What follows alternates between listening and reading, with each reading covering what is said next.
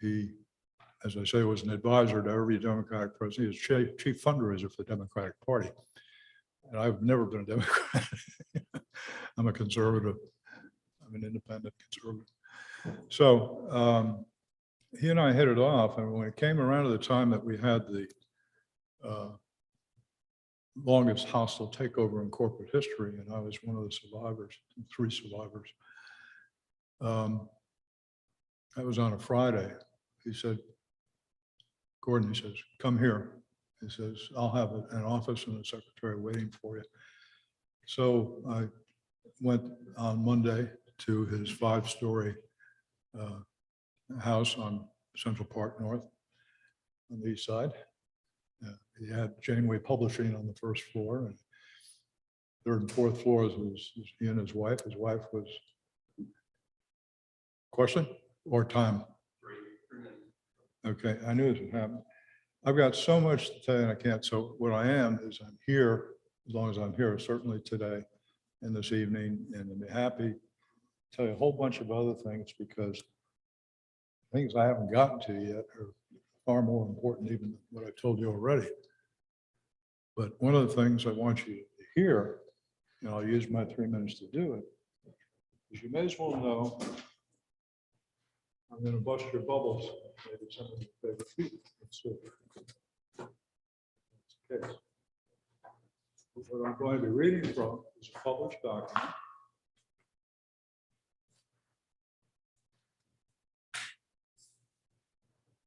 I can verify, as I could, the one that came out of the CIA.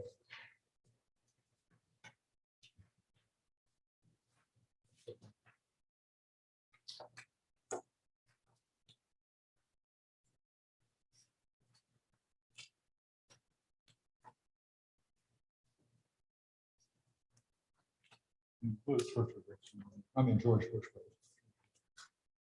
All Bushes, all 3 Bushes. Prescott Bush, Senior Bush, Junior, all dirty. All dirty with the Clintons.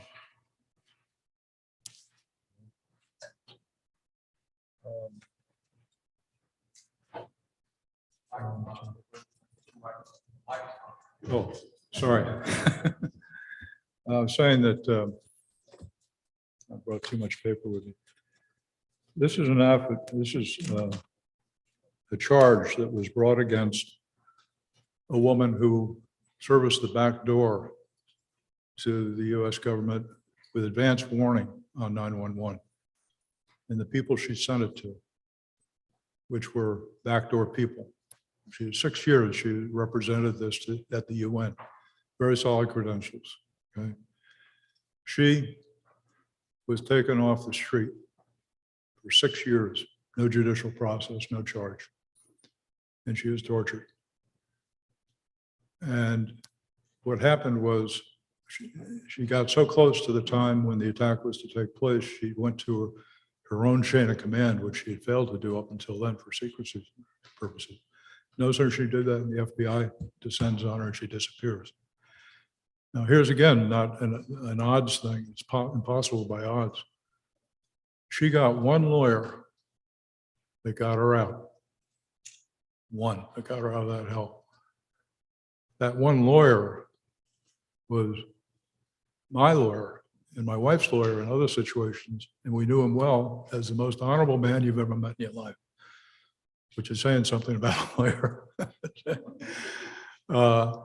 And he got her out, and she gave a list of the people she had sent the material to and knew had it ahead of time, starting with Bush, but everybody else is there too. And if you give me, I'll restart again, but before I leave the room, I'll read that list of names to you off of the official documents on record in Canada.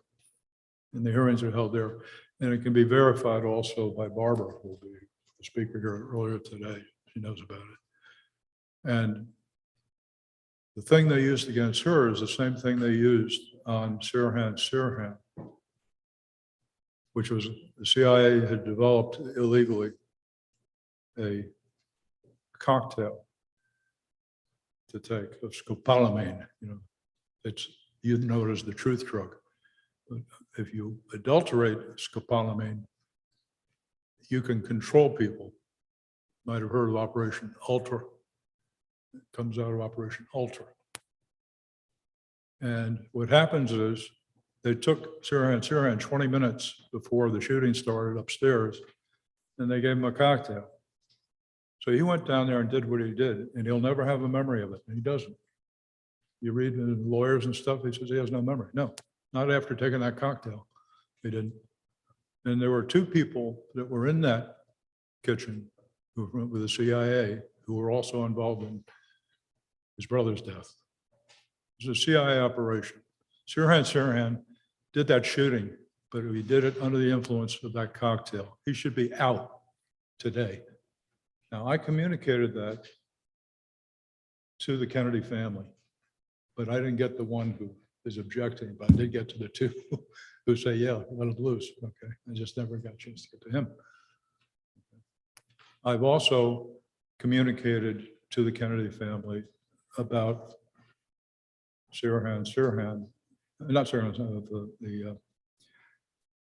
Jimmy Files and his involvement and how that was done and about the bullet that was used and the other information. So I have some communication channels, and Barr does, and we've been using them, keeping people informed.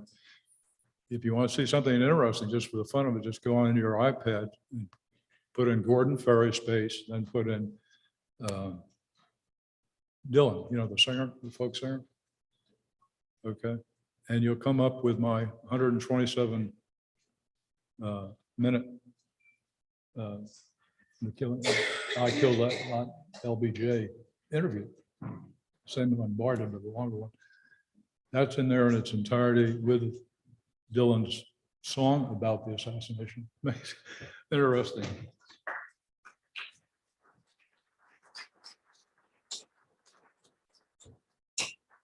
Really, I could talk about it. Ladies and gentlemen, we can do better than that. Come on, let's give him a good, yeah.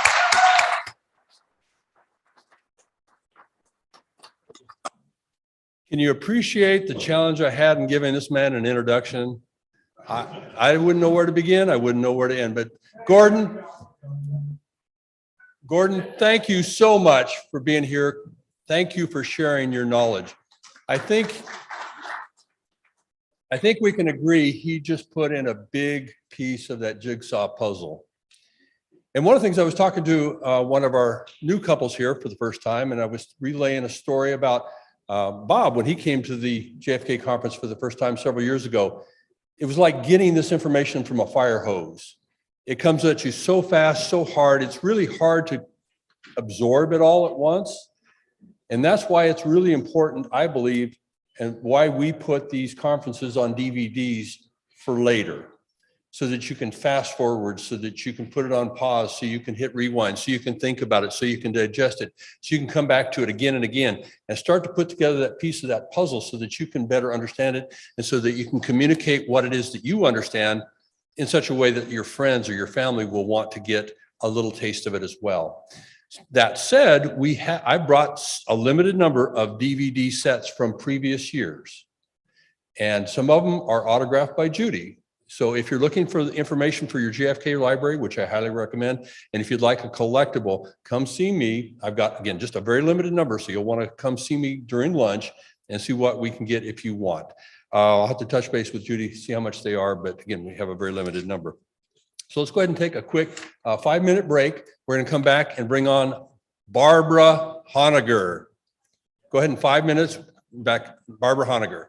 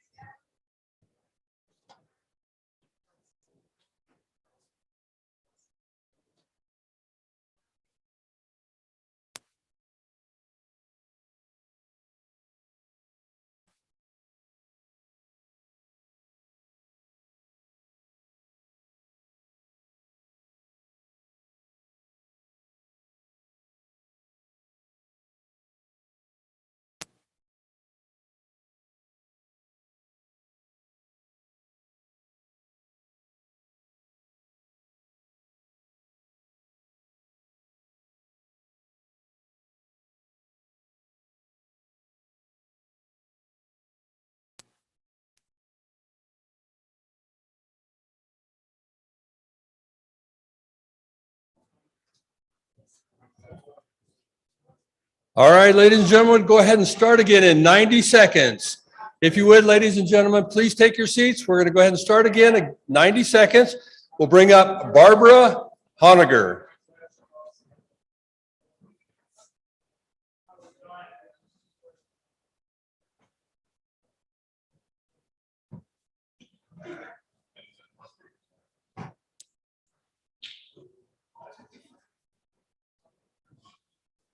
Well, what do you think about this so far, ladies and gentlemen?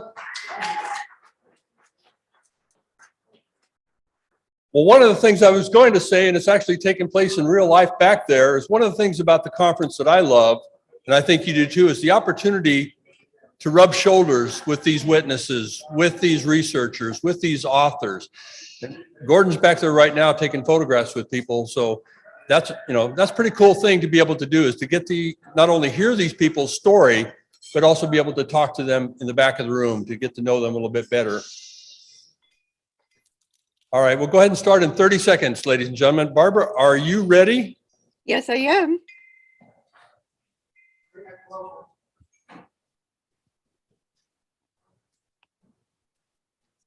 Where's Chana?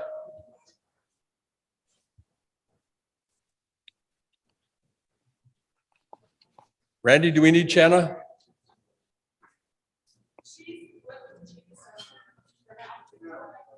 We don't need her? Okay. All right, Peter, are we ready to go with Chana? With Barbara, yeah, we're ready to go. I mean, with Barbara, sorry. Can you hear me? All right, ladies and gentlemen. Yes. Okay. Be ready to roll. She's got a lengthy introduction, so it'll take a moment.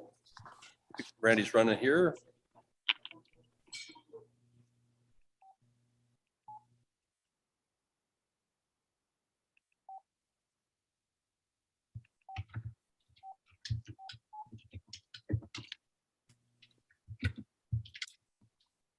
We hear her now.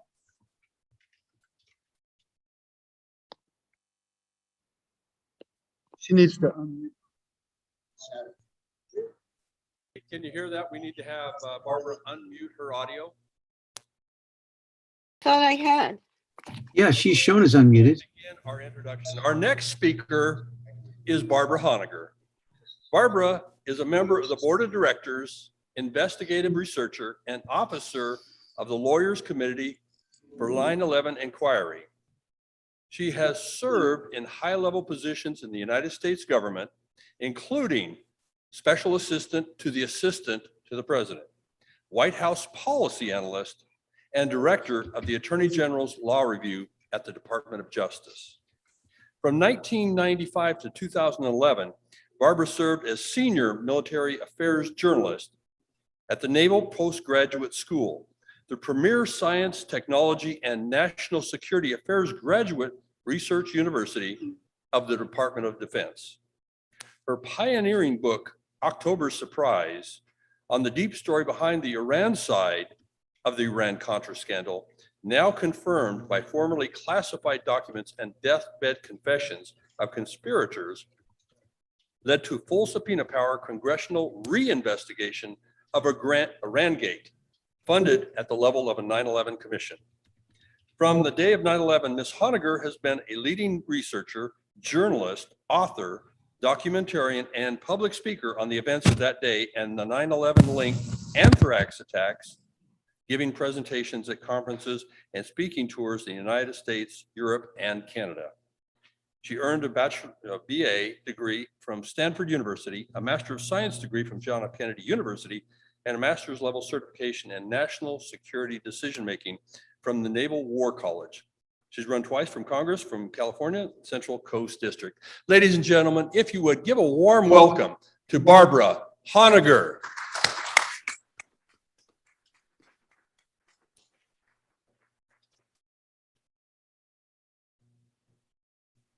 Can you hear me?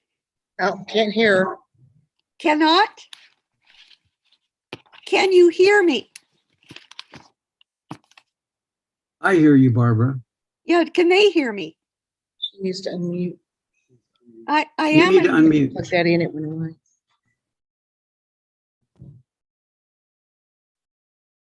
I'm unmuted. Not now. We can hear you now. Oh, you can hear me now. Okay, thanks, Shauna. Yeah, I was unmuted all along. I don't know what that was. Okay, you can hear me, right? Yeah, this one.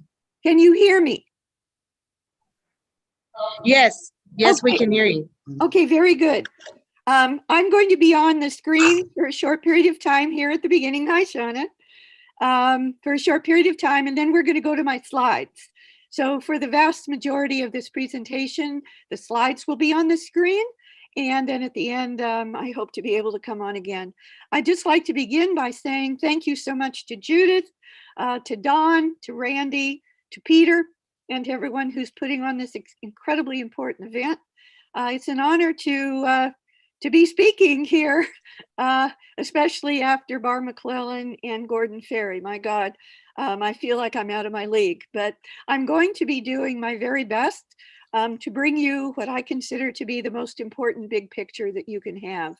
I want to have a disclaimer here. I am not a JFK expert.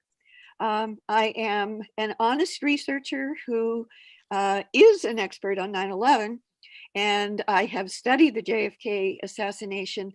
So my mission from Judith and Dawn and everybody is to bring you the parallels between the two and what they can tell us about who's really behind both of them, the category of people at the top who are behind both of them.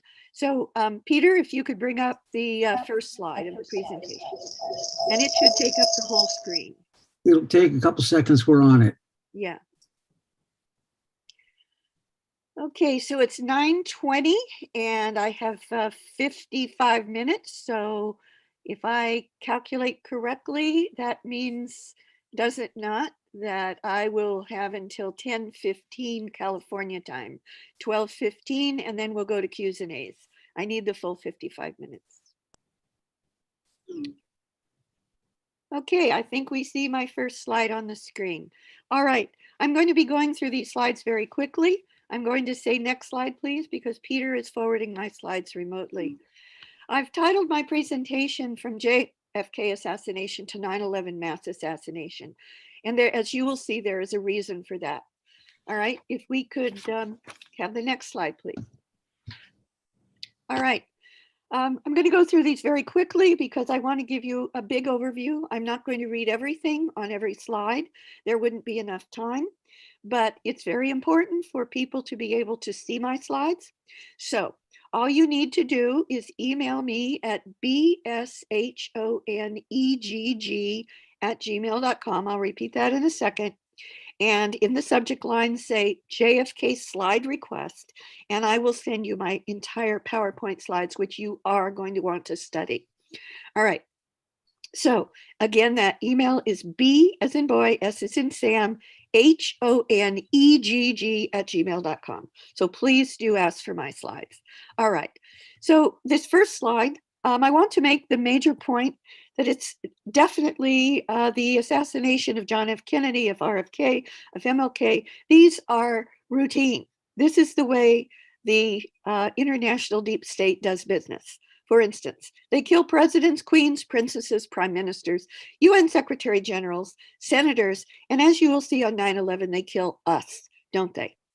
There was President Franklin Delano Roosevelt, who was poisoned, President John F. Kennedy, multiple shooters, President Salvador Allende of Chile, plane crash assassination, President Ronald Reagan assassination attempt, multiple shooters. I was there that day. You should probably have me back to talk about what it was like in the White House on the day of the Reagan assassination attempt.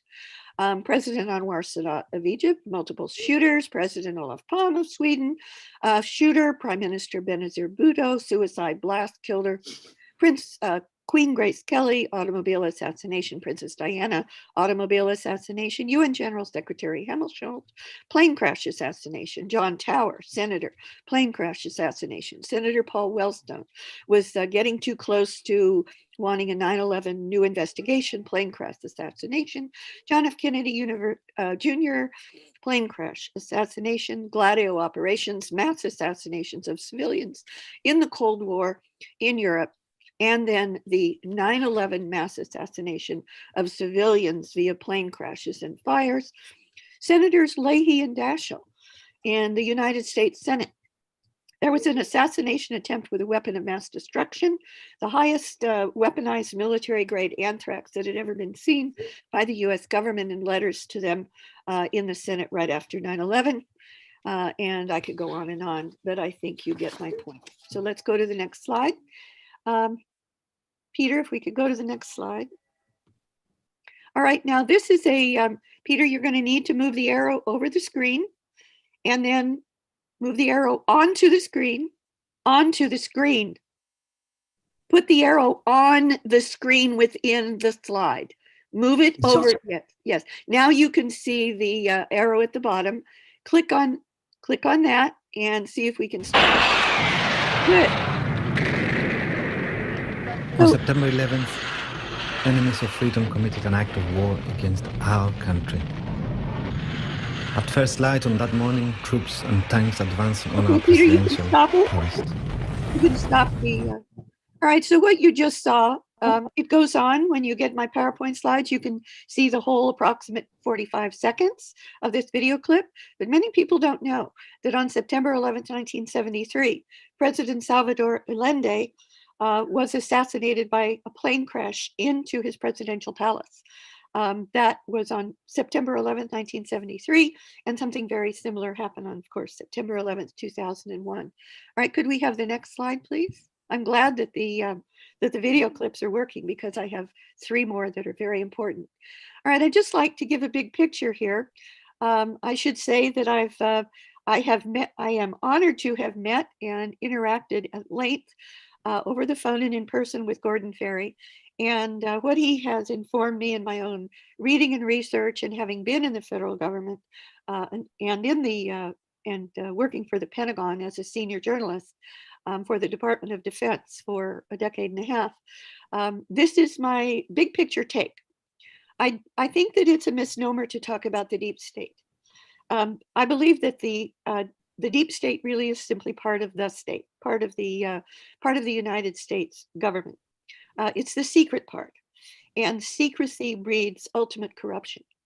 The state itself, and especially the deep state, the secret state within it, the highly classified state, is a giant protection racket founded on maintaining a monopoly on violence. In fact, if you study political science, you will learn that a state is based upon having a monopoly on violence. And as you will see in this presentation, our deep state, in fact, our state itself, considers all citizens to be expendable, not just our military personnel. And of course, they have to do that to keep the fear going, to keep the protection money racket, which is taxes, flowing. The balance of power is really a balance of terror. And as you will see in this presentation, it's all about the weapons, in particular, the most deadly weapons, including weapons capable of taking out all life. And I'm not just talking about human life, but all life on the surface of the planet and the upper part of the ocean, especially with nuclear and biological weapons. Can we take the next slide, please? All right. So obviously, the JFK assassination and 9/11, I'm sure that this audience already knows that they, of course, are conspiracies. The only question, of course, is what or which conspiracy is true? What are the real facts? And I would highly recommend this book, Conspiracy in America, by Professor Lance DeHaven Smith. And he focuses in, of course, on the famous 1967 CIA conspiracy theory memo, which they had to come up with in order to try to discredit people like us who are trying to get to the truth when the JFK assassination truth movement was getting too close to the truth. May I have the next slide, please? All right, so as you're going to see in this presentation, I'm going to marshal the evidence for you. Both the JFK assassination, as you already know, but also 9/11 are false flag conspiracies. That's a special kind of conspiracy that is staged to cast false blame on an enemy or a rival to justify war or the perpetuation of war. In the case of JFK, the Cold War, and of course, the Vietnam War. May I have the next slide, please? Okay, so the next series of slides and evidence that I'm going to give you is to prove to you the 5 top signatures of a false flag and how they apply to both the JFK assassination and the September 11th attacks. Both the preparation for it, for the carrying out of the acts, of the high crimes, and also the cover-up afterwards, of course, which is critical. Okay, so the first we're going to see the 5 signatures, top signatures of a false flag. The first one is horrific images to sear into the collective mind. And we're going to see how important that is. May I have the next slide, please? All right, so I asked myself the question when I started researching the JFK conference and being invited by Judith to these wonderful conferences. I think this is my 4th one, might even be my 5th, but I think it's the 4th. I asked myself a question that I didn't hear anyone else asking. Now, I could be wrong about that, but I think it's a critical question. Why did JFK obviously have to be killed so publicly and so violently on live television? I think that's a very important question. And I think that it leads to the question, who or what had to be convinced that he was truly, really, absolutely, totally dead? I think that's a very important question, and we need to answer it. Like JFK, as you will see, and as you know, the Twin Towers in the World Trade Center, the attacks on those towers were timed exquisitely so that by the time the second attack happened on World Trade Center 2, that every single camera and video camera and cell phone camera in the world would be trained on the Twin Towers, because the first tower, World Trade Center 1, that was attacked 16 minutes before, was already smoking. All right, so in both cases, in both the assassination on live television with JFK and the mass assassination of innocent civilians in the Twin Towers, and to a lesser extent the Pentagon on 9/11, the mainstream media, at the behest of the government, deep state, of course, that controls the top levels of the mainstream media through the editors and the managers, there was this ad nauseum repetition of the most traumatic video clips.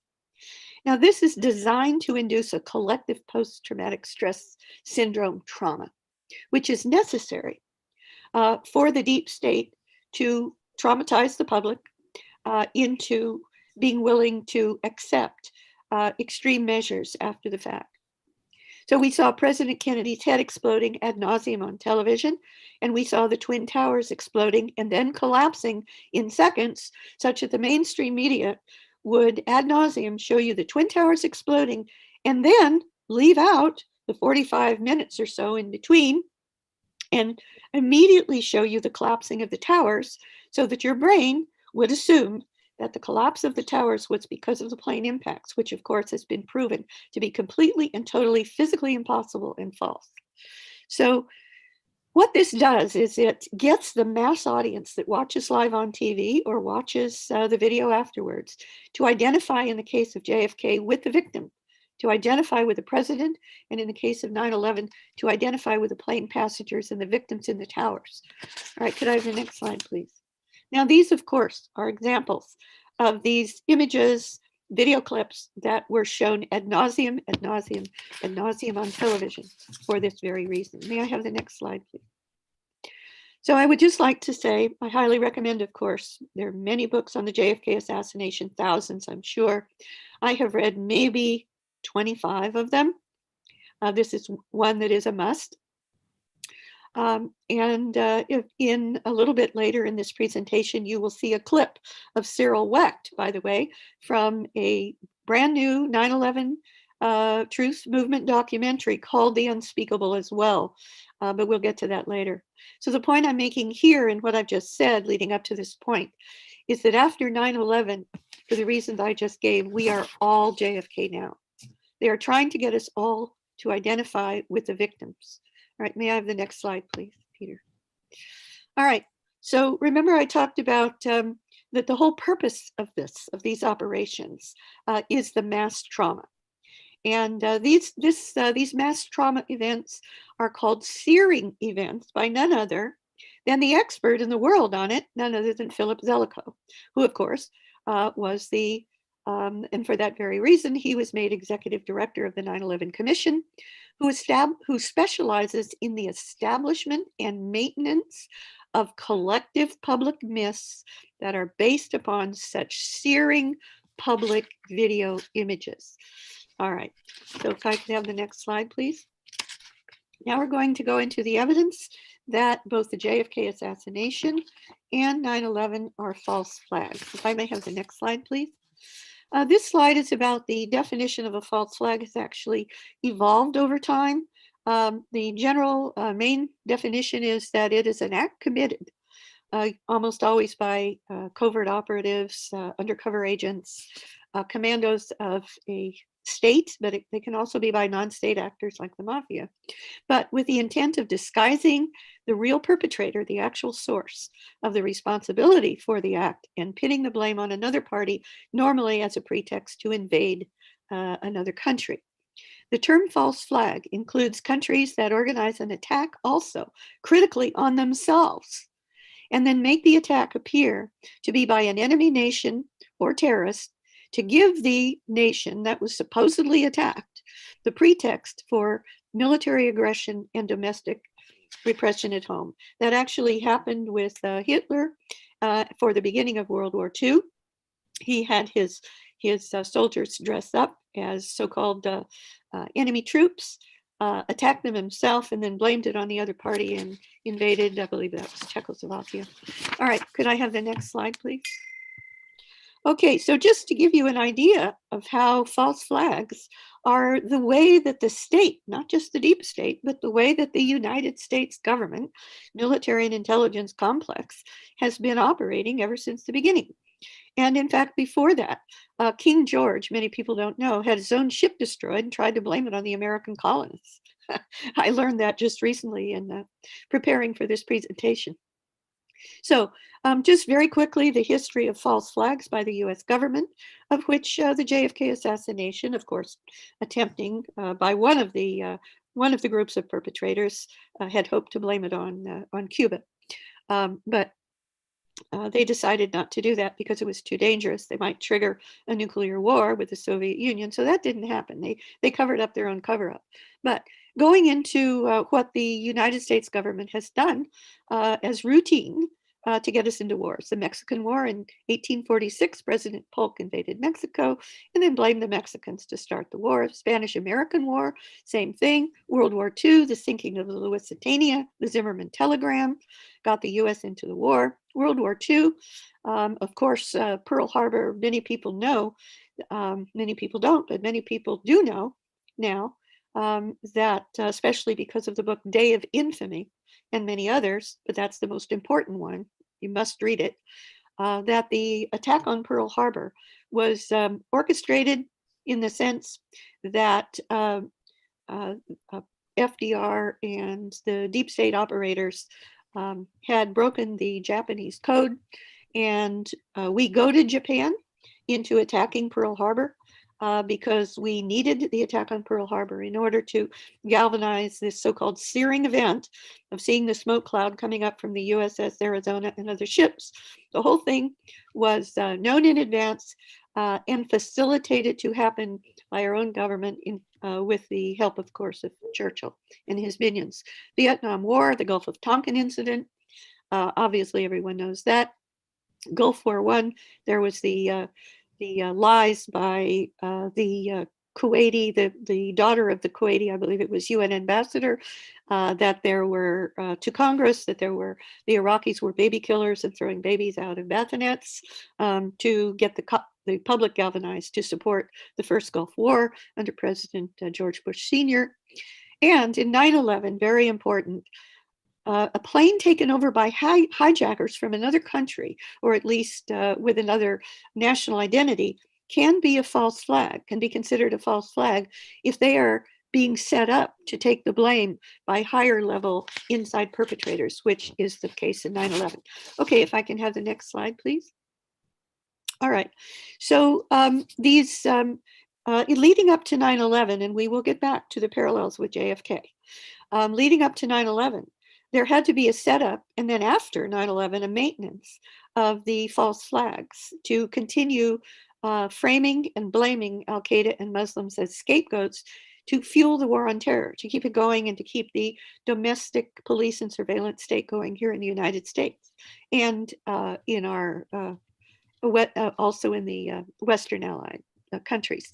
There was a 1993 bombing of the World Trade Center that was actually, we now know, run by the FBI informant Edmund Salem, who warned his handler that it was time to remove the real explosives and replace them by duds. And his handler said, no, let them stay. The explosives went off in the basement of World Trade Center 1 and killed 5 or 6 people and injured 1,000. And that was the dry run for 9/11. In the same building that was first hit on 9/11, 1998 African embassy bombings, they were actually run by a deep state US operative named Sergeant Ali Muhammad of the Army. The 2000 USS Cole attack in the harbor in Aden in Yemen was actually, there's strong evidence there was a bombing from inside the ship, not just the dinghy on the outside, which was a cover, just like the planes hitting the towers were a cover for their collapse on 9/11 in New York City. And the anthrax letter attacks. The government had absolute foreknowledge of the anthrax attacks, that actually there were many, many links, as you'll see in this presentation, of anthrax to the date of 9/11 itself, not just the official story of the government that wants you to believe that the only anthrax connection didn't happen and become known by anybody for a few weeks after the attacks on 9/11. That is a lie, as you will see. And I highly recommend 9/11 and False Flags webinar, the global webinar that was put on by No Lies Radio just not long ago. And there's a link on the screen when you get my PowerPoint slides to go watch that. You need to watch the whole thing. May I have the next slide, please? All right, so now we're back to that original slide. We're going to the next top signature of a false flag, and that's drills and exercises on scenarios like the actual attack that are run on the same day and time as the actual attack, but are, quote, taken live, unquote, by insiders. If I could have the next slide, please. Okay, now, I don't know to the extent from my research that this has been proven, but it's certainly been claimed. All right, by someone who's was in a position to know. So key members of John F. Kennedy's Secret Service detail were told that there would be a test of his security in Dallas the next day in the form of a staged assassination that would not be allowed to succeed, and that would be blamed on pro-Castro Cubans for Cold War goals. And they were told, therefore, to stand down because it wasn't going to be a real hit. And therefore, they did. Now, in the book, The Inheritance, which is a must read for every single person on the planet, in pages 102 to 103, there is this section on the staged, alleged false flag assassination attempt that was taken live by the highest level insiders because they knew about the alleged drill and then made the drill become real world. So on page 102, 103, quote, so what turned the false flag, the so-called false flag alleged drill of an assassination attempt against JFK in Dallas on 9/11 into a real assassination? The author of the book, The Inheritance, Christopher Fulton, asked Secret Service agent Balk, who replied, Lyndon Johnson, Vice President Lyndon Johnson. So I think that there is pretty good reason to believe this. And interestingly, I highly recommend the book. I can't recommend it more highly.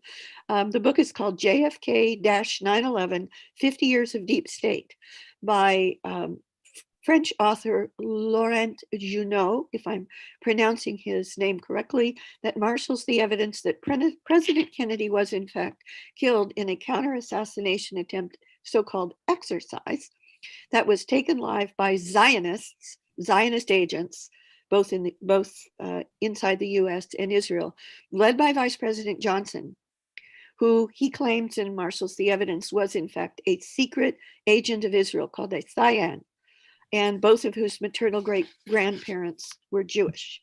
All right, so if we can have the next slide, please. So this is the cover of this very, very important book. And when you get my PowerPoint slides, I'm not going to read the text on the left, but This is a must read book. And when you get my PowerPoint slides, you will see the link to purchase the book and also the ebook at the bottom of the slide. If I can have my next slide, please.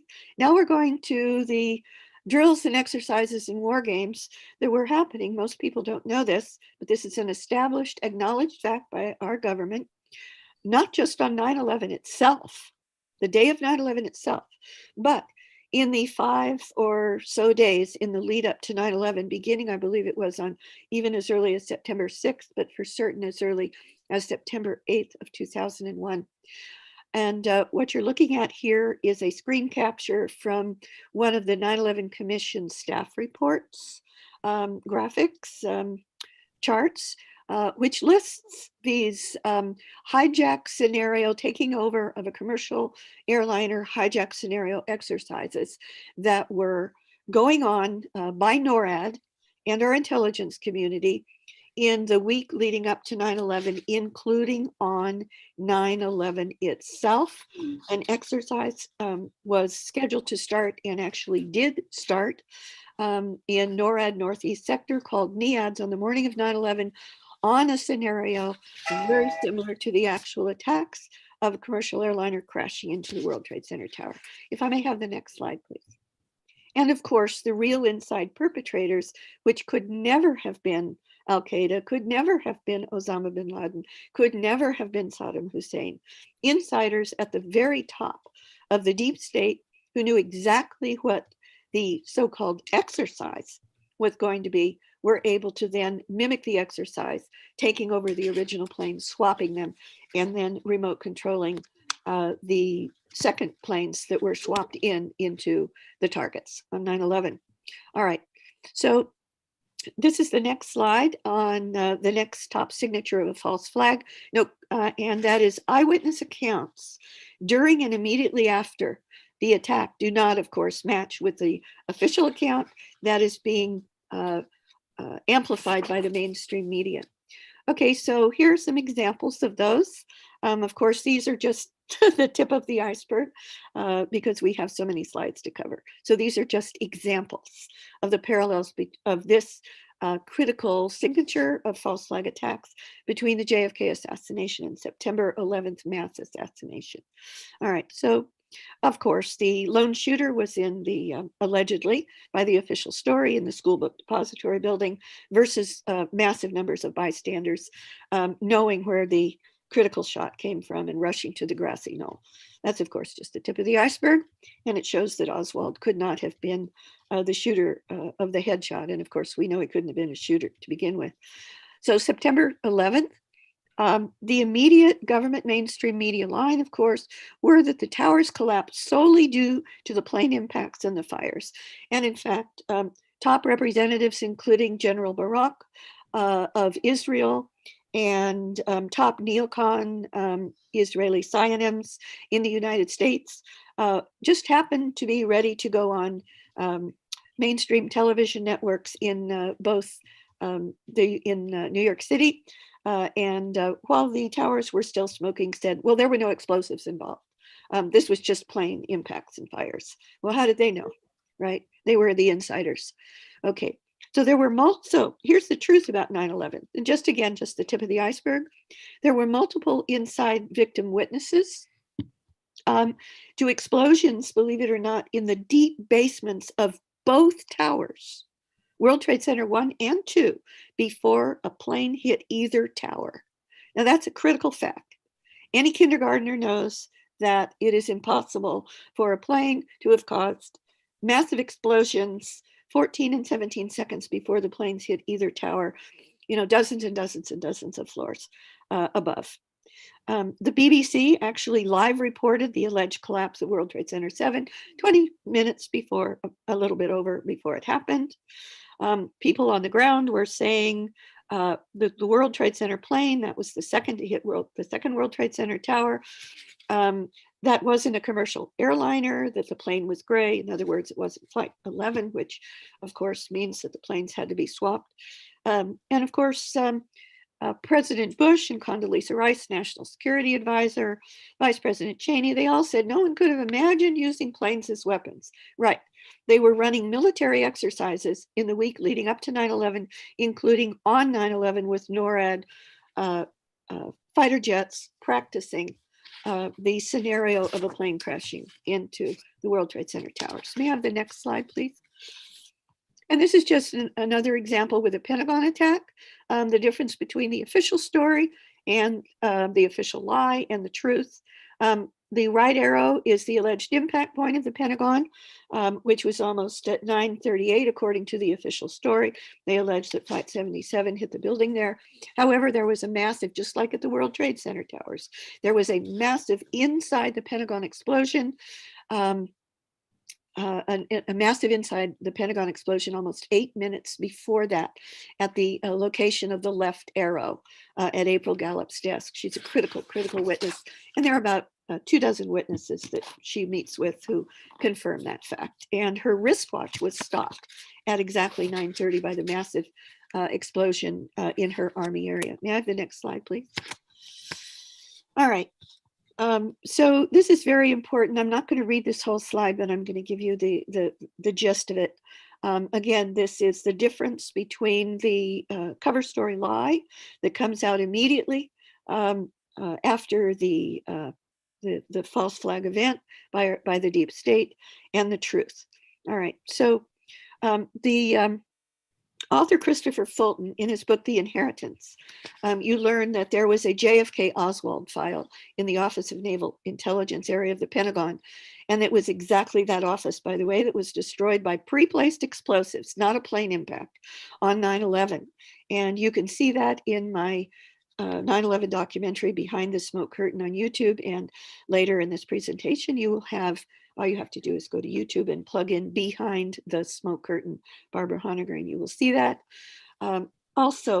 Also destroyed in the Pentagon attack on 9/11 was the Army area, where specially designated auditors were trying to track the $2.3 trillion that Secretary of Defense Rumsfeld and his top Pentagon financial officer, Dov Zakheim, had publicly announced were allegedly, quote, missing, unquote, the day before the attacks on September, excuse me, that should read 10th, not 12th. It should read September 10th. Gordon Ferrie has reported to me that he was told that the 2.3 trillion in some way got to Israel, and that the 5 specially appointed auditors who were appointed by Dov Zakheim, who clearly knew too much, were taken to the Pentagon's courtyard and shot dead on 9/11. So you really do need to read this whole slide when you get my PowerPoint. Could we go to the next slide, please? So back to the 5 top signatures. The evidence, of course, conflicting with the official account, is never mentioned by the mainstream media, or if it is ridiculed by the mainstream media and the government. Next slide, please.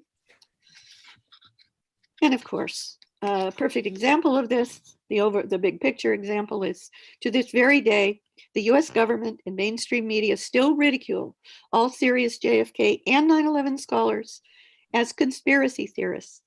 Almost 60 years after the JFK assassination, the mainstream media is still pushing the official lie to the extent, the absurd extent, that on the 50th anniversary a few years ago, they didn't even mention the official congressional finding that it was in fact a conspiracy, that there was more than one shooter.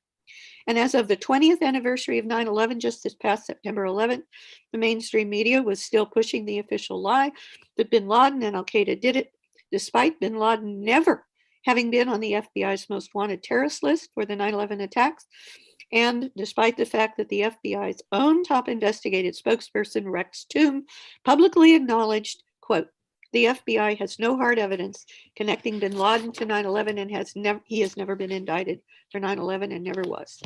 The next slide, please. All right. And the next top signature of false flags, the official account of the event, is used to curtail rights and freedoms, in this case of the American people. The next slide, please.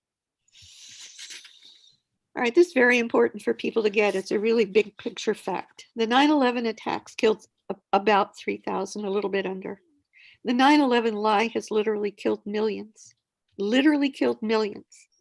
and was used as the pretext for urgently passing extreme emergency powers and the curtailment of civil liberties, including the Patriot Act, the authorization for the use of military force passed by Congress on an emergency basis based upon what they were told happened on 9/11 that was a lie, and that was on September 14th, 2001.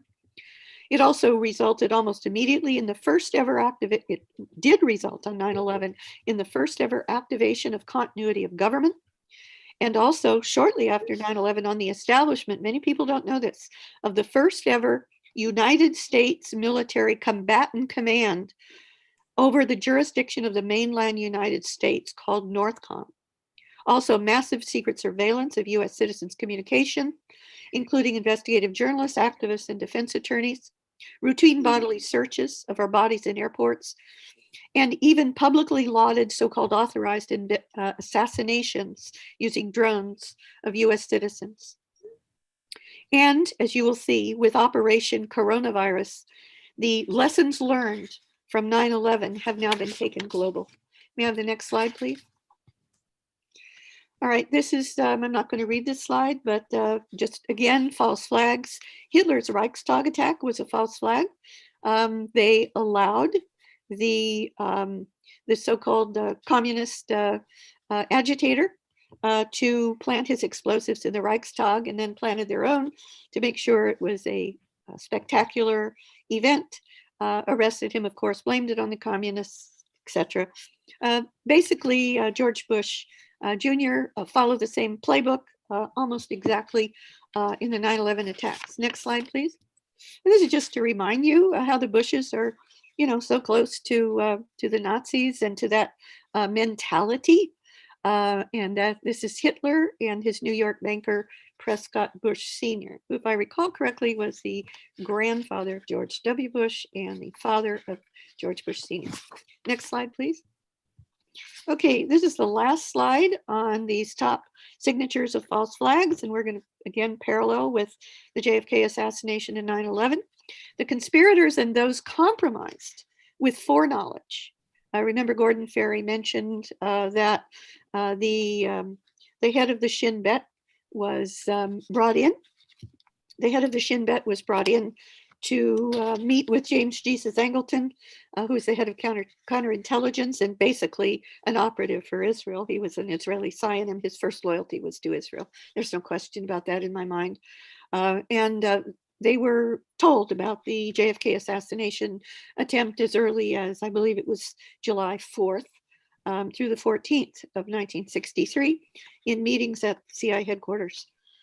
So let's move to the next slide. And yeah, very good, thank you. So obviously the official reports in both cases, there's the Warren Commission official report and the official 9/11 Commission report. Everybody knows the Warren report was nothing but a bloody cover up and whitewash that was designed for the public and the world to believe that there was only one shooter, Lee Harvey Oswald, and close the book, close the Warren Commission book forever, and they're still doing it. And on the right is the 9/11 Commission official report. And of course, David Ray Griffin, Professor David Ray Griffin, the Dean of the 9/11 Truth Movement, has referred to that in his 14 books on the truth about the 9/11 attacks. He's referred to the 9/11 Commission report as a 571-page lie. May I have the next slide, please? And of course, there's destroying and secreting of evidence that doesn't support the official lie, the official story, and the planting of evidence to support the official story. Obviously, with JFK, the feds, the FBI took over the investigation out of Texas, the destruction of the limo, the planting of the bullet on the gurney. 9/11, the FBI withheld the Pentagon videos, all of the, or most, not all, of the steel from the World Trade Center, which was forensic evidence, was carted off to China, et cetera, et cetera. May I have the next slide, please? Now, this is something that most people don't know. I believe that the inside perpetrators actually set up the official story, the official lie, as being so absurd that I have to believe that they intentionally want it to be discovered, that the real perpetrators want you to know that these claims that they make about what happened are physically impossible. And they want you to know that it's a lie so that when you figure it out, They want you to feel powerless. The perfect examples I'm going to give, again, just the tip of the iceberg, but they're very well known. The magic bullet from JFK, and you're going to learn about the magic column in the 9/11 attacks. Next slide, please. So here's the magic bullet. Everybody knows about that. What you may not know is that DARPA, the Defense Advanced Research Projects Agency of the Pentagon, has now come up with something called an extreme accuracy task ordnance round that is capable of changing course, changing trajectory after being fired from a sniper's rifle. I think Gordon should be paying attention to this. Once the shooter marks the target with a laser beam. Next slide, please. And here we have the magic column. All right, so that's World Trade Center 7 on 9/11. Many people still don't know, but I bet this audience does, that there was a third skyscraper in the World Trade Center complex on 9/11 that collapsed into its footprint for at least a third of its collapse in perfect gravity free fall collapse with no resistance whatsoever by any of its 80 columns. The official lie of this by the National Institute of Standards and Technology, NIST, is that, believe it or not, they claim that a single column, pretty high up in the building, column 79, just happened to get weakened enough that the entire building came down in its own footprint in a perfect controlled demolition, symmetrical collapse in 6 seconds. May I have the next slide, please? I'm not going to take the time to run this video clip. But when you get my PowerPoint slides, all you have to do is put the arrow over the screen for a second, and that will make the video bar visible under the screen. It's not visible until you do that. Then you click on the arrow in the video bar and you can run it. And this, of course, is the famous video of the collapse of World Trade Center 7 on 9/11 in only 6 seconds, which could only have happened by controlled demolition requiring pre-placed explosives and incendiaries to take out all 80 columns simultaneously, which has now been proven. Next slide, please.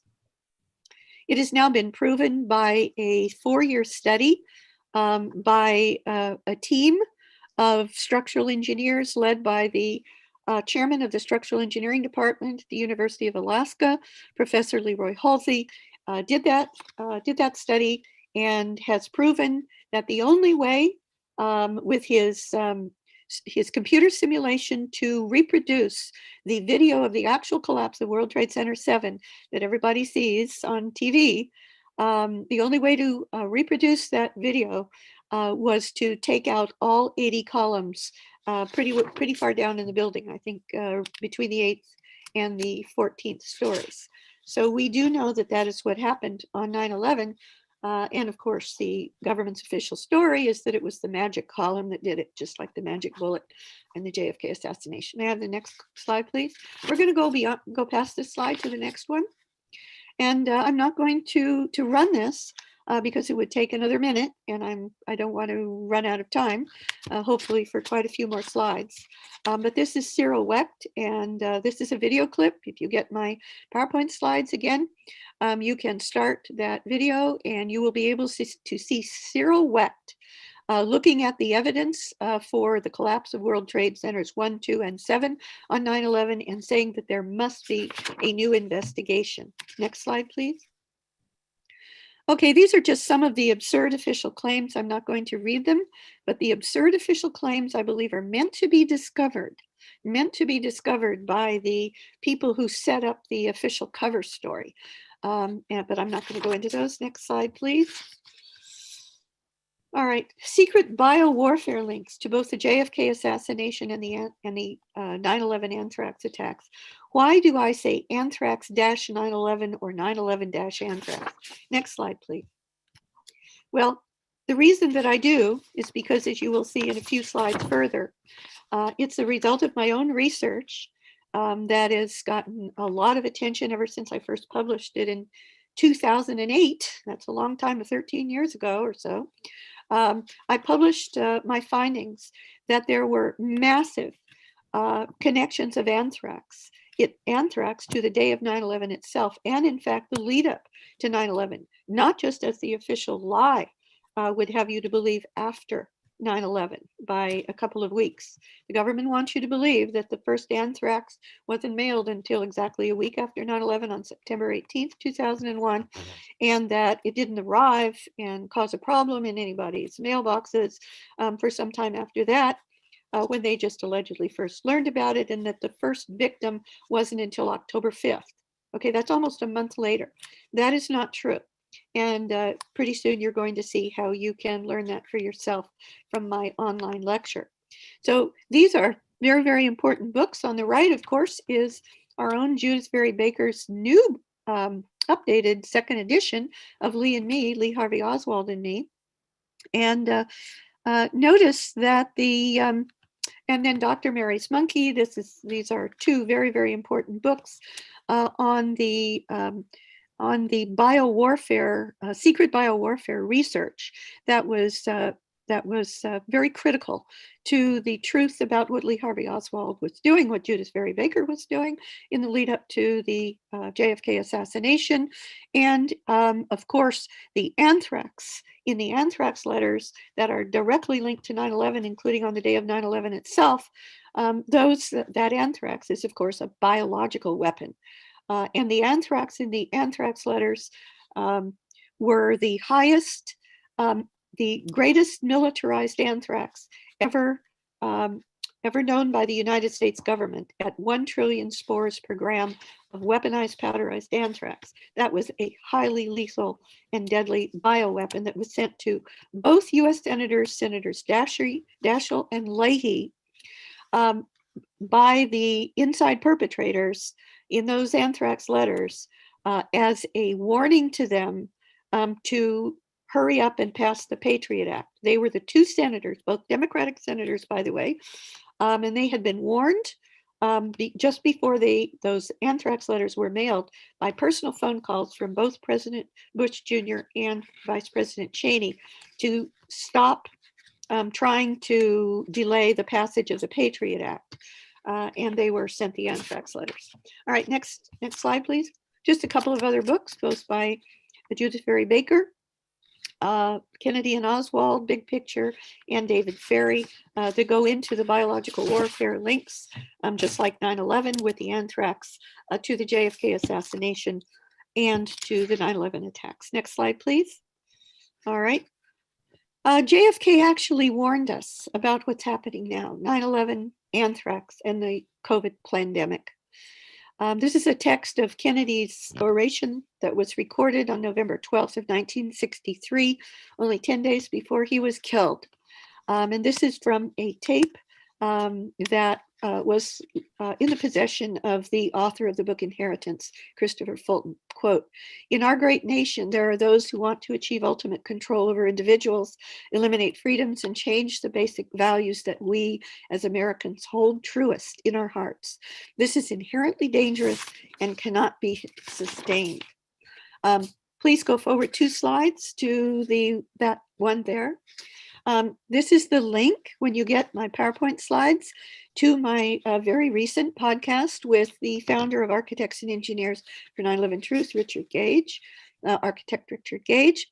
I did this with him, and you will learn all about the shocking links of anthrax to the day of 9/11 itself. I'll just give you the tip of the iceberg. And again, the link is back to the biowarfare links to the JFK assassination as well. And that was, of course, the fast-acting cancer that had been developed in an attempt, one of the many attempts by the CIA to try to assassinate Castro, to make it look like it was, an act of God, or just that he got cancer and suddenly died. So anyway, the tip of the iceberg of this is you will learn on this podcast, as well as my publications on this, my text publications, on the anthrax links leading up to, on the day of, as well as after 9/11 itself. You will learn that on 9/11 itself, not only was Vice President Cheney and his entire White House staff put on anti-anthrax Cipro on 9/11 itself, but President Bush and his White House staff and the military officers on board of President Bush's Air Force One plane flight back to Washington, D.C. from Offutt Air Force Base on 9/11 itself were all put on a week's regime of anti-anthrax Cipro. You have to ask yourself why. Next slide, please. When you get my slide presentation, you will have this link. I have put my entire detailed 100-page smoking anthrax timeline on the web. You need to read it all, and you need to be sitting down when you read it. Okay, now we're going to fast forward. The next slide, please. The next group of slides we're going to fast forward through because we're going to just skip, because you need to get my PowerPoint slides and read all of this. But you will also read all of this in my timeline that I just gave you the link, the extended anthrax attacks timeline. But these are critical screens from that timeline. I'm not going to go into it, but you do need to read them. The bottom line is that the United States military and intelligence community, has been doing secret experiments on unwitting and innocent American Canadian civilians using biological and germ weapons literally for years, not just during the Cold War, but also after the Cold War. Okay, so give me a second. I'm going to let you know where to go. And by the way, I should let you know that anthrax was identified as one of the ideal biological weapons when it was aerosolized and powdered aerosolized anthrax with the right military ordnance delivery vehicle. It was identified during the Cold War, and it still is. One of the top bioweapons that could kill everything on the planet, not just human life, but all mammalian life on the planet. And that is literally a weapon of planicide, just like nuclear weapons. It's on the order of nuclear weapons. So now we're going to, give me a second, we're going to fast forward through all of these many slides. Okay, I need you to go to slide 60, if you would, please. All the way to slide 60. There we go. So all of this is not just history, it's happening now. Okay, can you go to the next slide? This will be the last slide on the anthrax, links to 9/11, and through the anthrax, it's a bioweapon that links to the work on the fast-acting cancer, which was directly linked to Lee Harvey Oswald being set up as the patsy. He knew too much for the JFK assassination. So towards the very end of the anthrax timeline, the extended timeline, which you will have the link when you get these PowerPoint slides, you will learn this shocking fact. And that is that the United States government, through Dr. Fauci and others, are right now, as I'm speaking to you and have been for some time, genetically engineering a marriage or merger between anthrax and the coronavirus. Now I want you to hear that. They are engineering the perfect biological weapon here in the United States. Here in the United States, merging anthrax and the coronavirus. So let's go to the next slide, please. As Daniel Ellsberg pointed out in this recent presentation, you have the link. I highly recommend that you watch his presentation. There are others, but I want you to watch his especially. He makes it clear that this kind of thinking that is capable of planicide, not just, to use a nuclear weapon on a city, but to literally be capable with something like weaponized anthrax with the right ordnance delivery vehicles or nuclear weapons can literally wipe out all life on the planet. Next slide, please. Let's pass that slide.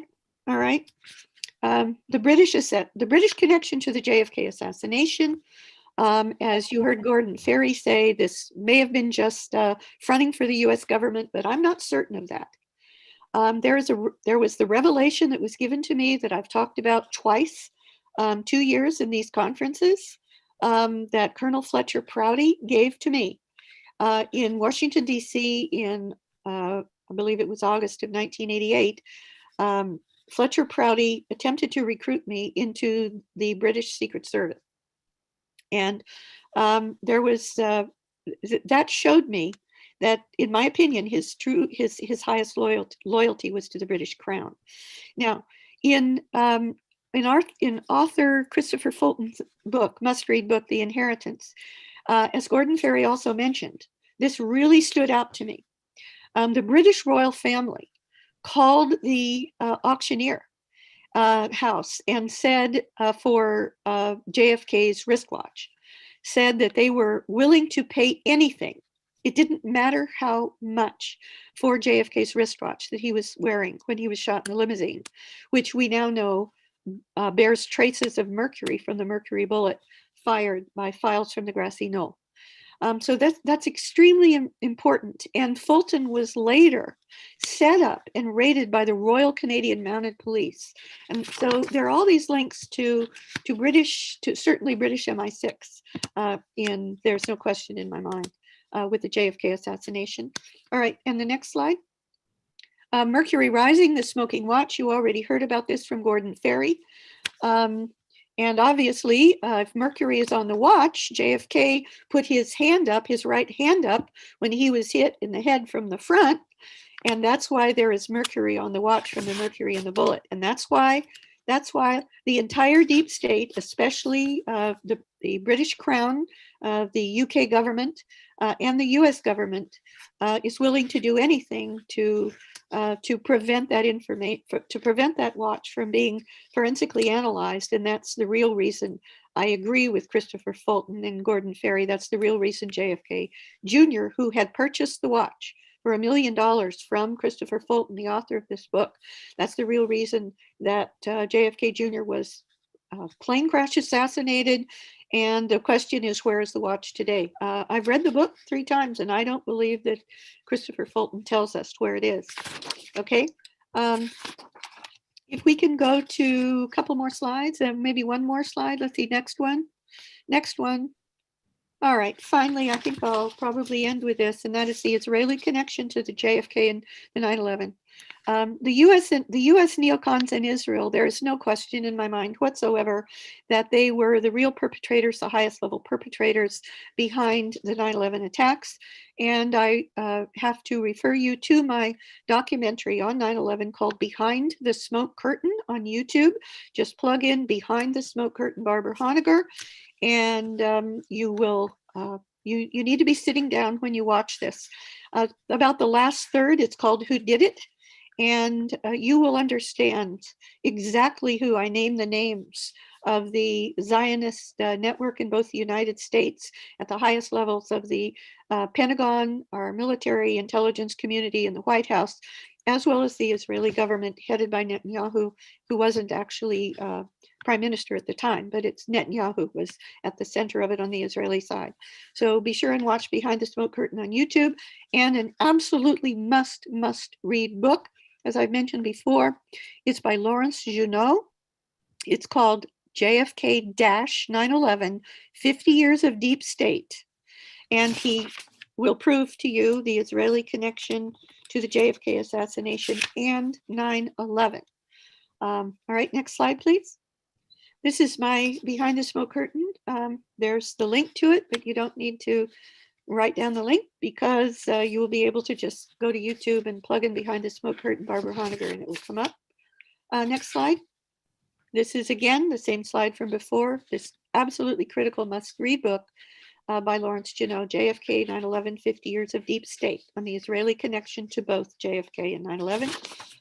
Next slide.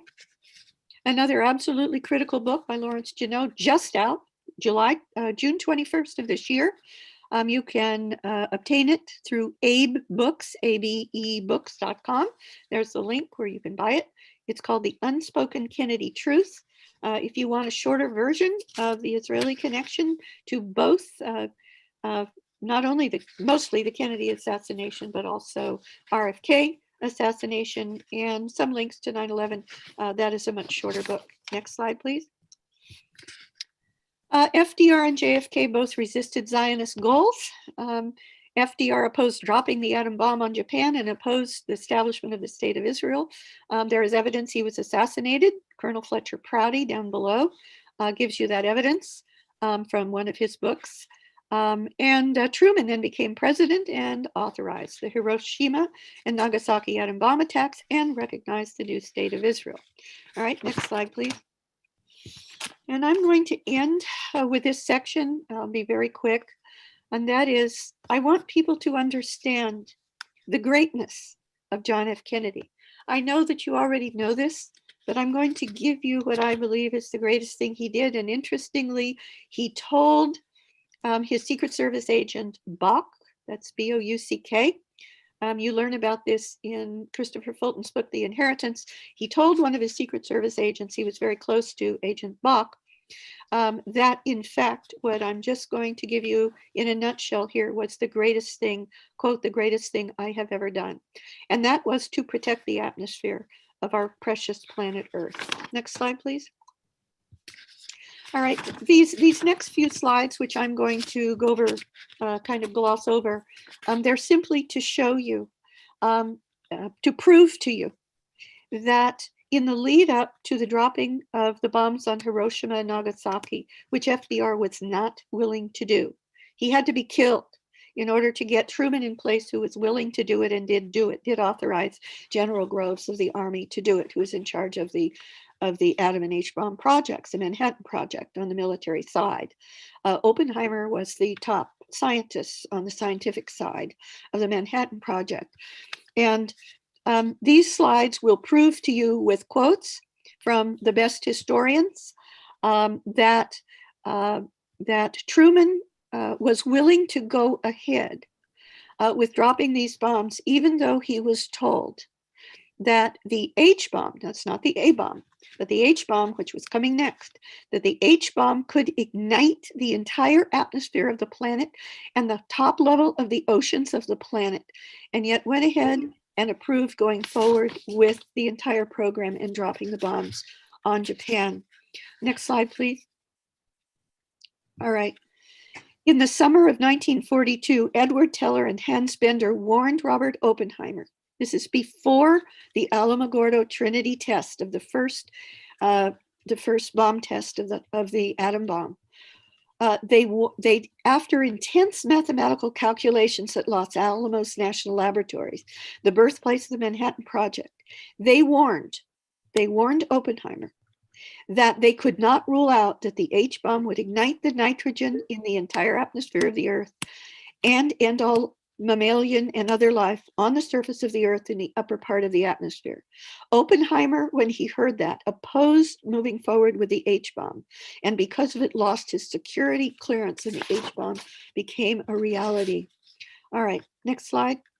President Kennedy told his Secret Service agent Bach that the nuclear test ban treaty, which was a ban for all atmospheric testing to protect the atmosphere of the planet from precisely that, or any testing in the oceans, came from precisely that warning to both Oppenheimer and Truman. All right, I'm going to end my presentation there so that people understand the greatness of this man. Thank you, Barbara Honegger. Thank you.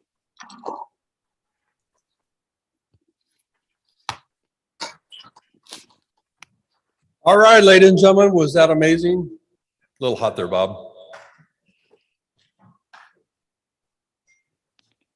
Okay, can you hear me now? Was that great or what? Thank you, Barbara Honegger. Well, as you can probably tell, we're a little bit over time. It's time to go to lunch, but I've got a few things I want to say real quickly, if I could, please. Somebody's phone's ringing. Okay, what I want to do is let you know that the DVD sets are $40. I've only got a few left. I understand that lunch is going to be at the Exchange. I don't know where that is. Does anybody know where the... Okay, come on up then, Judith. Hi, everybody. Come on up. No. Around here.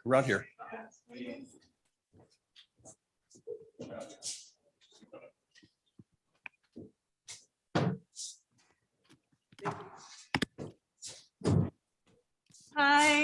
I'm so glad you're all here. Can you hear me? Yay. I'm going to be talking to you later, and I'm going to tell you things. I've never tried to hog the conference. I'm going to hog the conference this year. because you've got stuff you have to hear. And I'm so glad you got to hear Gordon Ferrie. We're going to try and get him back, okay? For some more. Now, here's the thing about the exchange. It is, if you go out, you're going to go to turn to the right and go down about a block. It's not really quite a block. It's about a block. And you're going to cross the street. By the way, you don't have to use the light. It's a one-way street, so traffic stops. If you're good at running, you can just ride across the street. Anyway, there are about 15 places to eat over there. And the burger place is great, but it takes about 15 minutes to get your burger, but boy, is it good. They have a brisket burger. Anyway, they have about 14 or 15 places where you can eat. And it's glass. You just gonna walk, you can see long glass row there of a place to go inside. It's full of food. Is it okay? on Commerce? It's right on Commerce, just across the street. Just one block down, just to the right, okay? When you come out. And I hope you have a good time. Just love you to death and can't wait to talk to you. And we have glitches, we always do. Isn't that fun? It's human life. Bye-bye. Hold on. Yeah, if we would, let's go ahead and come back at 1:05. 1:05. I know it's going to make it quick. We have so much to cover and we don't want to miss out on anything and go too late. So we'll be back here at 1:05.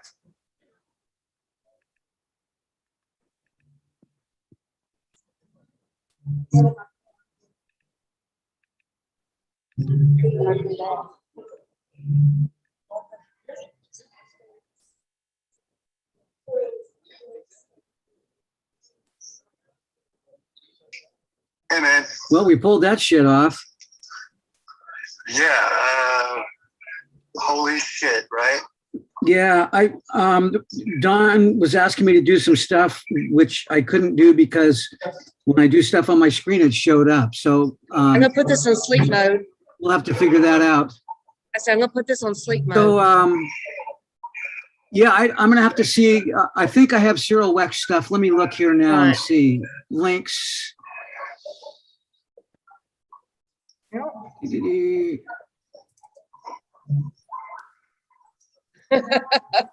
CYRIL WECHT. Thank you. Yeah, I have a PowerPoint for CYRIL WECHT. Okay, awesome. And then how do I expand to full screen? It says window, and then it says minimize, close, zoom. What do you expand to full screen with Zoom Yeah, or PowerPoint? 10 minutes. PowerPoint.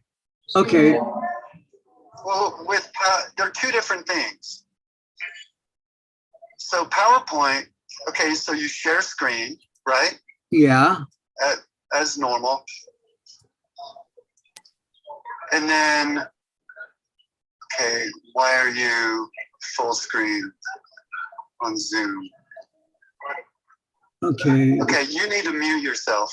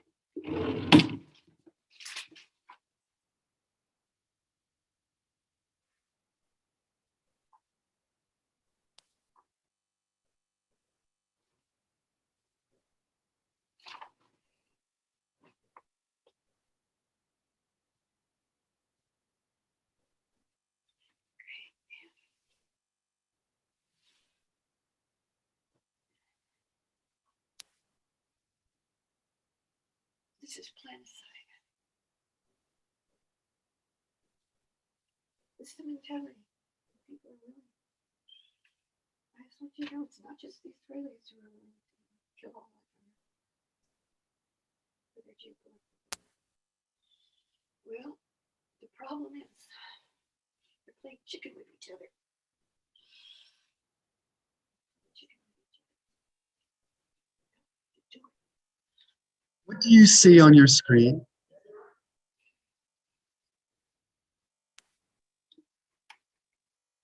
No, what do you see on your Zoom screen?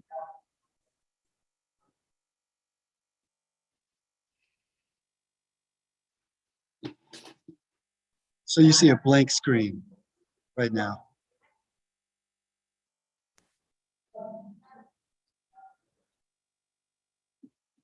Yes. So you see a blank screen right now? Okay, Dr. Wecht is, oh my God, I'm freaking out. No, not yet. Ryan is next. So, I mean, look at the schedule. Ryan is next. I'm trying to figure out why.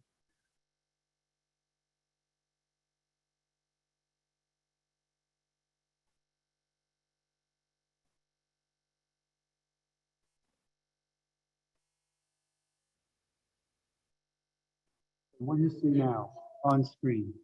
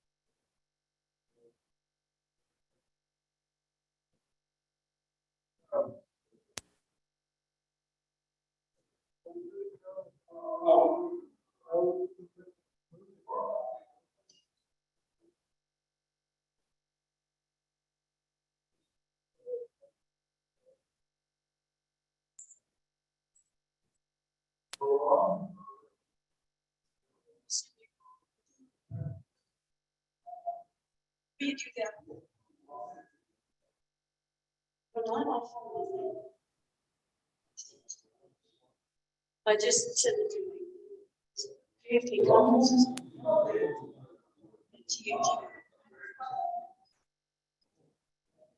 I can't hear my house.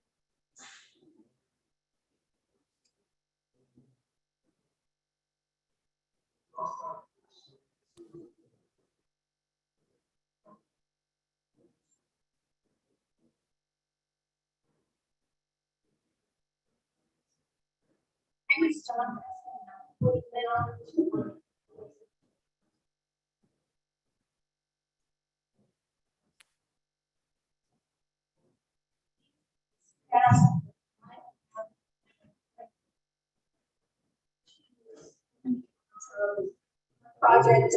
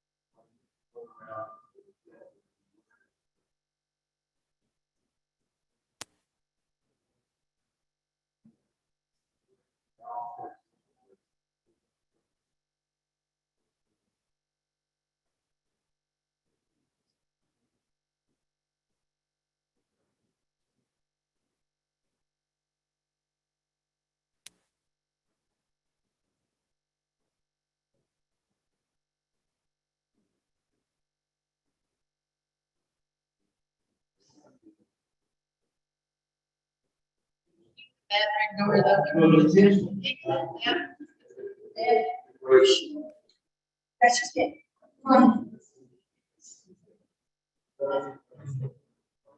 He didn't like the way she treated me.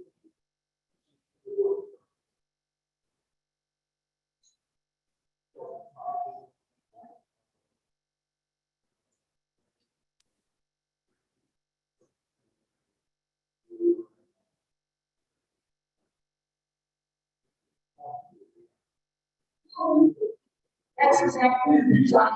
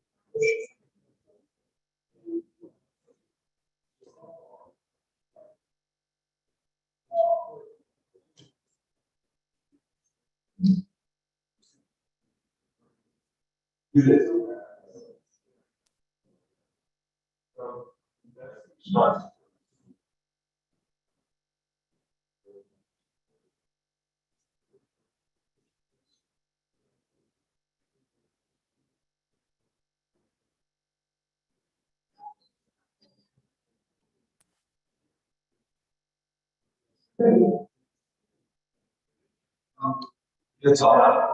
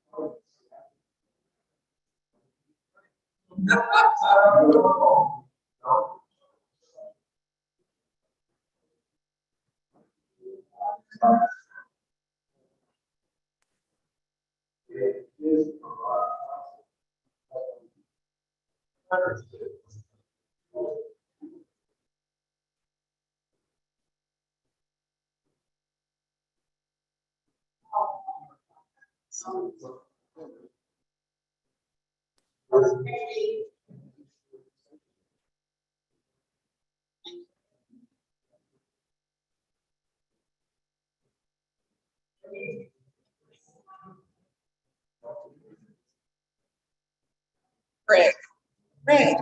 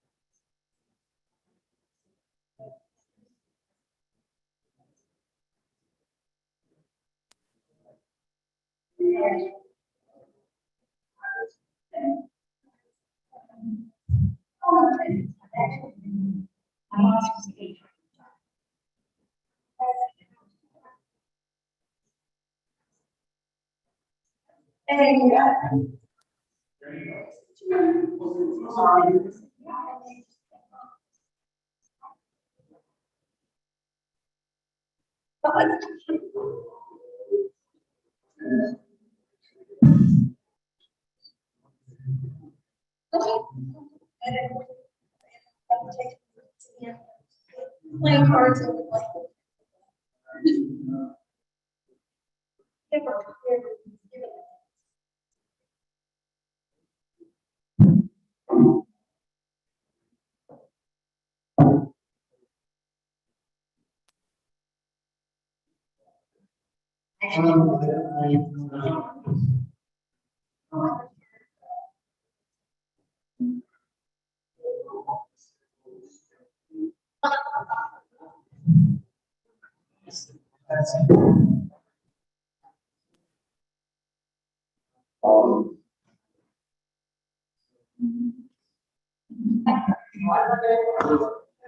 So true. That's something that made you contact that is a fact. No, it's, yeah. It's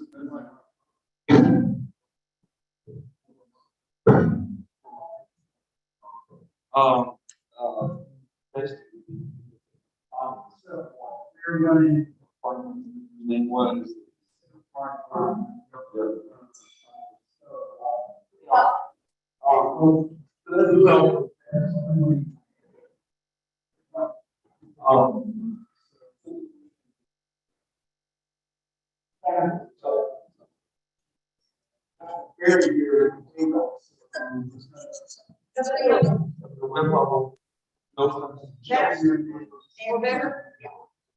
And so.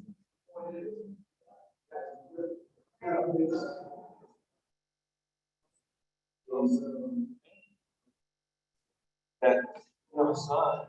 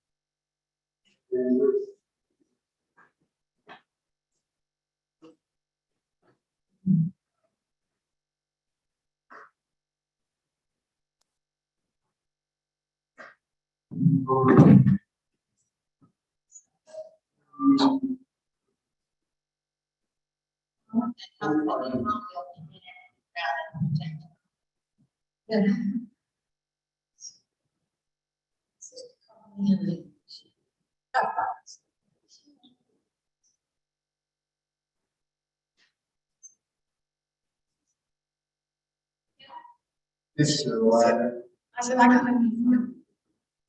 Yeah, I know.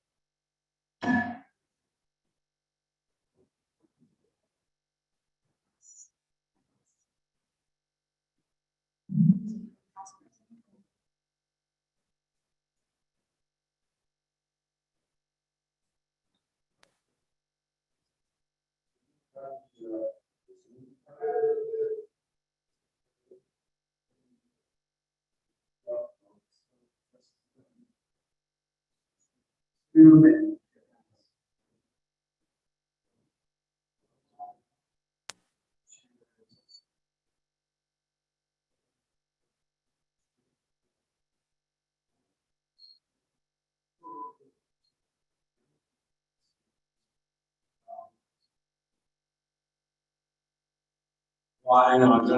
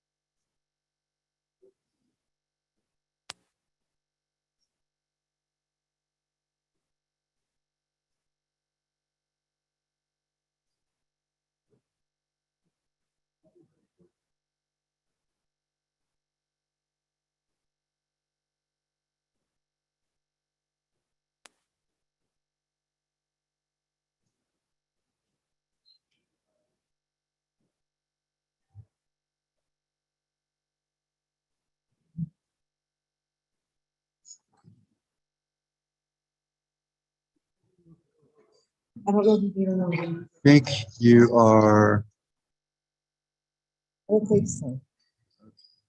So I'm going to elevate Cyril to panelist. Is that you? Or Me someone? and Pete.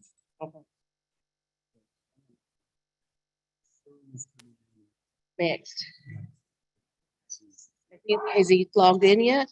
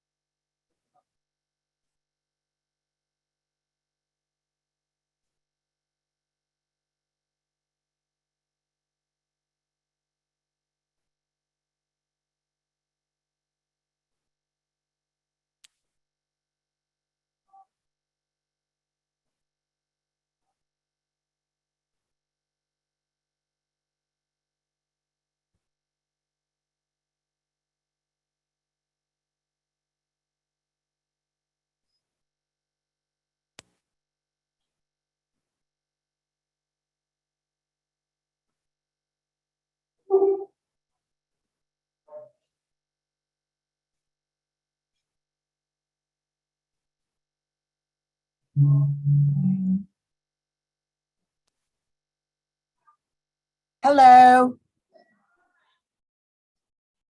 Can you hear me? Okay. Some of the people in 2 or 3 rows back said they can't hear in here. And so one guy said we need to turn up the volume and turn down the gain a little bit. I'm not the sound expert. Yeah. Someone hear me? I have remote speakers that can plug into this that are pretty loud. Should I plug those in? Okay. Ruining.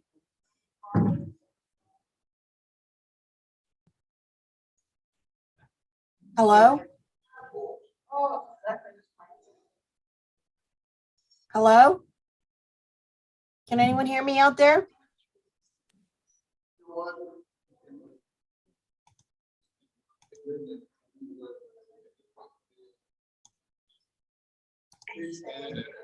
Hello? Hello? Oh, good, thank you.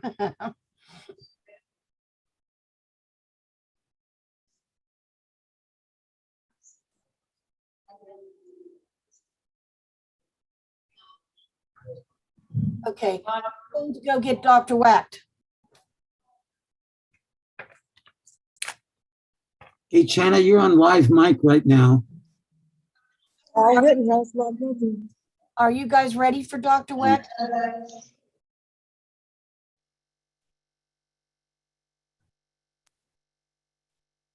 Are you guys ready for Dr. Wecht?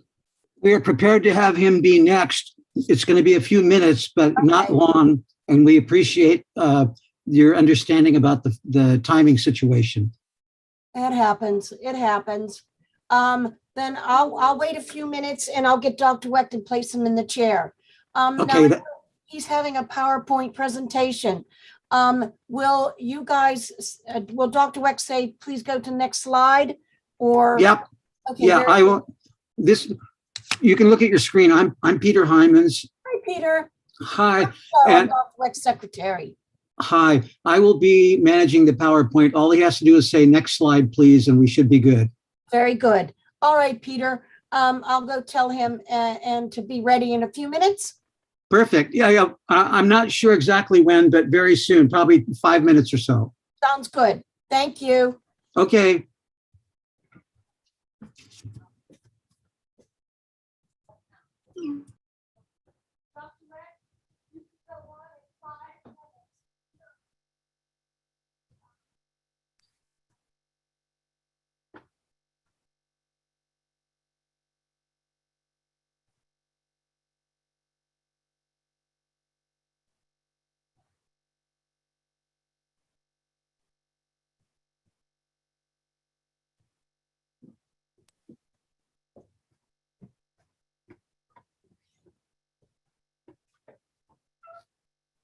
Okay, then I'll mute.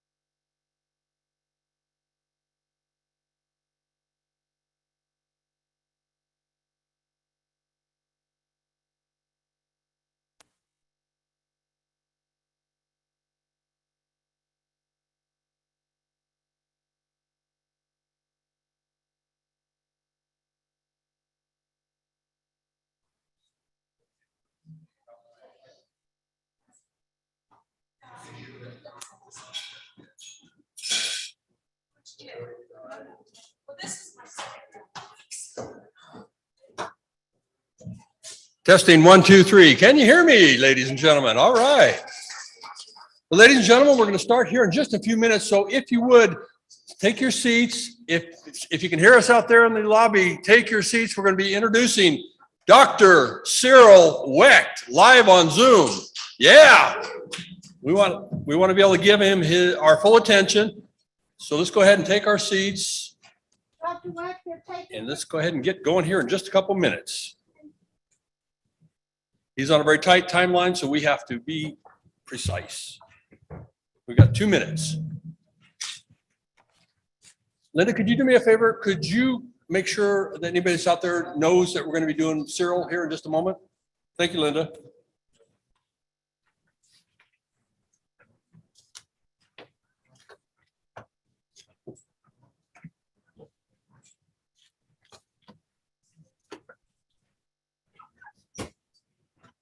Okay, Dr. Wood.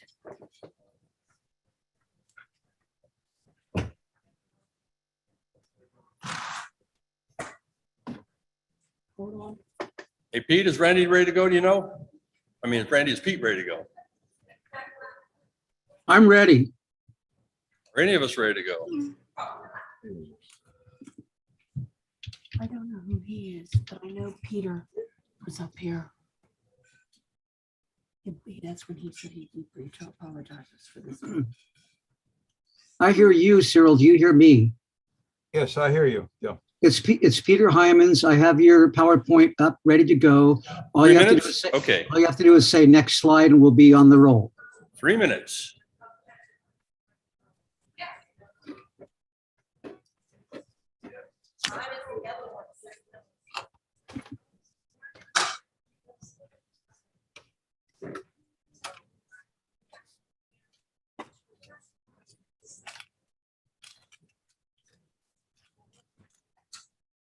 Where are you getting money from? No, I can do it on this.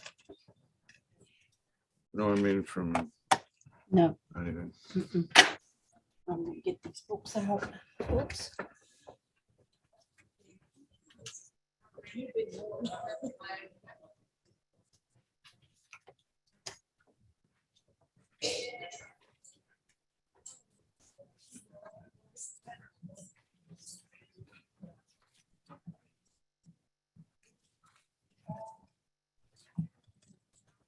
Here, I won't. Sure. Oh, but you're gonna have to tell him next slide. Yeah.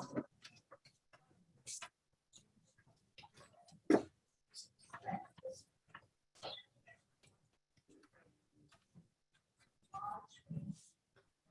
right, ladies and gentlemen, we should be starting about, what, 2 minutes now, Randy? 2 minutes. Well, ladies and gentlemen, while we're waiting for CYRIL to join us, we've got a celebrity who just walked in the door. You've probably seen her this morning. She was featured in The Men Who Killed Kennedy, episode 8. She's known as Linda, but she's also Judith's sister. If you would. She's been a great supporter of Judith in this conference, so I'm grateful to have her here. We only have just a real quick second, so say hello.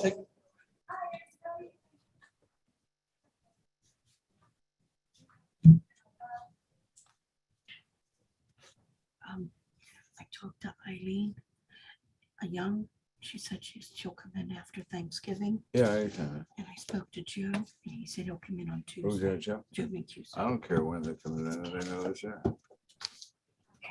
So you're taking out 2 days next week? Huh? Yeah, Monday and a Friday.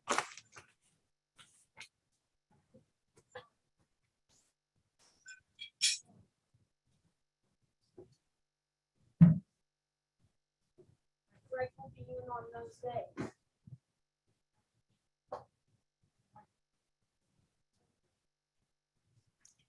Well, you're gonna work Friday instead of Thursday. That's correct. It's Thursday. No, Thursday's Thanksgiving. Yeah. All right. All right, ladies and gentlemen, it is now time to bring up the celebrity of celebrities. You've all known him. You've all seen him. He's talked at length about the magic bullet. He's going to tell you some more things about his investigations. we give you a little bit of intro about CYRIL WECHT. He has been a medical examiner, a coroner. He's a forensic pathologist who's consulted on the autopsies of RFK, Sharon Tate, JFK, Elvis, Kurt Cobain, John Benet Ramsey, and many, many more. He is a great friend of the JFK conference. You know, he brings a wealth of experience and knowledge in talking about the magic bullet and other things.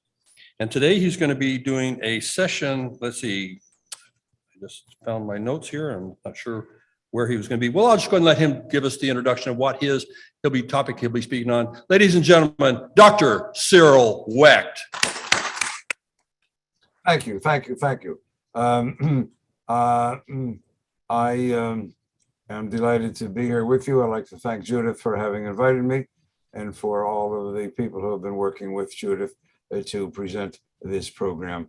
I commend you especially for putting it together, both in live, as I understand it, there in Dallas, and then with the Zoom portion that I am. Unmuted.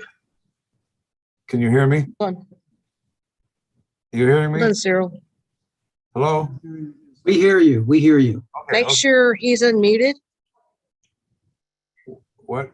I'm muted? What? You're good. Yeah, I'm good. Okay, okay. Next slide, please. Here we go. Okay. I'd like to mention my book just came out last week. The JFK assassination dissected. And you have a slide before this one showing the picture of the book. Yeah, there it is. No. Okay, all right, go ahead. Next slide. Next slide. Next, okay. So I'm going to hit the highlights. We'll move quickly.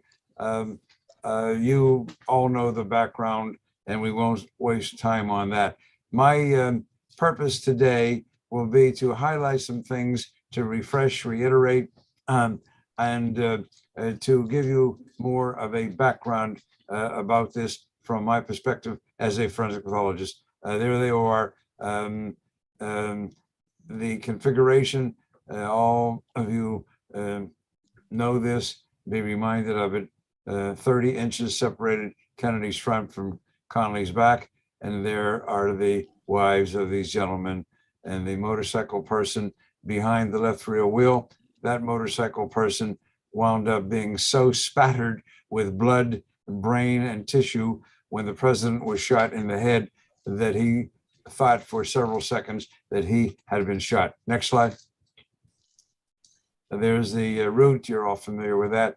Keep in mind, right in the center of the picture, the pergola, that white curvy linear structure, and to the left of it on the screen, the right side of the pergola, stood Abraham Zapruder, his wife, his secretary, Marilyn Weitzman, steadying his leg, thank you, to give him support.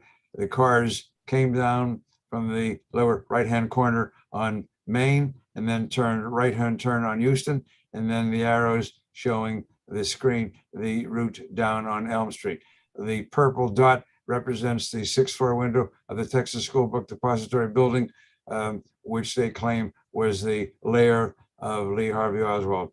Note that as the cars had been coming up Houston Street, they were coming closer and closer and closer, a straight head-on shot. He waits until the cars turn, and then they're going away from him down Elm Street. What you cannot see clearly here is his view was sporadically blocked by some foliage of the trees. That's when he decides to shoot. Good sportsman that he was. Next slide. And there's another view looking backwards, and the red boxing in the window. Next. Next, go ahead. There they are, happy, jubilant. The sun was shining, the crowds were cheering, the flags were flying. Everybody was excited. It was turning out to be a magnificent day, much, much better than had been expected. They were in love with Jacqueline Kennedy in her pink two-piece suit. Next. Next, yeah, okay. Now there are the cars going in the Stemmons, behind the Stemmons freeway sign. Some people think that it's a defect in the film. No, that's blockage from the Stemmons freeway sign, the other side of which denotes that. Okay, next.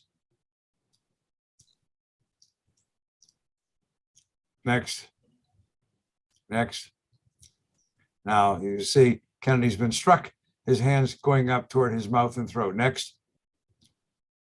Next. Now, next, look at the position of the white Stetson hat in Connolly's hand. That is extremely important.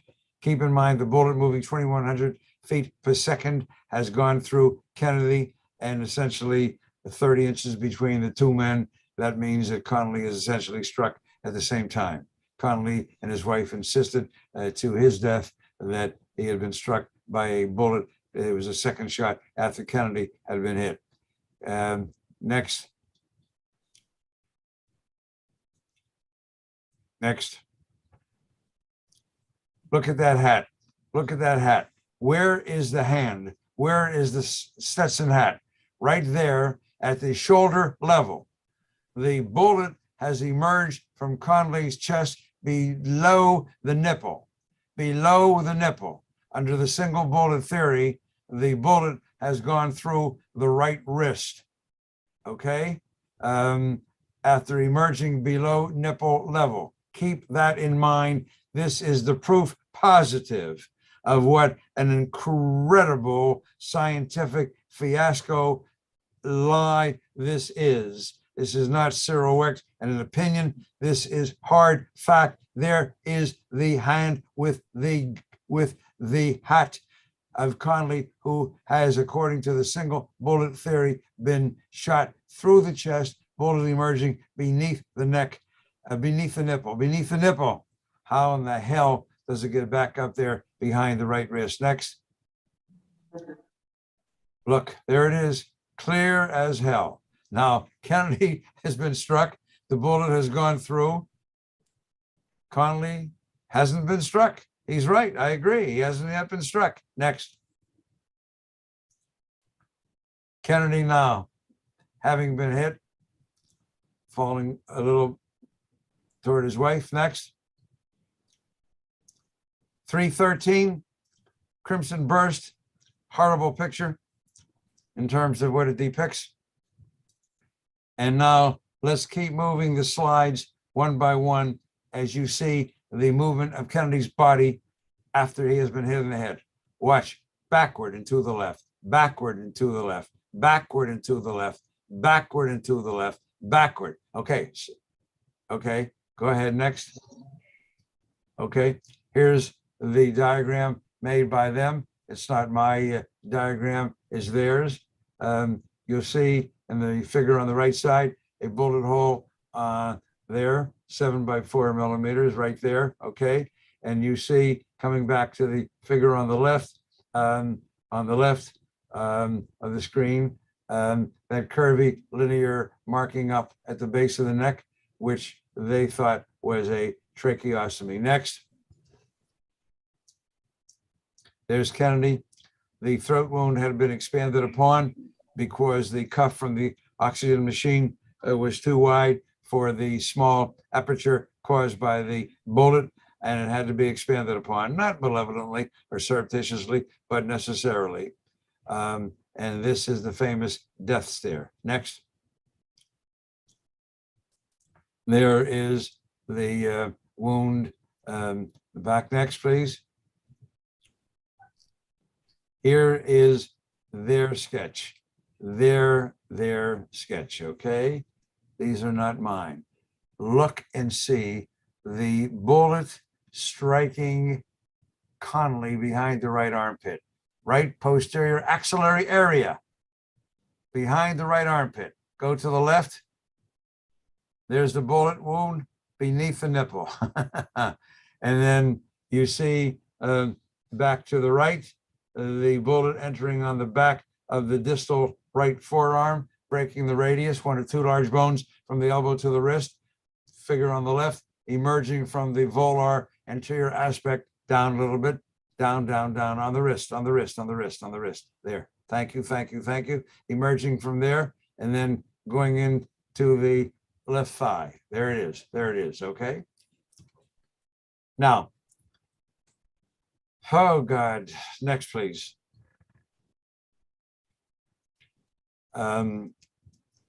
This is a fragment, one of several removed from the two bodies. I spoke with the chief OR nurse, Audrey Bell. She told me about several fragments having been removed, which she gave to the FBI. The bullet in its original state weighed 161 grains. The bullet is recovered. The stretcher bullet, Commission Exhibit 399, the hero of the single bullet theory, which Mark Lane initially dubbed the magic bullet theory, and I and others have continued with that characterization ever since. And we're told that all of these fragments together weighed only 1.5%, from 161 to 158.6, 2.4 grains, exactly 1.5%. Incredible. Next. There's another fragment. Next. There's another fragment. Next. And then there was an assessment done originally. They tried to say that the fragment could be matched up directly, and it came out to be a false, another one of the falsehoods that was promulgated by the Warren Commission people and everybody else in the government who covered up. And it was shown that you cannot make that kind of specific identification between a fragment and a bullet, assuming that it's, a bullet of a similar nature. Next. Next. Okay. Here, regrettably, two-dimension, the dotted red figure showing you again, right posterior axillary area, and then moving upward. To begin with, the bullet moves upward 11.5 degrees, emerging from the neck. How can a bullet fired from the 6th floor window shooting downward go upward 11.5 degrees? My colleagues never answered that. They said, well, what if the president moved? Yeah, he was not tying his shoe. He wasn't bent down. He wasn't scratching his groin. He was looking up at the crowd. And the bullet then moving upward and then proceeding again forward and slightly downward into Connolly's back and then out of his chest and through up and around like I've shown you on the right forearm and then into the left thigh. Next. The blue line represents the pathway that the bullet would have traversed if it had gone from the 6th floor window in and out of Kennedy. There is nothing to have deflected it in the president. It would have gone continued in that fashion. And instead, it went on the way of the red dotted line. Absurd, absolutely absurd. Next. There is the bullet, pristine, copper jacketed, and that's Commission Exhibit 399. 1¼ inch in length, 1/4 inch in diameter, completely intact. Look at the nose, the cone, and the lower left. Slight crimping only in the lower right from the impact of the firing mechanism. There, the bullet completely intact. A bullet that breaks 2 bones does not emerge in that fashion. Next. My favorite slide. If the government said to me, God said to me, WECHT, you can save only one thing from all of the JFK materials you have that you know to be extant, this is what I would choose. The government conducted this experiment, not CYRIL WECHT. Somebody there had the decency to say, let's see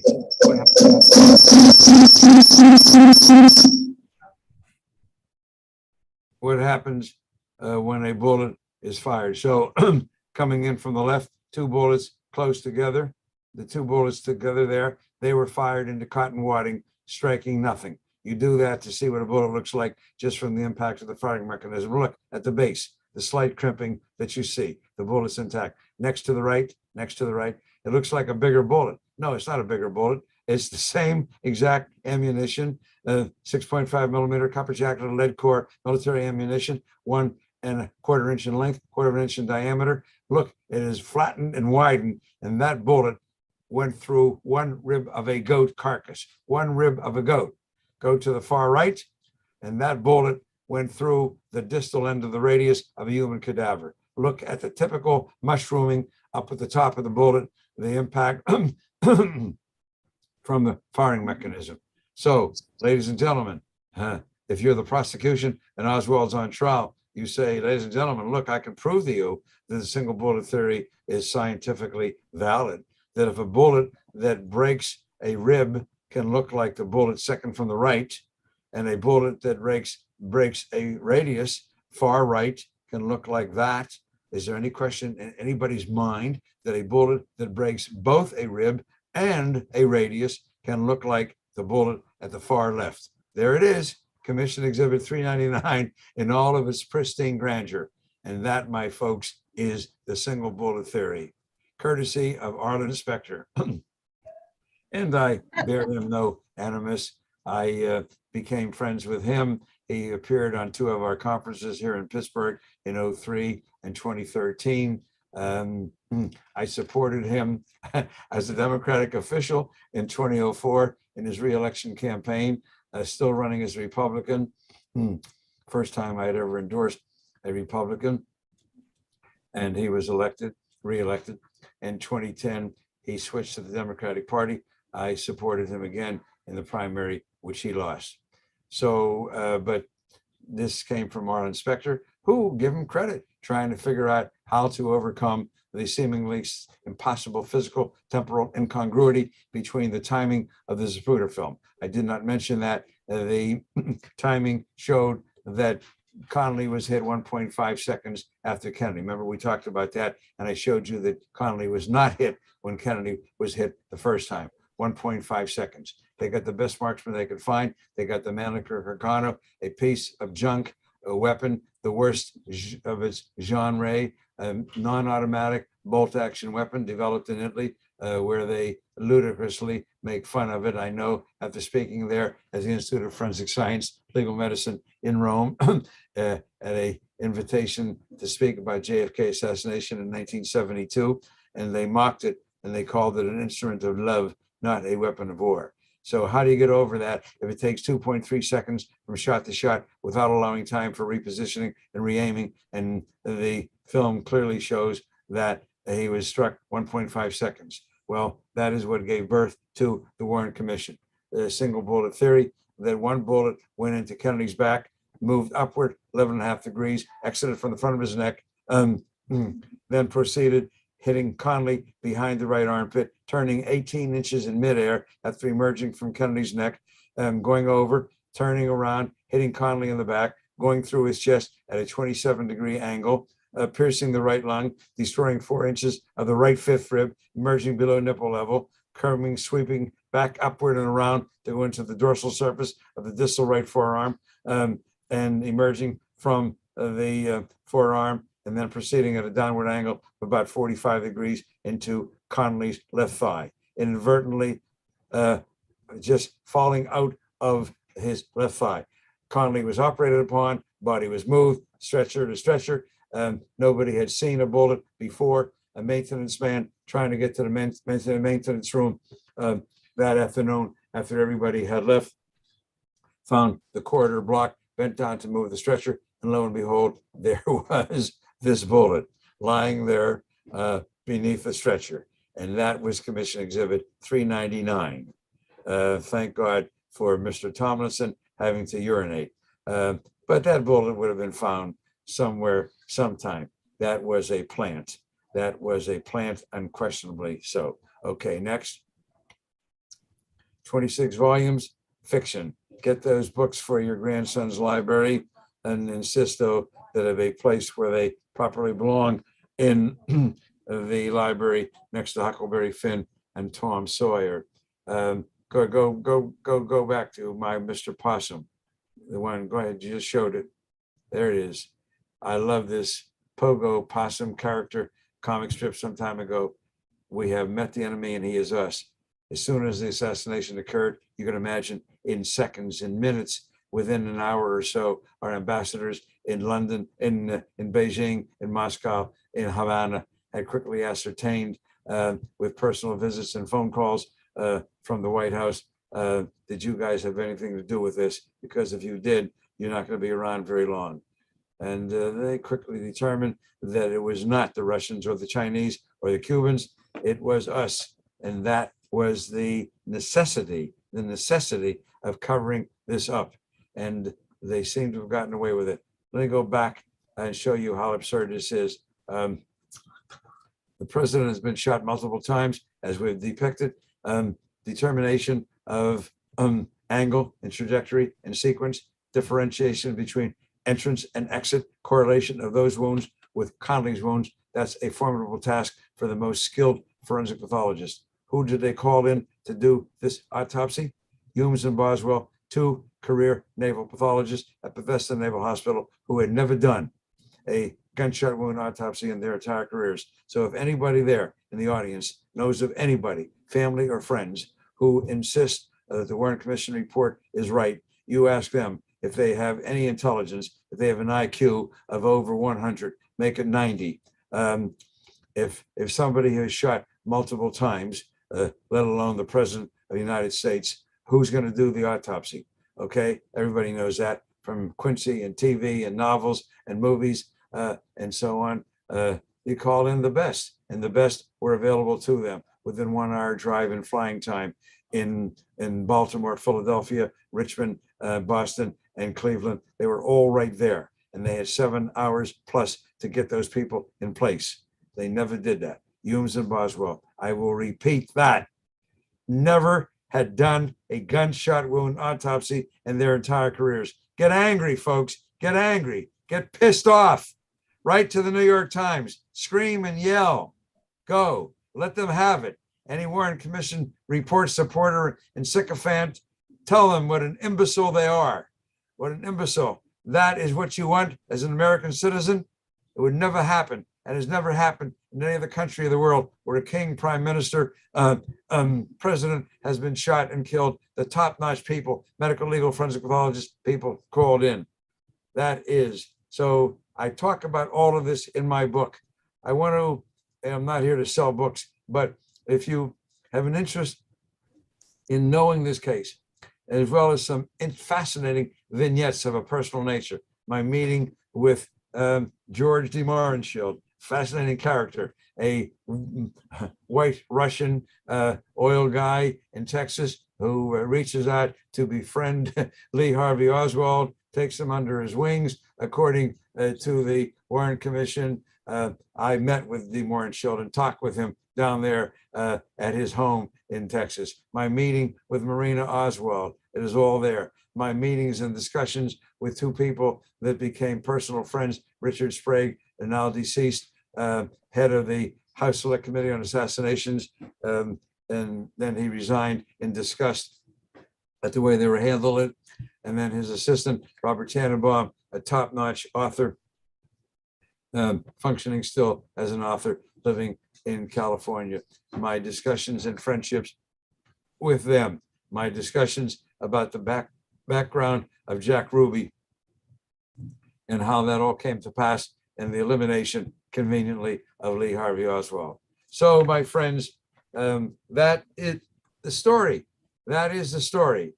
Unbelievable, absolutely unbelievable. I'm proud to have a foreword in my book by Oliver Stone.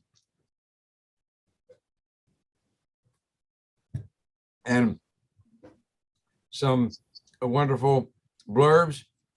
Next, please, by Alec Baldwin, Dr. Tom Noguchi, my esteemed colleague, still alive, retired coroner, medical examiner, who consulted me in the Robert F. Kennedy case, Sharon Tate, La Bianca, Manson murder cases, Marilyn Monroe, Geraldo Rivera, who invited me, and I flew in from Vail, Colorado, where I was vacationing with my family on a ski trip. We became friends, and he showed the Zapruder film, Rob Reiner, at the bottom. So I'm proud to have those blurbs. The book is available from McFarland Publishing Company. McFarland, you can get it directly from them now, or you can order from Amazon and Barnes & Noble, and the books should be available in about a week if you order it from them. But I strongly recommend the book because it flows in a nice, smooth fashion without getting too heavy, too tendentious, too buried down, burrowed down in a lot of detail, which requires some kind of a scientific background. So there it is, folks. So I'll stop here and answer questions for a few minutes. You have a little bit of time. If anybody has a question or a comment, something that needs to be clarified. I know I spoke hurriedly, but I wanted to get all of this across. Please, Mr. Moderator. And so I will repeat the questions when they're asked. Okay.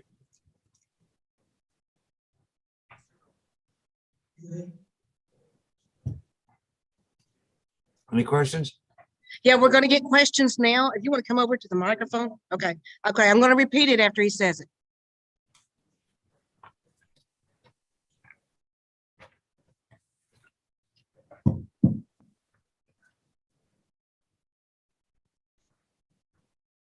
Do you think the x-rays, the pictures of JFK's head have been faked to show the back of his head fully intact?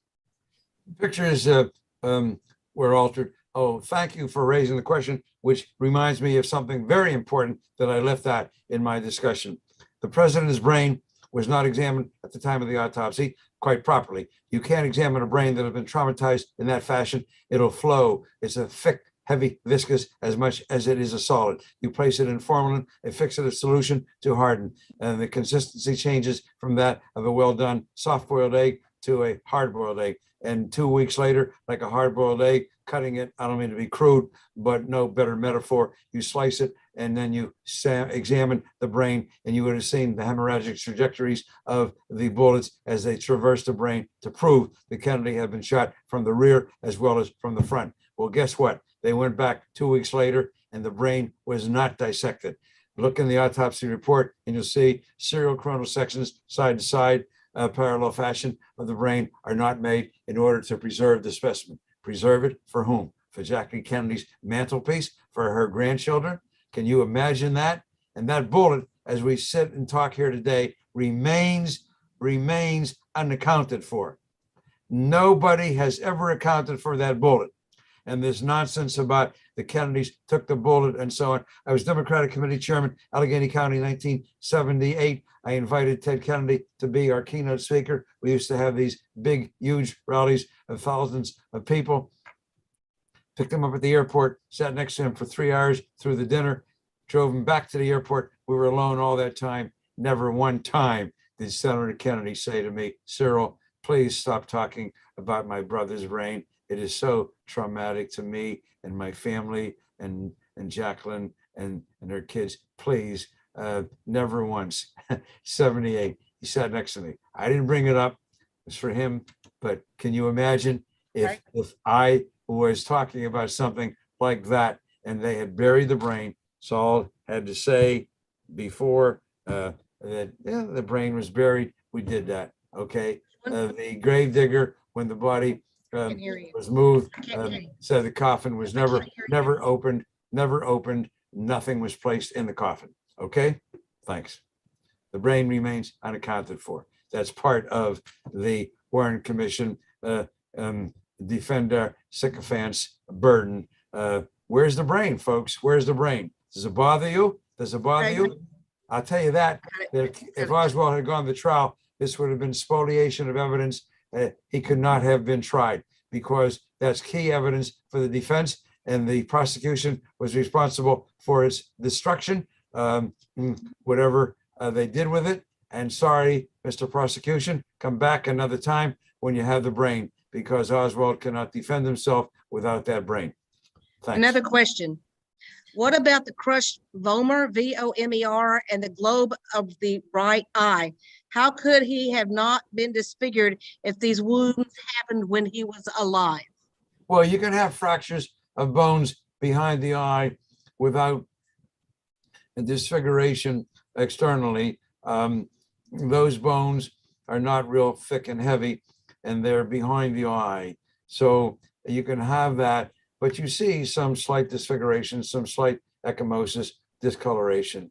But another point I want to make about the gunshot wounds, that the doctors at Dallas all placed a bullet wound in the back of the head at the base, right occipital region, and talked about cerebellum, that part of the brain which is located posteriorly and inferiorly, having been lacerated.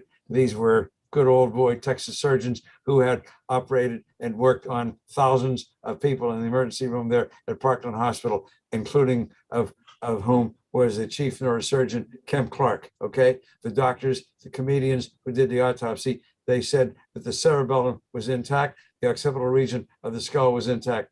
Who do you believe? Who do you believe? The doctors who worked on the president there for half an hour and saw and depicted every one of them in agreement consistently with each other, 18 of them and so on? Or do you believe Humes and Boswell, these two career naval pathologists who were under strict orders about what to do and what not to do, including 4-star admirals and generals in the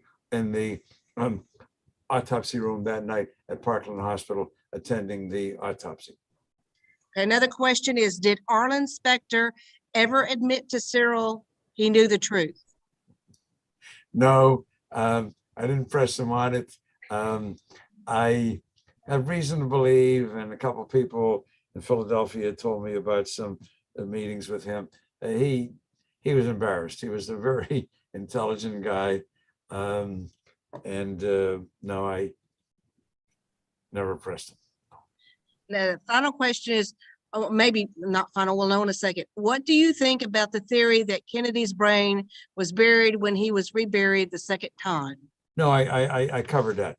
The grave digger, the people in charge of the cemetery, made it very, very clear that the brain was not brought there. Nothing was brought there. Nothing was placed inside the coffin. Nothing. Any other questions? One more.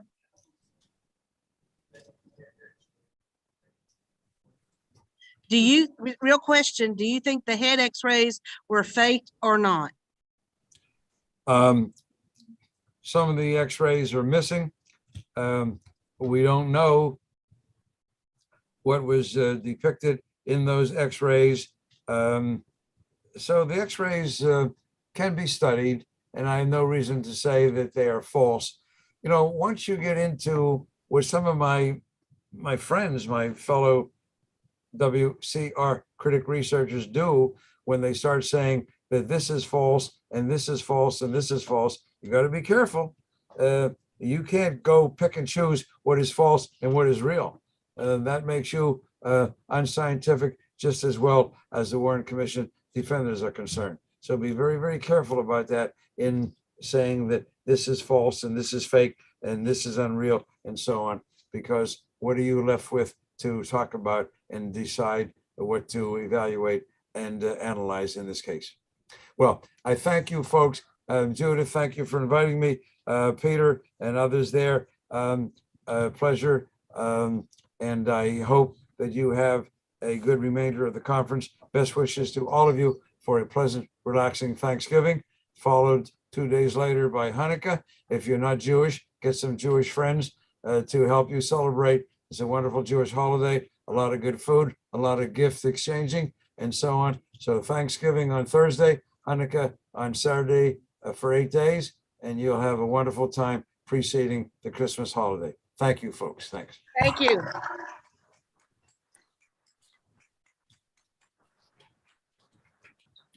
Ladies and gentlemen, Dr. CYRIL WECHT. Randy, do we have that photo?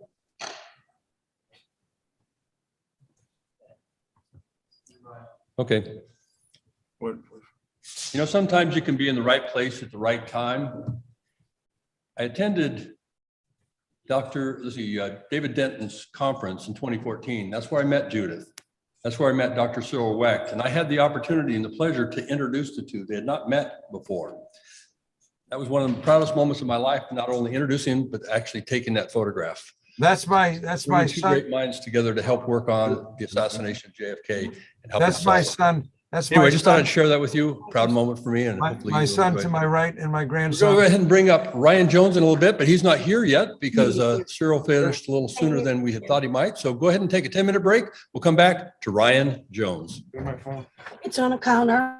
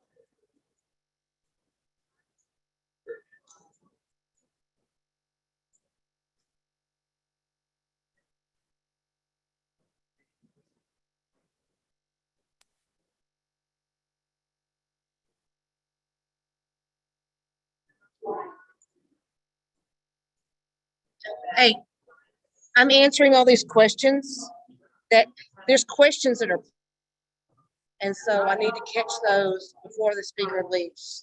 I didn't this morning, and I'm telling the people I'll try to get answers. Okay. Yeah.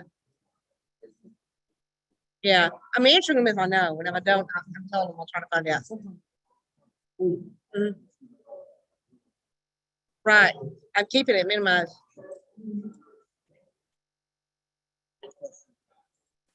Right. Okay, I've answered them all.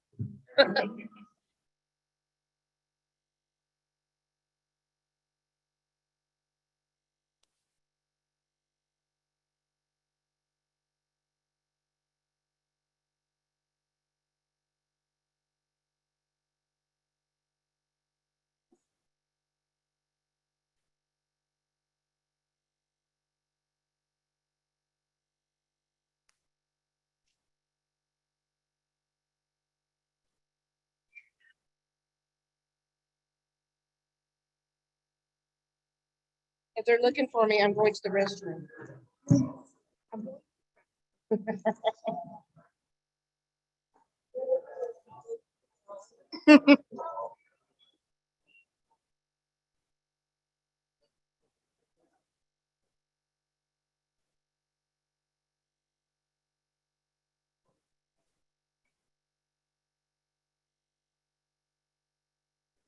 We'll go ahead and start again in 90 seconds. 90 seconds, ladies and gentlemen, with Ryan Jones.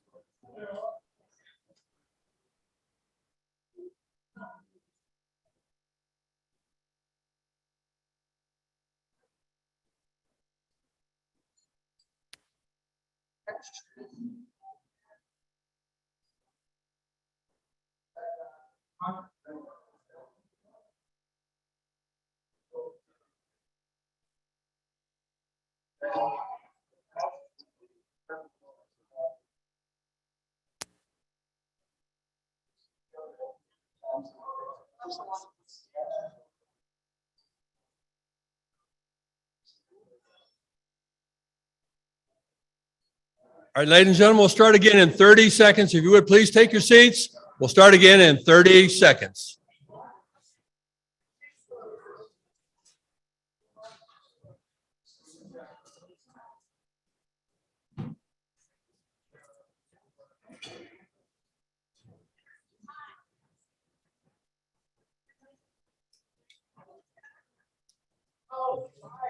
All right, ladies and gentlemen, if I could have your attention, please. Linda? Sorry. All right, ladies and gentlemen, let's see. Let me clear that screen. Somebody's trying to text me.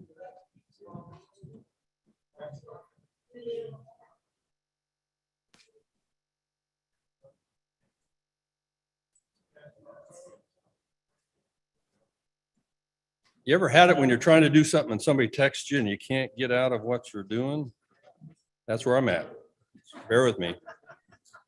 Bear with me. All right, here we go, ladies and gentlemen. Ryan Jones is our next speaker. Ryan Jones is the museum historian. Gordon? Gentlemen, please.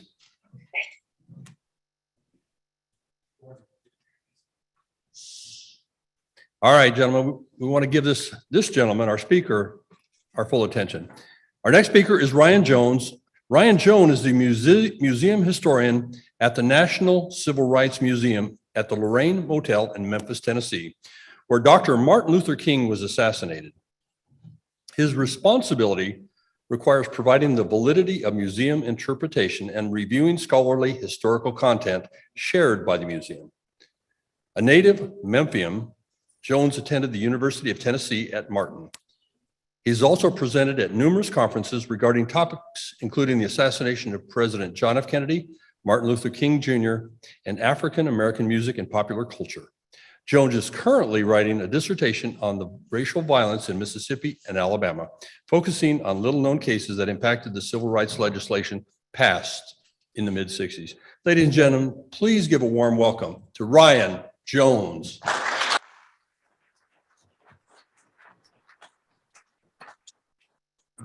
Just happy to be back in Dallas. Always this weekend. I was probably 8 years old watching 25th anniversary to the JFK assassination weekend, and that's kind of how I kind of fell into this circle. It was something that was lasting effect for me as a child, even then. And so today, you know, some 30 years later, it's just been something that's become not just a passion, but it's a way of life. So I'm happy to be here. Thankful for Ms. Baker, Mr. Ratliff, Mr. Benson for inviting me and having me here, Peter HYMANS as well. And so today, I'll talk about, there's a common denominator when we look at the study of who took the life of President John F. Kennedy, Martin Luther King Jr., and other charismatic people in the mid-1960s. And it all falls under the touch of the head of the FBI, the director of the FBI, J. Edgar Hoover, in the mid-1960s. And so their stories all intertwined together shortly before the election of 1960. So in the mid-1950s, during the Eisenhower administration, the Supreme Court has decided to integrate the school systems in a landmark Supreme Court case known as Brown versus Board of Education. This was 1954. And the very following year, there's this young 26-year-old minister from Atlanta who is a pastor at a church in Montgomery, Alabama, the Dexter Avenue Baptist Church. And this was none other than Dr. Martin Luther King Jr., who was extremely, at the time, very hesitant and reluctant in taking on this task of leading this movement in the South. And so he does so for 381 days after a woman named Rosa Parks refuses to give up her seat on a Montgomery, Alabama bus. And so therefore, Dr. King is now invested into the public limelight as this young civil rights leader in the South. When the election of 1960 appears to Hoover and his associate, Clyde Tolson, had no belief that Kennedy was going to win the election of 1960. And for most of us here, I'm sure we know that this was the most narrow victory margin of presidential elections in 1960. It came down to, of course, the state of Illinois, which has some later assassination ties, but it also comes down to Dr. King is in jail. He's in jail for participating in a sit-in that's occurring in Atlanta, Georgia. And because of one of the arrests that he was arrested for in the year 1957 in Montgomery, he has violated his probation. And so the judge in Georgia has decided to send him to a Georgia chain gang. And Coretta Scott King, the wife of Dr. King, has a contact with a man named Harris Wofford, who was a liaison from the Kennedy administration team towards the Civil Rights Building. And she calls him and says, listen, is there anything that can be done? I've tried calling the vice president, who was Richard Nixon at the time, and no response, no response. And so Wofford brings this over to the campaign manager, who's later the Attorney General, Robert F. Kennedy. And JFK secretly calls Coretta Scott King several days before November 8, 1960, the election day. And he says to her that, you know, she hasn't spoken with her husband in several days. She doesn't know where he is, how he can get out, is bail available. And at the end, it's because of Robert Kennedy's and Harris Wofford are able to have Dr. King released from jail. And once he's released, in the South during this time, if you were clergy, it was Dr. King's father who had the majority of the following. And he made a quote on television. He said, I have a sack full of votes and they're going to go into the lap of Jack Kennedy. And this was a little unusual at this time because the Southern Democratic Party typically sided not to side on the act of civil rights. And so Kennedy is elected. And thus then there is this belief of Camelot that civil rights and JFK are kind of entwined together. And so civil rights leaders like King decided that we're going to see just how much the president is going to act on the issue of civil rights. This is a red flag for Hoover, who decides that he has to figure out a way to break this potential work with King and Kennedy and the movement going forward. So with Hoover and civil rights, J. Edgar Hoover, how can I put this plainly? He was a paranoid psychopath.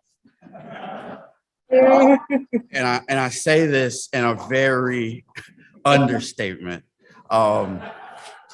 Hoover himself was way before the peak of the modern civil rights movement, had this notion that the civil rights movement was tied to communism. Communism and the Communist Party were the central focus of Hoover, primarily after the Second World War in the mid-1940s. And so he felt that anyone trying to work towards the right to gain equal rights for all American citizens in the country were either communists themselves or tied to communism in some form or fashion. And Kennedy and his brother, once they are elected into office, Hoover doesn't think, Hoover is in for a rude awakening. He is dealing with this young, charismatic attorney general who happens to be the president's brother, and who has no respect for J. Edgar Hoover whatsoever. And I'm sure everyone here is aware of the tension between both men for the very small administration up until Friday, November 22nd, 1963. But it is when Dr. King has an associate, and this is a man who you see to your right. His man's name is Stanley Levison. Stanley Levison is involved with the American Communist Party in the 1930s and 1940s. When Dr. King gets his first start in the Montgomery bus boycott in early January 1956, it is Levison who is one of his advisors. And so with King be successful in integrating the bus systems in the city of Montgomery, Alabama, it's when Dr. King is put on J. Edgar Hoover's radar. And the very first person that he decides to look into is Stanley Levison. And this continues to reoccur during the Kennedy administration. This is most notably happening in the early part of 1963. So just to kind of bring you up to speed up to this year, in 1961, after the Bad Pigs invasion, there are an interracial group of civil rights protesters calling themselves the Freedom Riders, and they are trying to desegregate interstate bus terminals in the South. You could sit where you wanted on the buses, from the front to the back, but you could not integrate the terminals when you would travel from town to town. And so Hoover is aware he has received threats and tips from informants within the FBI that are in the South. And he has informed them that the Ku Klux Klan in Birmingham, Alabama is planning to attack the Freedom Riders. And J. Edgar Hoover does not inform the Attorney General, which was definitely part of his job expectations. And so the Freedom Riders are attacked, and the Kennedy brothers are faced with this turmoil several weeks before JFK is to go and visit Khrushchev in the Soviet Union in the first part of his administration. The second year, there are integration of schools of an African-American student named James Meredith at the University of Mississippi, where JFK is forced to send in the United States Army because the governor of the state of Mississippi has enlisted that the Mississippi National Guard prevent him from doing so on the basis of states' rights. This is the climate in which Martin Luther King Jr. has decided to try and desegregate the most segregated city in America, which was none other than Birmingham, Alabama. It was nicknamed Bombing Camp. And the Kennedy brothers knew that this was going to be, if you were Civil War buffs, this would have been known as the Battle of Bunker Hill, compared in the Civil Rights Movement. And so, at this time, there's this unrelenting, volatile, and tension going on between Kennedy, Hoover, and Dr. King. The Kennedy brothers have asked Dr. King to have a cooling off period. And we see this even more so when Dr. King is arrested on Good Friday, 1963, where he responds with this letter from a Birmingham jail. All of these iconic moments in the middle of 1963, which sets the stage for what is to happen in Birmingham. Once Dr. King is released, he decides to ask children as young as 7 years old to march and protest nonviolently throughout the streets of Birmingham, because they knew that the rest of the world was going to watch what was happening in the Deep South. And so the best way to explain that is to show stock archival footage of what transpired on the afternoons of May 3rd.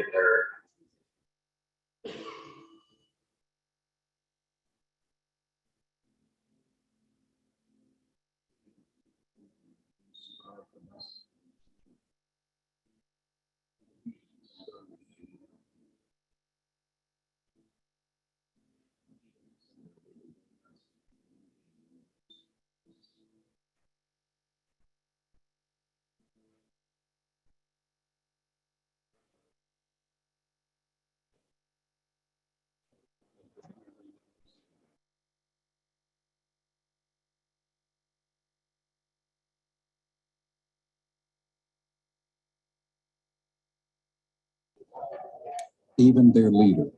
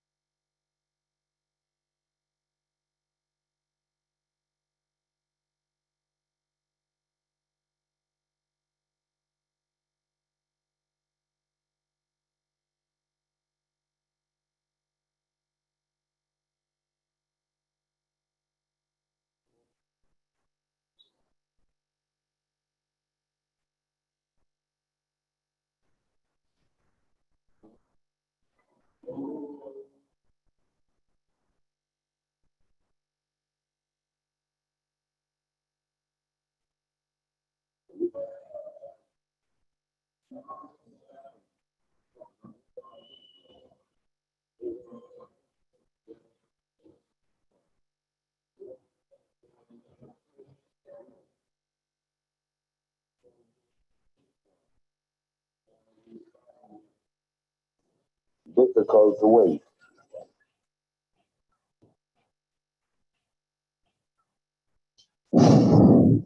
So what he's essentially saying here is that, 100 years have gone by since President Lincoln has issued the Emancipation Proclamation. People are still not treated as first-class citizens.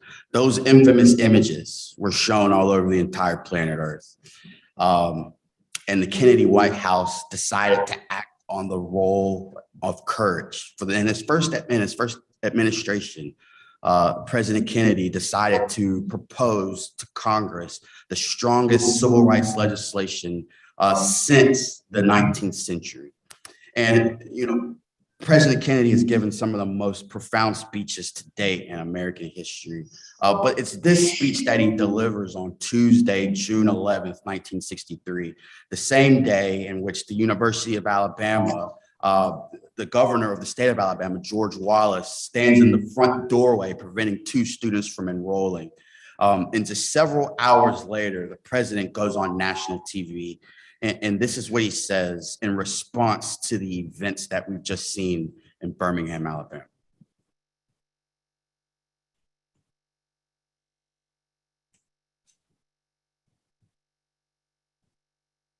We are confronted primarily with a moral issue.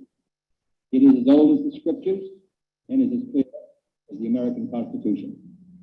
The heart of the question is whether all Americans are to be afforded equal rights and equal opportunities, whether we are going to treat our fellow Americans as we want to be treated. If an American, because his skin is dark, cannot eat lunch in a restaurant open to the public, if he cannot send his children to the best public school available, if he cannot vote for the public officials who represent him, if in short he cannot enjoy the full and free life which all of us want, then who among us would be content to have the color of his skin changed and stand in his place? Who among us would then be content with the counsels of patience and delay?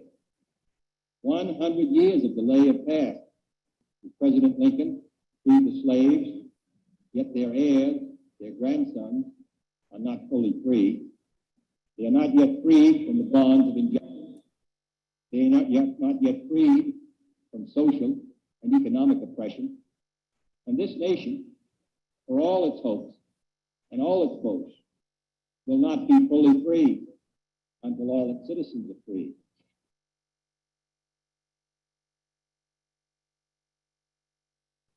After this speech is given, President Kennedy invites Dr. King over to the White House, and the day is August the 22nd, 1963, several days before 250,000 Americans are going to gather at the Lincoln Memorial in the National Mall and what is known as the March on Washington for Jobs and Freedom, one of the very first live televised events in our nation's history. And he privately says, listen, Dr. King, we have seen what it is that your cause is for. And my brother and I, the Attorney General, are for it. But there is no way we're going to be able to pass this civil rights bill if there are still direct or indirect links with you and this guy named Levison and another guy named Jack Odell, who had links to the American Communist Party. And so Dr. King tells the president in the Rose Garden, he says he's been cut off. I don't have any sort of relationship with Mr. Levison anymore. He's been a good friend, but he understands that this is a bigger than our friendship at the time. Well, this was somewhat of a stretch. While Dr. King is not publicly seen with Mr. Levison, they still are indirectly having some sort of dialogue. And Hoover, of course, finds this out. And he says, listen, you gave him an opportunity. So on October the 10th, Hoover goes to the Attorney General's office right down the hall, and he says, we need to install surveillance on Martin Luther King Jr.'s home. And Robert Kennedy was extremely hesitant to do this. And then Hoover supposedly makes the remark, well, it would sure be a shame that, you know, we leak this connection between Levison and the communists with the civil rights movement when Dr. King is at the height of his career. This is only about 5 or 6 weeks after he's given this iconic speech, I Have a Dream, at the steps of the Lincoln Memorial. And so what Robert Kennedy decides to do is he decides to authorize a 30-day wiretap of Dr. King's home. This ends up not having to become an issue because what we all know, about a month or so later, Dallas happens at 12:30 on Elm Street. With the assassination of President Kennedy and his successor, Lyndon Baines Johnson of Texas, there's a little bit more of a connection and allyship with Hoover and the President of the United States. But Hoover's not happy because Dr. King's year of 1963 was so iconic to the point where he's named Time Magazine's Man of the Year of the year 1963. And the following year, Johnson carries out the original legislation by President Kennedy, which was on July 2nd, 1964. He signs into act the Civil Rights Act of 1964. Later that year in December, he is given the Nobel Peace Prize in Oslo, Norway in December 1964. So Hoover himself has realized that even though the Kennedys are out of the way, there's still a large problem dealing with Martin Luther King Jr. But what he does get is that he can continue his wiretaps and surveillance of Dr. King's home and his job at this SCLC building in Atlanta, as well as his church at Ebenezer Baptist Church. What they find is that Martin Luther King is flawed, and that Martin Luther King is having extra activity outside of his marriage and his family. And some of these things were known, but to the mass media, that was not known. It was as if, how does this man who is flawed is being awarded Nobel Peace Prizes, Time Magazines of the Year, to the point where Hoover himself, when he finds out that King has won a Nobel Peace Prize, he is now the most notorious liar in the country, which is very, very, very explicit when he's speaking of this. King is aware of the wiretaps. So it's not that he does not know, that he and his associates know that they are being wired in surveillance under full heavy surveillance from the FBI.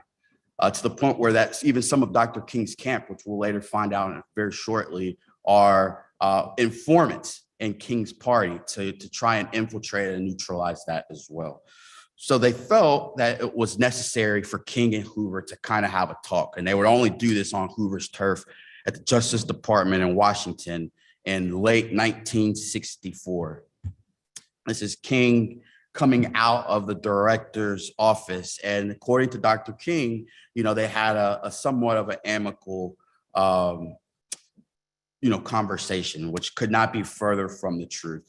Dr. King knows that they are about to go into the South again to try and to build a voter registration campaign in Selma, Alabama, which is something, again, that Hoover is completely against. But not only that, just days after King leaves Washington after meeting with Hoover, there's a package that arrives at the home of Dr. King, and he's not there. He's in Selma, Alabama. So Dr. King's wife, Mrs. Coretta Scott King, receives this package, which is mailed from Florida. And it has a letter in it that is written. And this is what this letter says. King, in your view of your low grade, abnormal personal behavior, I will not dignify your name with either a Mr. or a Reverend or a Doctor. And your last name calls to mind only the type of king such as King Henry VIII and the countless acts of adultery and a moral conduct lower than that of a beast. King, look into your heart. You know you are a complete fraud and a great liability to all of us Negroes. White people in this country have enough frauds of their own, but I am sure that they don't have one at this time that is anywhere near to your equal. You are no clergyman and you know it. I repeat, you are a colossal fraud, an evil, vicious one at that. You cannot believe in God as you say you do. Clearly, you don't believe in any personal moral principles. King, like all frauds, your end is approaching. You could have been our greatest leader. You, even at an early age, have turned out to not be the leader, but a dissolute, abnormal, moral imbecile. We will now have to depend on our older leaders like Roy Wilkins, who is the president of the NAACP, a man of character, and thank God we have others like him. But you are done. Your honorary degrees, your Nobel Peace Prize, and other awards will not save you. I repeat, you are done. No person can overcome these facts, not even a fraud like yourself. Lend your sexual, psychotic ear to the enclosure. You will find yourself in all your dirt, filth, evil, and moronic talk exposed on the record for all time. I repeat, no one will find your filthy and dirty companions, male and females, giving expression to you or your hideous abnormalities, and some of them to pretend to the ministers of the gospel. Satan could not do more. What incredible evilness. It is all there on record. The American public, the church organizations that have been helping Protestant, Catholic, and Jews will know you for what you are. You are an abnormal beast, so will others have backed you. You are finished. King, there is only one thing left for you to do. You know what it is. You have just 34 days in which to do this. The exact number has been selected for a specific reason. It is definite, practical, significant. You are done. There is but one way out for you. You better take it before your filthy, abnormal, fraudulent self is bared to the nation. What I find puzzling about it is that this was supposed to be written from someone who was a sympathizer to the civil rights movement. We now know from later files that this was William Sullivan of the FBI who has written this and sent in on, not only with this particular letter, there is a audio cassette tape that is attached, which allegedly has Dr. King in some compromising situations for the last several months. Of course, when HISCA reopened the cases in the mid-1970s, these were a part of that file that were to be sealed away from the public until 2027 and 2029. If Lee Harvey Oswald, James Earl Ray are the assassins, what are they still hiding from the American public? When Dr. King is invited to Memphis in the spring of 1968, there was even more pressure from the FBI. And he has lost a critical ally in this movement, which was President Johnson. Johnson carried out Kennedy's original plans, which was to pass the Civil Rights Bill, and they were successful in ending discriminatory practices for the right to vote, an American internal demand. But Dr. King had shifted his views in philosophies. He's not just fighting for civil rights, he's now targeting economic injustice. He's now targeting poverty, and most essentially, he's now speaking out against the war in Vietnam. King gives a speech on it the very day, year before he's assassinated in Memphis at the Riverside Church in New York City, where he is comparing the role of peace and the role in Vietnam. And so when King has announced his Poor People's Campaign, he is trying to bring 500,000 people, Black, white, of all races and ethnicities to the nation's capital and camp out at the Pentagon, at the Secretary of Defense. Because he's wondering, if we're sending billions and billions of dollars to Southeast Asia, and there are people in the United States who are making right about $1 an hour in Memphis and are still working 90 hours a week and qualifying for government assistance. There's something backwards about that. So Dr. King comes to Memphis, he leads a march that he's participating in, and it ends in civil unrest to the point where he's forced to retreat for his own safety to a Holiday Inn hotel. That was on Thursday, March the 28th. The Friday to 29th, the next day, again, William Sullivan of the FBI has sent out this particular memo, which says, Martin Luther King has urged Negroes in Memphis, Tennessee to boycott white merchants in order to force compliance with Negro demands in the sanitation strike going on in Memphis. When violence broke out during the march King led in Memphis yesterday, he disappeared. This is a first-class Negro hotel in Memphis, the Hotel Lorraine or the Lorraine Motel, which is where he would eventually be assassinated the week following. But King chose to hide out at the predominantly white and operated Holiday Inn Rivermont. Martin Luther King, during the sanitation worker strike in Memphis, has urged Negroes to boycott downtown merchants. The fine Hotel Lorraine in Memphis is owned and patronized exclusively by Negroes, but King didn't go there from his hasty exit. Instead, he decided to the plush Holiday Inn, white-owned, operated, almost exclusively white patronized, was the place to cool it. There will be no boycott of white merchants for King, only for his followers. Do as I say, not as I do. The problem with this is that this memo is sent to show Dr. King as a hypocrite. But by the time of March 1968, segregation was illegal in public facilities. So not only is this not true, but King decided to preach integration, which is what he had been fighting for 12 years up until this point now. So he's extremely embarrassed and concerned with this. And when they decide to return to Memphis the following week, which was Wednesday, April 3rd, they go to the Lorraine Motel.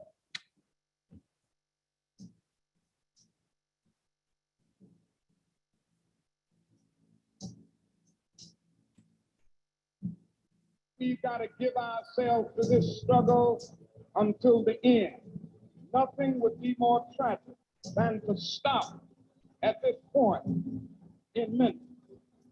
I want to thank God once more for allowing me to be here with you. I left Atlanta this morning and then I got into Memphis. And some began to say the threats, or talk about the threats that were out. What would happen to me from some of our sick white brothers? Well, I don't know what will happen now. We've got some difficult days ahead. But it really doesn't matter with me now, because I've been to the mountaintop.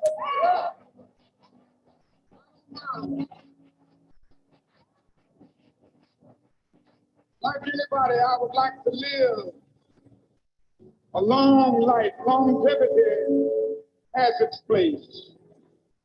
But I'm not concerned about that now. I just want to do God's will. He's allowed me to go up to the mountain. I've looked over.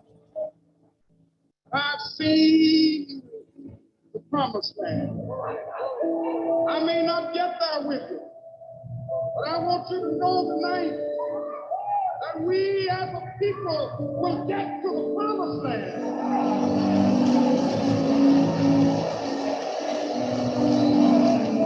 So I'm happy tonight. I'm not worried about anything. I'm not fearing any man. Not eyes have seen the glory of the coming of the Lord.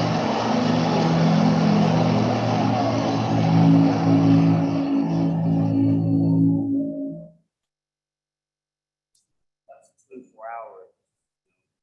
601, a loud register 207 feet away where Dr. King is standing, strikes Dr. King in the lower jaw, upper neck area.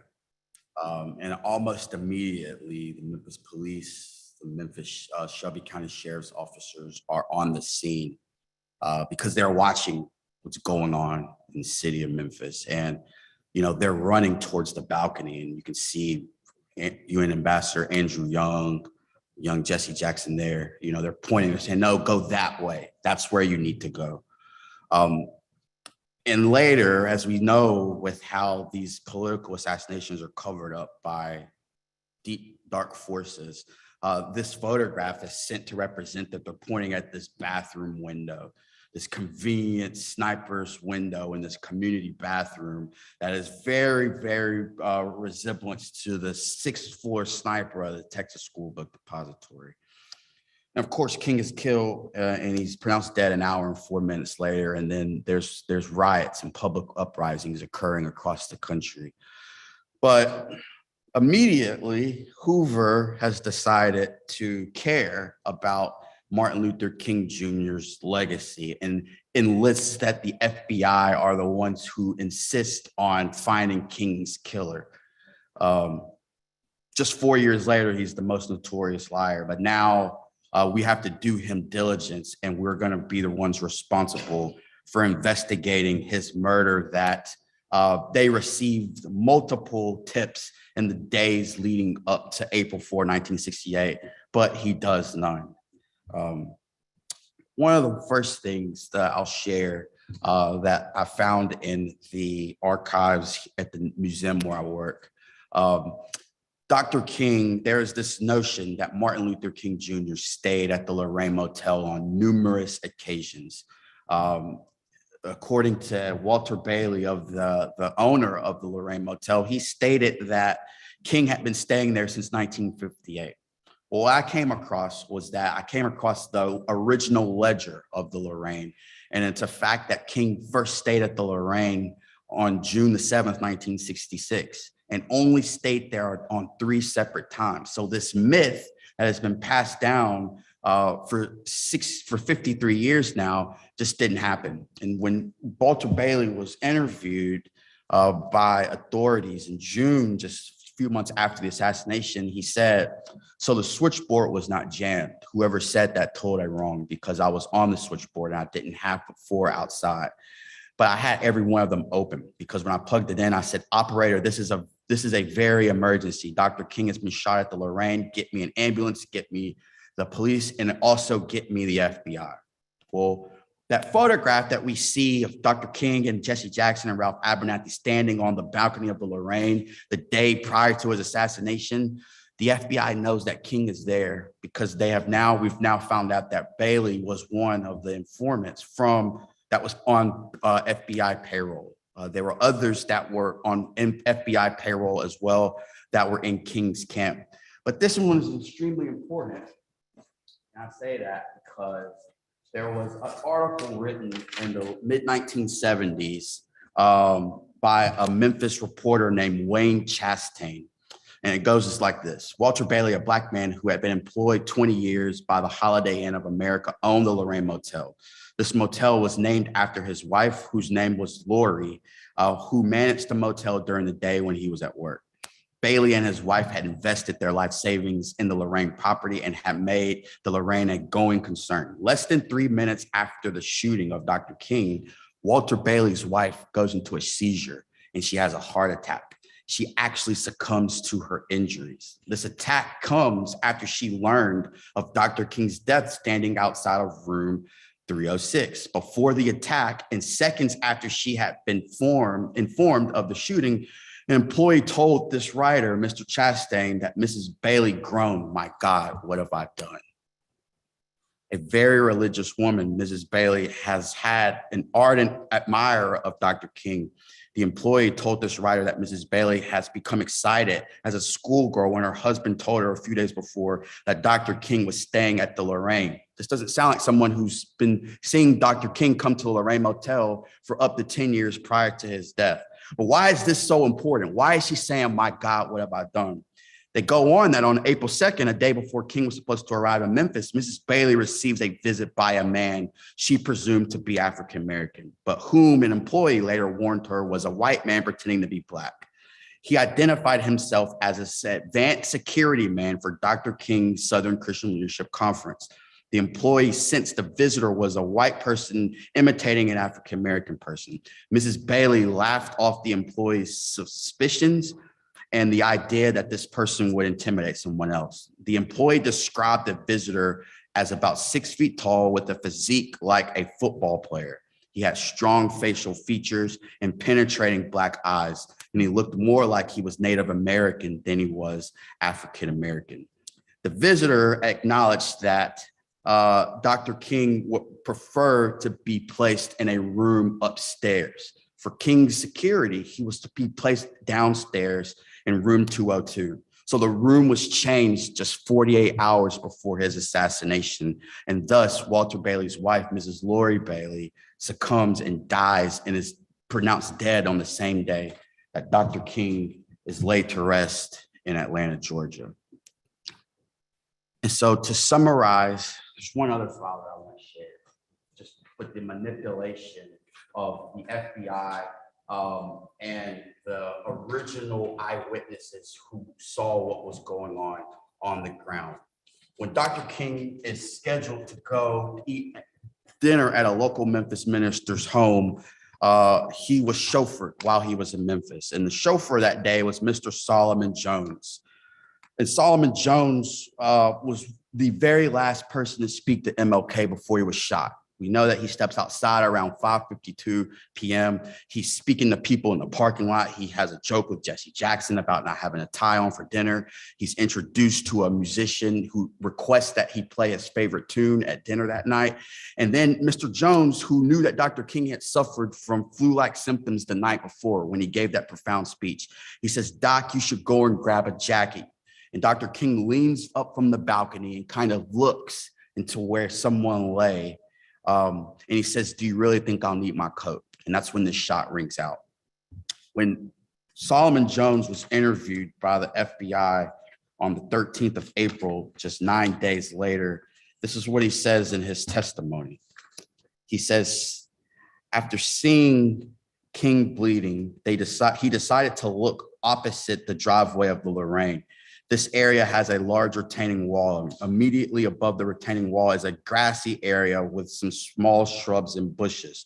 What does this sound like? This area is behind some buildings facing South Main Street. He got a quick glimpse of a person with his back towards Mulberry Street. He stated that this person appeared to be about 5'11" or a little taller.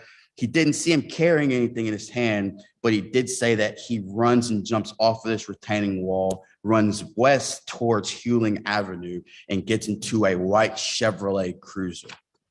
This is a witness of a crime scene, one of 6 that were ignored by the Memphis police and the Memphis FBI. Just 2 days later, one of the workers that was employed at the Lorraine, Mrs. Ciola Shavers, her statement sounds a little different. She says in her FBI file that She stated that right after hearing the noise, she looked down into the courtyard and saw many people beginning to assemble. She advised that she then looked northwesternly and that she stated that she did not see anyone and definitely did not see anyone on the bushes head on. So this is automatically another repeat of what we've seen here happen in Dallas 5 years earlier, when there are these many people running to the right front of the president's motorcade at the stockade fence. So I'll leave you with this quote. This is what Dr. King says just days before he's killed. America does not use her resources to end poverty and to make it possible for all God's children to have the necessities of life. She too will go to hell. And it was this climate and it was this philosophy which leads to his demise. Just yesterday, we found that 2 of the accused killers of Malcolm X were finally exonerated for this trial. So everything that we've done here, the countless researchers, historians, scholars in these cases, we can't stop now. If we can exonerate people who are accused of killing our leaders in our country, we can certainly continue to fight for the truth and search for the truth in the murders of President Kennedy, Dr. King, and Robert King. Thank you.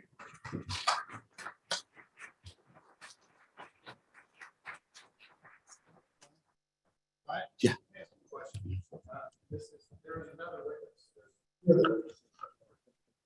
a cab driver. Okay. That reported dispatch that day. Guy from down the road. Okay. Same thing. Disagreeing with this one. That cab driver was not dispatched to this record. He was supposed to come and talk to the police department next morning. That man never made it. There was a car that pulled up on the Mississippi River Bridge. The line was going off. The cab driver was found with a bullet in his head. The cab driver was an actual witness and safety consultant, right? Yep. Very true. That's in the record, but it's very.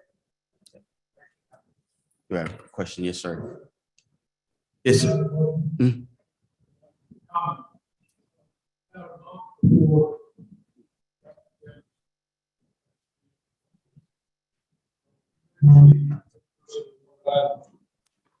There.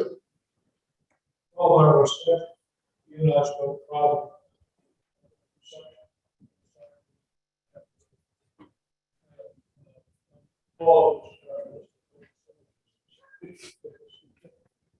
Very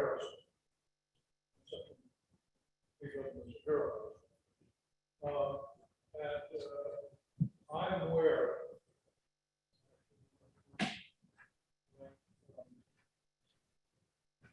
every family goes to contact after the death.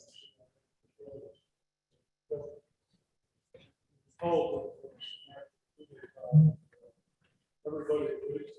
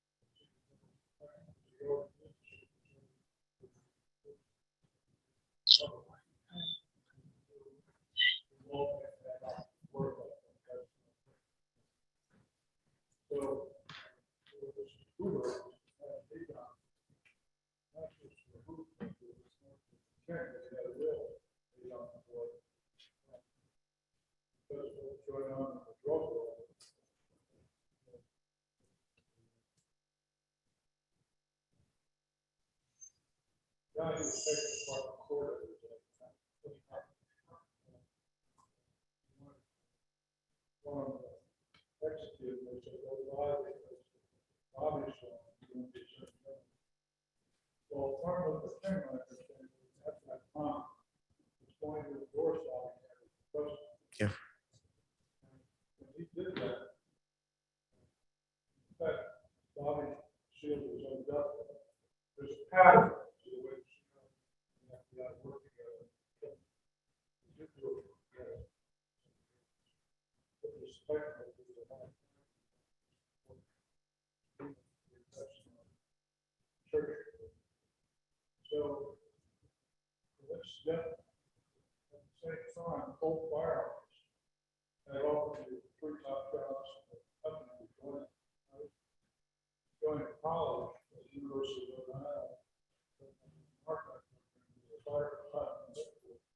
same time, I was going on third,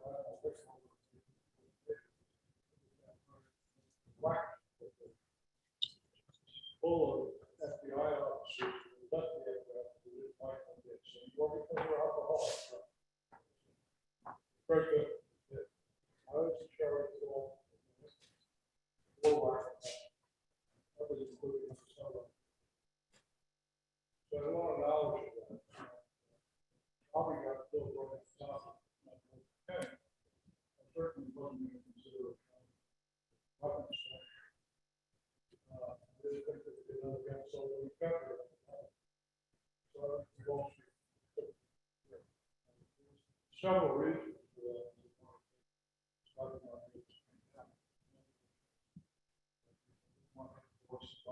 President.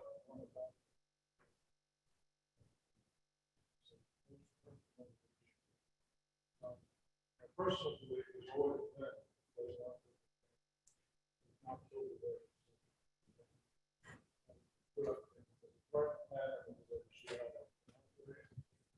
Father was shot down. The two of the people part of the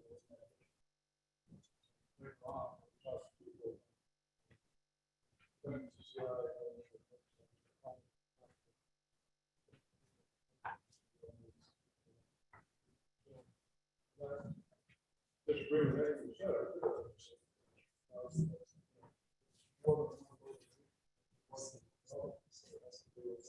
Same people. People place continue to do. Thank you, Gordon. Ladies and gentlemen, Ryan Jones. I'm sorry, we're over time, way over time already. Apologize for that. Ladies and gentlemen, a big round of applause for Ryan Jones. As I was watching the video and Dr. King was giving his speech, it brought tears to my eyes and it made me wonder, made me think, what would this world be like if John F. Kennedy had not been assassinated, if Robert Kennedy had not been assassinated, Martin Luther King had not been assassinated. I was a teenager in the 60s and it was a turbulent time. And I have no idea what the trajectory of our world could have been if they had lived. But we see what the results of the trajectory because of what they've died. It's time for us to do some work. It's time for us to get us back on the right trajectory. Wouldn't you agree? All right, ladies and gentlemen, let's go ahead and take a 10-minute break and we'll come back with our next speaker, which I'm not sure who it's going to be at this point. So we'll check on that. Thank you. See you in 10 minutes, and that will be at 2:52. Yeah, I was gonna say. Like, oh,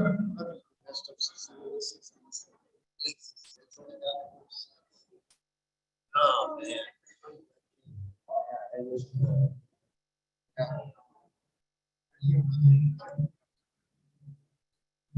Yeah, mine's still it's not as cool.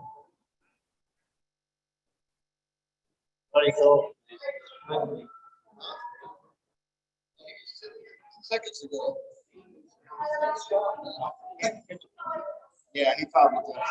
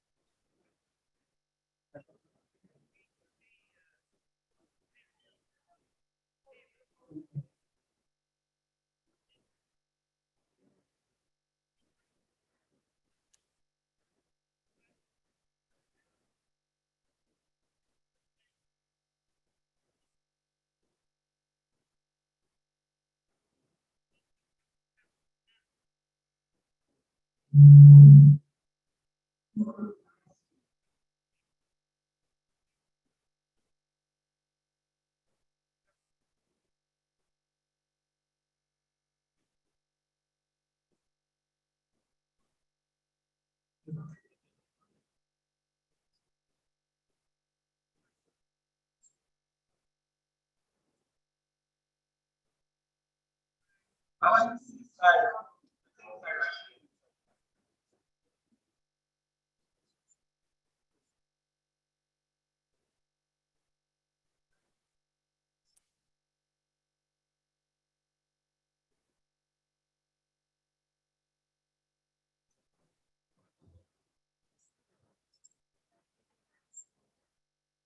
Yeah, it's $40 and you do it through the website.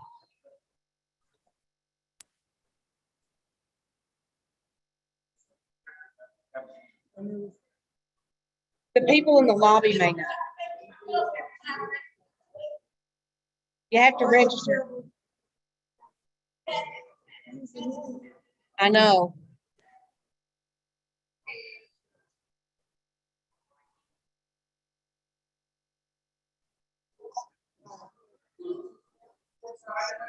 Yeah, yeah. I teach art sometimes.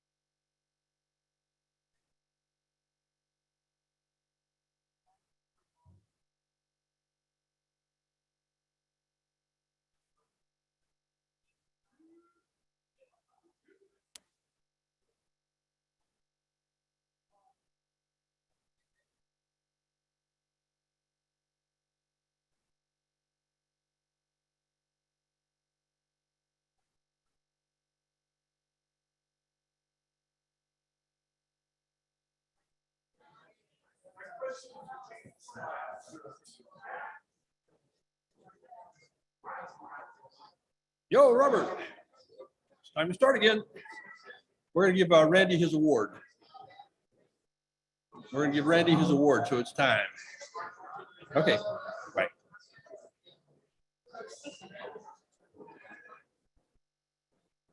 All right, ladies and gentlemen, if you would please take your seats because we're gonna start in 1 minute. 1 minute. We're gonna start with our presentation, our award to Randy Benson.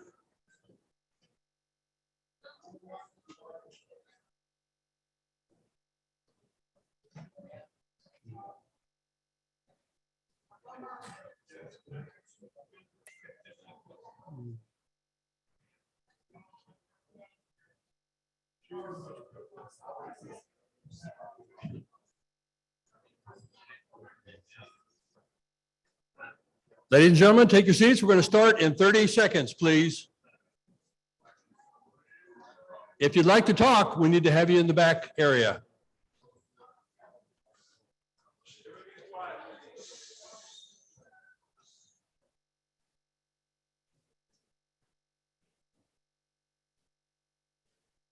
All right, ladies and gentlemen, it's time. Most organizations who value the people who support the work that they do have awards. And right now we're going to give what I believe is probably the most important award. Judith, shake your head yes or no, that this organization gives. Absolutely. I thought so. Because it's got Lee Harvey Oswald's name attached to it. And we all know, or at least most of us know, how Judith felt about Lee. So she would not give an award that's attached with his name unless it was something that she felt very strongly about. In my opinion, this person who's going to be receiving this award is very justified in receiving it. I've known him for, let's see, 2017, so what, 4 years now. I've had the honor and pleasure of working with him behind the scenes for lots and lots of hours, lots of blood, sweat, and tears. He's poured his heart into this work. He's poured his heart into this organization. We wouldn't be doing what we're doing right now if it hadn't have been for his contribution. He's the filmmaker who created The Searchers, who did many hours of interviews with some of the most important witnesses and researchers in the JFK assassination. He put together a wonderful movie. It's easily watchable. It's a joy. We saw a clip this morning on Jim Mars, and hopefully we'll be able to see some additional clips throughout the conference. But I'm grateful to this man for what he's done. He and I share the same purpose, which is to put things on video so that the future generations can watch it, learn from it, and pick up the thread to do additional research on what we put down here today and in the future. Ladies and gentlemen, if you would, please help me welcome this year's, the 9th annual JFK Assassination Conference, Justice for Lee Harvey Oswald Award winner, Randy Benson.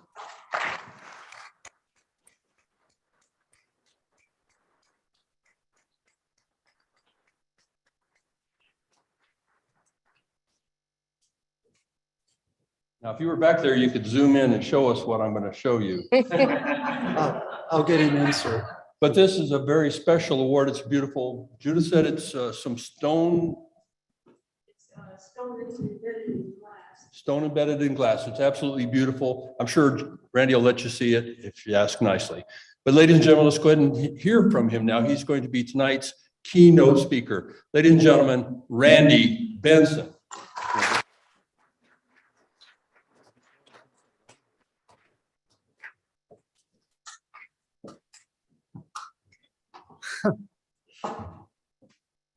Wow. And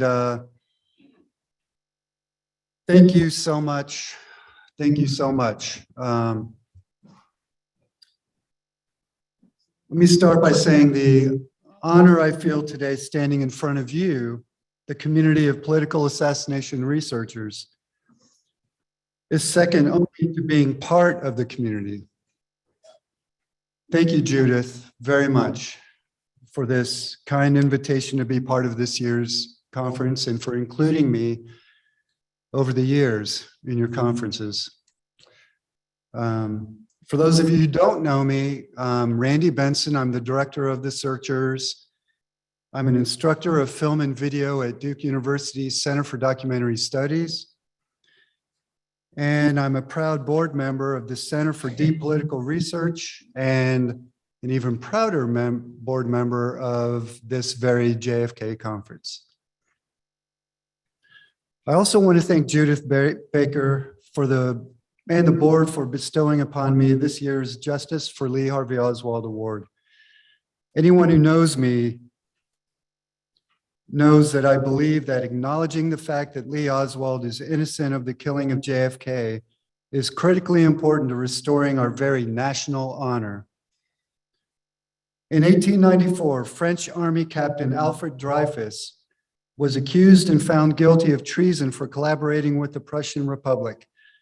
The charges were specious, forced, and in contradiction to the facts. However, it was politically convenient for the French government to pin the crime on him. Only a small band of supporters, led by a loved one, kept the story alive in the overwhelming task to exonerate him. Sound familiar? While Dreyfus was found not guilty in 1903 on a technicality, it wasn't until the documents became behind the original accusations and trial were released in 2013 that the French government admitted that the charges were without merit. They officially exonerated him and formally apologized to Dreyfus and his heirs. Thus, 119 years later, France's national honor in the Dreyfus affair was finally restored.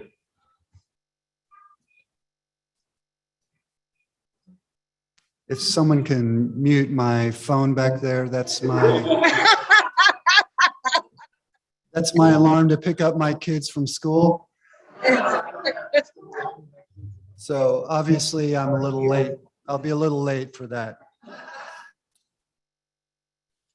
Now, in the case of Lee Harvey Oswald, his innocence has been fully established, beginning with Mark Lane's lawyer's brief and continuing with numerous texts and the releases of documents. His innocence has been fully established over the last 58 years.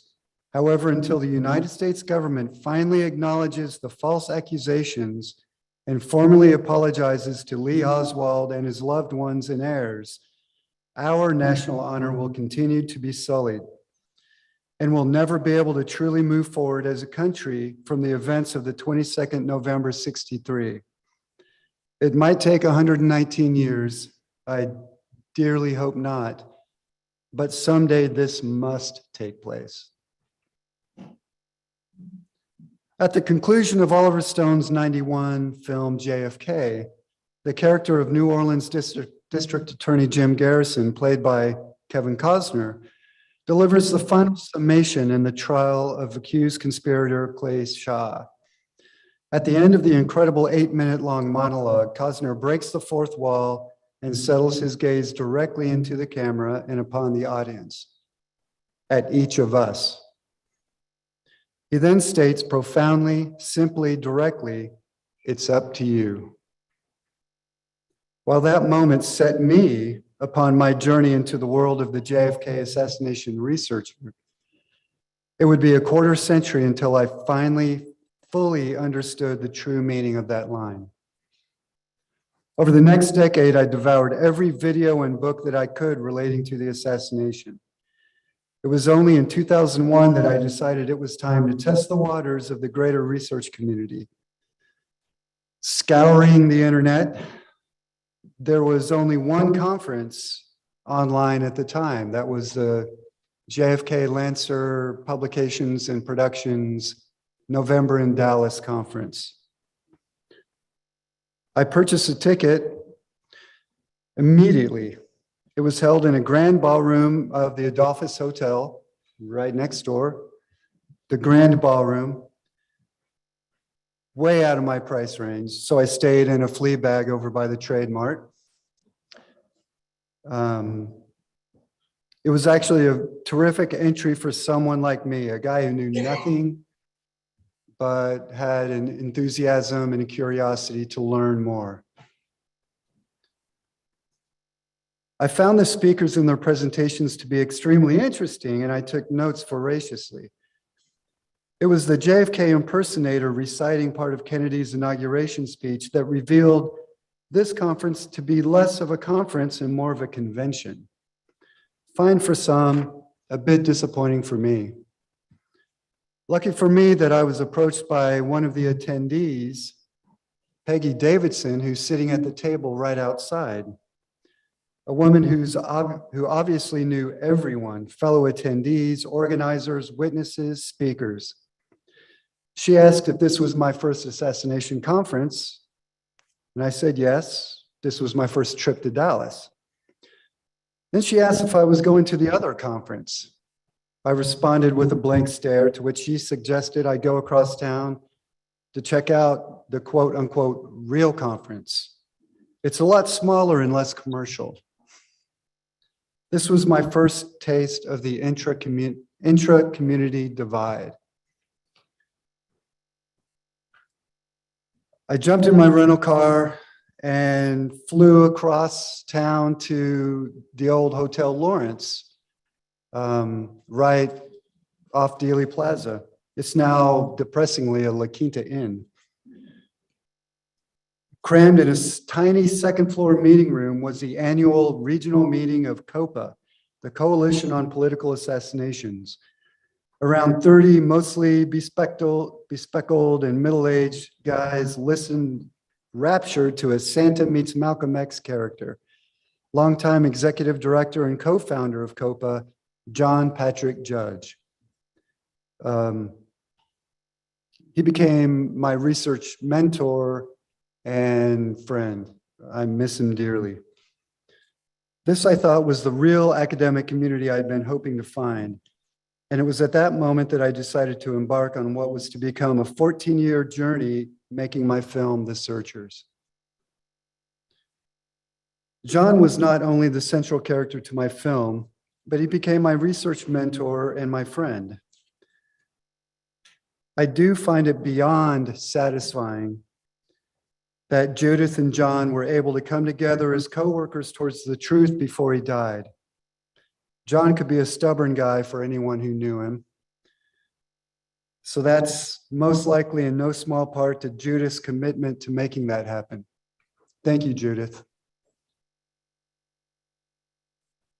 As a nonfiction filmmaker, one of the pillars of our philosophy is to always make the separation between yourself and your subject, and that the participants in your film. One of my proudest achievements is breaking that rule, and that I threw that out of the window and tried to become a researcher myself. I truly believe that in this case, the only way to honestly portray what the role of a researcher is in our democracy is to also become a researcher yourself and to become part of that community. That's the only way you can understand what you have faced for the last 58 years. What struck me early on was the political and philosophical diversity of the research community. You'd find the most right-wing conservative sitting next to the most left-wing liberal, both working together for the truth behind the murder of our president.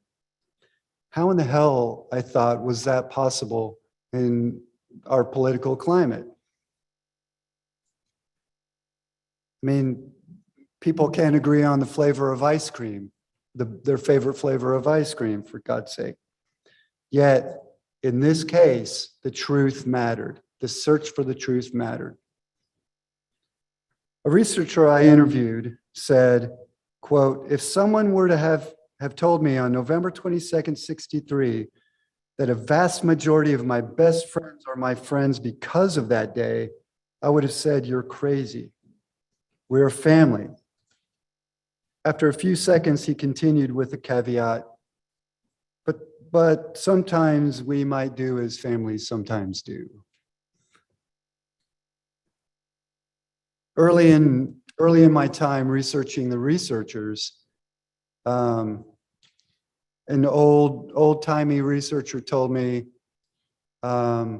he laughed when I said research community. He said, community?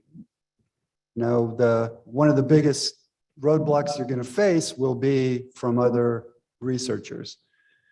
And while I understood that comment, I'm fortunate and proud to say that I never faced that over the years.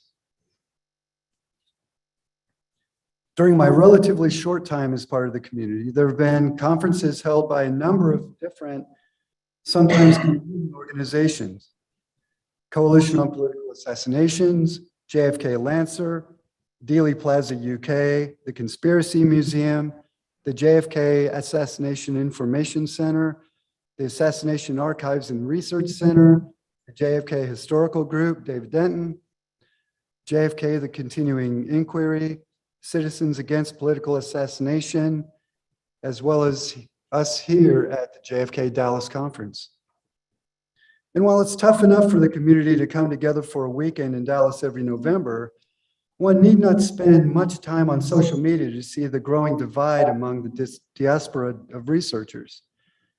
Facebook alone contains dozens upon dozens of groups dedicated to the assassination, and a cursory glance at the comments in those groups reveals sometimes a mistrust between many researchers. This isn't new. It's now just faster, and relative anonymity makes criticism more intense, more personal, more destructive.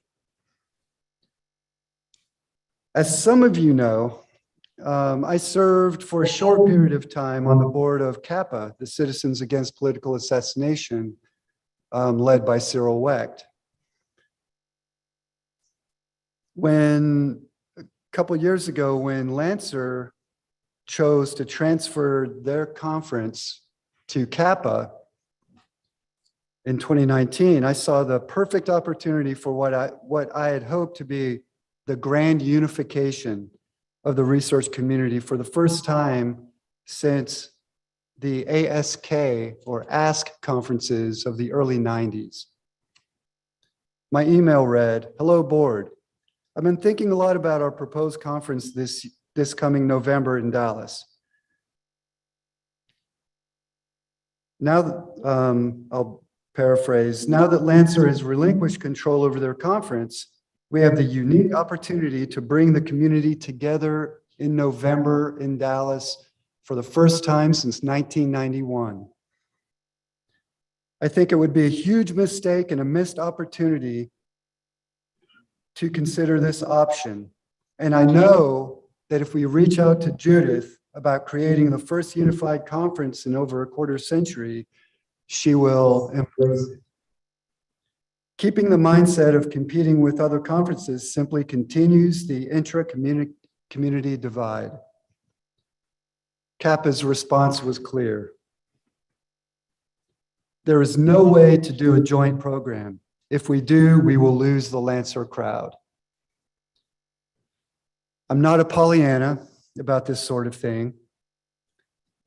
I don't think everything can be solved overnight, but it was this moment that made me write my letter of resignation to the board of CAPA.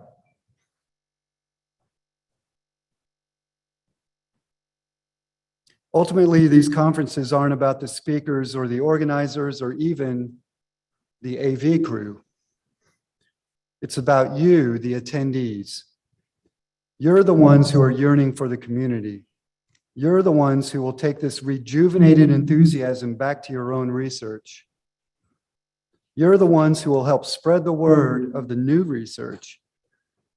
You're the ones who will vote and keep up what I call God's work. This is how change works.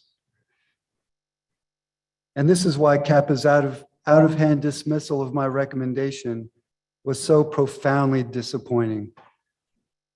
And I resigned from the board not long after that. And that's one of the reasons I'm at this conference. Yes.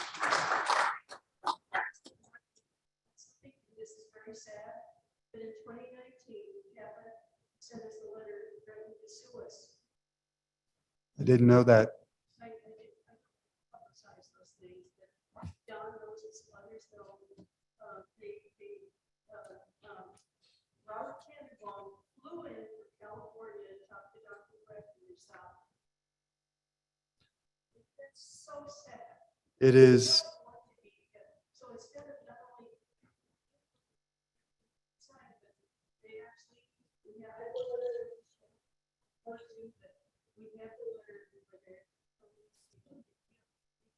we have to not use the speakers. They said we stole their speakers, but we got them their Yeah. in March, they got it was all backwards. Some of you said, how many of you hear about the lawsuit? There's one. So few people know. And we just don't like to bad mouth others. We didn't just round up on Facebook. Yeah. Yeah. This is what happened. I feel so badly because we need to work together. It's not Judith's conference. It's the conference for all of you. JFK.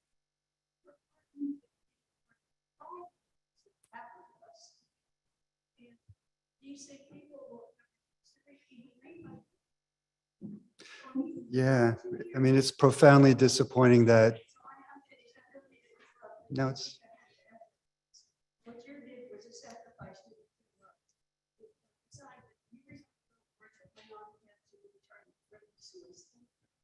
Yeah. If, well, I would, had I known, had that happened before, I would have resigned even earlier. So hope you know that for sure. Hey, test, Sorry? test. Is this microphone on? Test. Test. We're starting to ask people if they're speaking in the audience to come up here and use this microphone because people listening who have paid on Zoom cannot hear people in the audience. Okay. So if they do have a comment, just come up here and you can sit next to me and grab the mic. Okay. Well, we can do that after the fact, but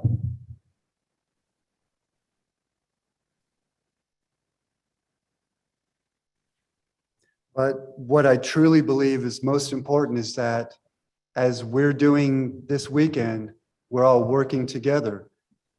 I mean, the world is freaking out over COVID, and we're together, and we're working towards the truth. And we have people visiting all over Zoom, all over the world, together with us. We're working for the truth. We're working together as a community. It's this sense of community that I want to be part of. That's one of the reasons why I'm working with Lorian Fenton on developing an online television network, JFK Truth TV, which is dedicated to gathering different aspects of research regarding high-profile assassinations in order to give the greater research community as much thoroughly researched, thought-provoking, and well-documented information as possible. One of our hopes is that by spending time on our channel, the viewer will learn why JFK was assassinated and help absolve Lee Harvey Oswald of any role in the assassination.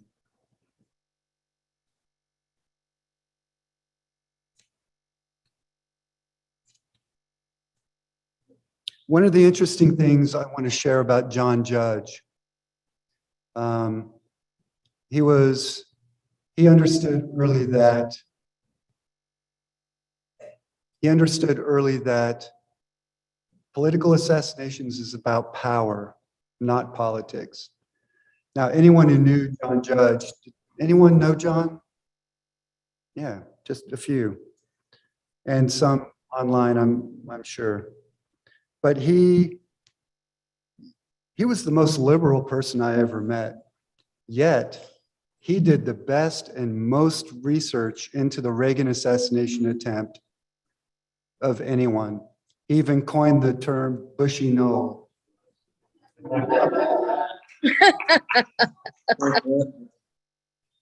Why did he give a damn? Because he recognized from the very beginning that the removal of a president is about much more than party or ideology. It's about the machinations of power and ultimately the health of a democracy. And we are all mortal. Those were the words delivered by Kennedy in his commencement address at American University on June 10th, 1963, less than 5 months before his murder.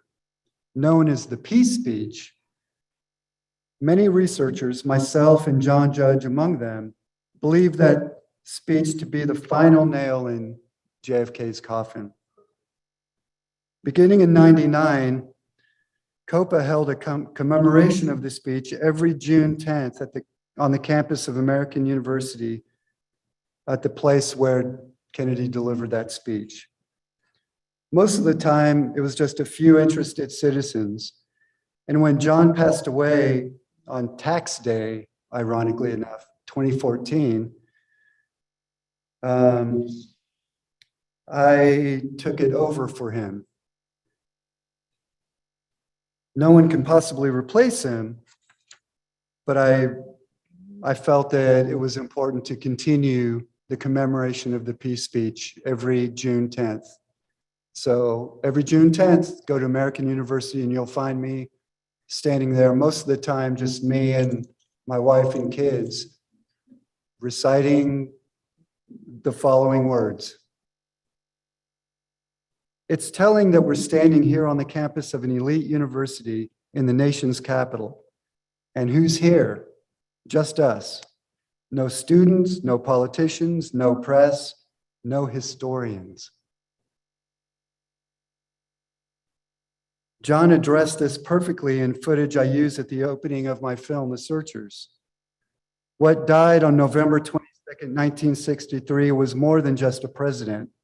Truth was killed, hope was killed, and a government that responded to popular movements was killed. But we in the US are what's left of democracy in the world. We have more potential than any country to make democracy work. We have the strength that the powers in this country are afraid of. But if you want a democracy, you have to make it a democracy. And the first step is to take back your history.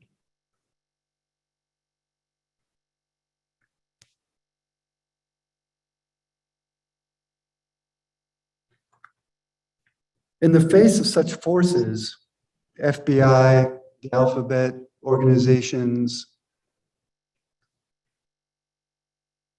sadly, other research organizations, as Judith noted,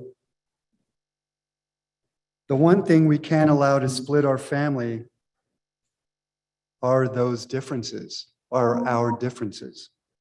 We must remain dedicated to working together for the truth behind the assassination. We must avoid the pull of the right-left paradigm. We must hold all political leaders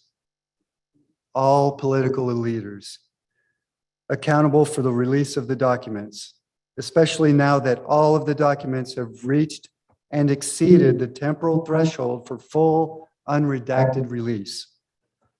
We must recognize the true machinations of what Peter Dale Scott identified as deep politics. And we must remember that, as an esteemed researcher stated in my film,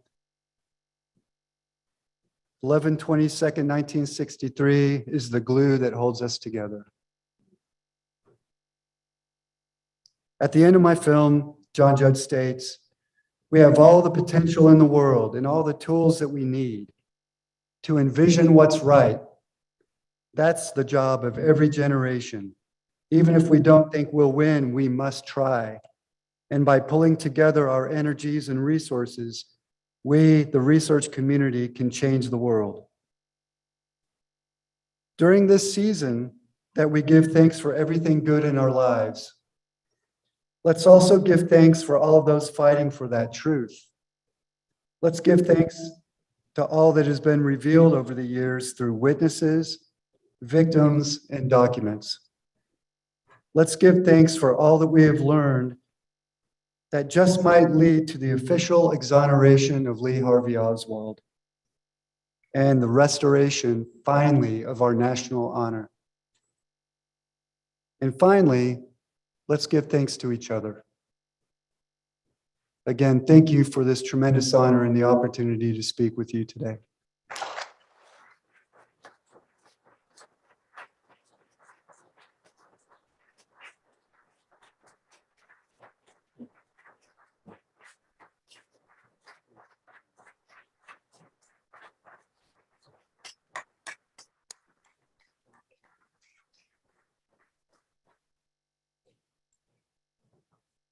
Thank you.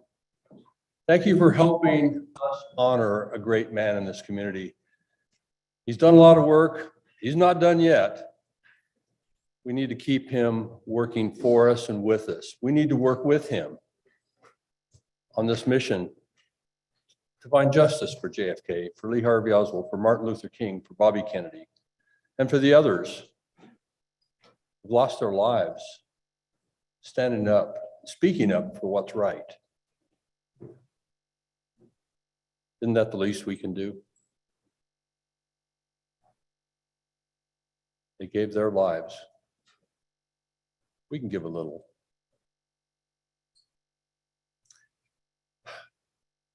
Ladies and gentlemen, let's go ahead and take a 10-minute break. Let's think about what Randy was saying. Let's think about what Randy's doing. Let's think about what Randy is working towards. And maybe make a commitment on what we ourselves can do. Let's come back in 10 minutes. That'll be at 3:34. Thank you.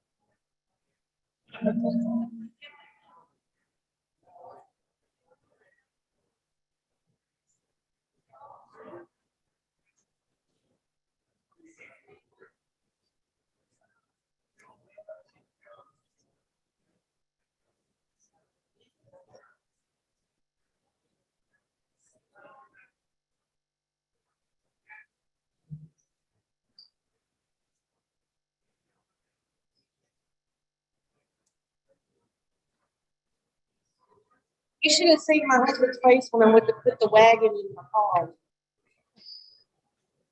But you know, I'm 61. I don't want to have a broken back or herniated esophagus. And it's so easy to just one finger and pull it, you know.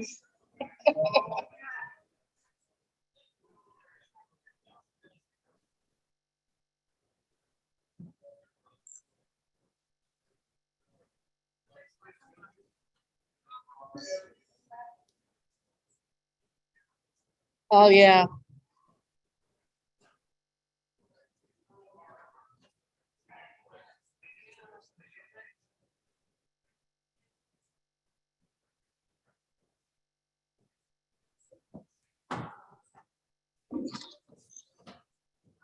Oh, no. I didn't think about that. Ladies and gentlemen, can you hear me?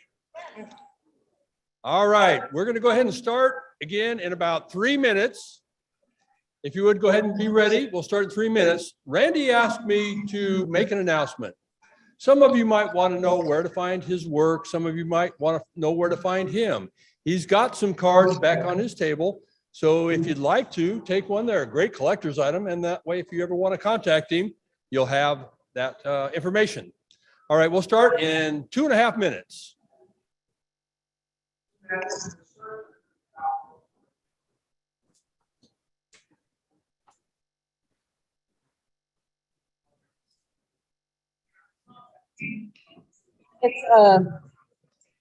It's a essential oil for sinuses, you know, it's like rosemary, things like that.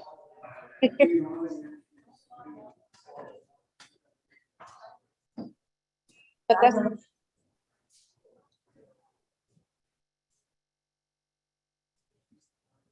does it help?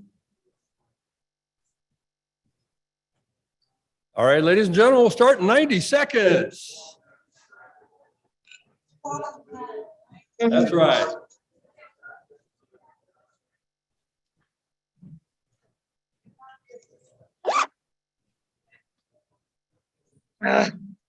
This is fun. I do too. You know, one of the things, since you talked about that, Bertie, you know, one of the things I love about these conferences is who you meet out in the audience, the conversations that you have out in the audience, the conversations that are sparked because of what you hear here and get to talk about out there, or you get to talk about back home.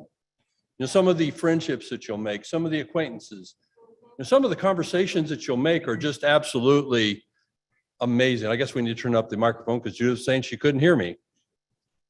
But anyway, I love those conversations that we can have, the people that we've meet. And I've met so many people, and I'm sure you have too. So that's why we encourage you to come, is not only to hear what's said up here, but to be participating in the conversation out there. You know, without you, our audience, these conferences wouldn't take place. You're the most important part, even more so than the speakers, because without you, there's no conversation. There's no reason to come up and talk about it. So I know on behalf of Judy and the board, we're grateful that you take your time, take your money and your contribution to coming here and supporting this conference and supporting the work that she's doing and that we're doing, and taking that knowledge back into your community to share with your family and your friends, keeping the information that we hear alive. That said, I want to go ahead and say something else about it. I spoke about it earlier, and that was about watching Oliver Stone's new movie. Now, I know we have some more people in here now. So by a show of hands, how many have you seen his new movie, Through the Looking Glass? Well, maybe about half of you. My strongest encouragement is to watch that movie as soon as you can. It's on Showtime. You can watch it right now. You can stream it. It is an incredibly important work, and it's going to revitalize the community, because there's just so much new information, so much good information that's going to go out to the mainstream, that people who wouldn't attend these conferences, but will watch Oliver Stone's work just because of his stature and who he is in the mainstream. People are going to look at this video, they're going to ask questions, and it's going to start momentum that I think that will lead to something powerful. His previous work, JFK, led to the Assassination Review Board and unfurled a lot of information. And I really believe this new video, this new movie is going to do the same and maybe even more. All right, I'll go ahead and be quiet about what I think at this point. Robert, can you hit me just a little bit more so I don't have to stand quite so close? All right. Well, ladies and gentlemen, we have Dr. David Maddock had been scheduled to be on. We don't know where he is. He was going to be here live, so I'm not sure what happened. Hopefully he's okay. But by popular demand, we're going to go ahead and bring back Dr. Gordon Ferrie. So if you would, a round of applause for Gordon Ferrie. He's got more to tell us.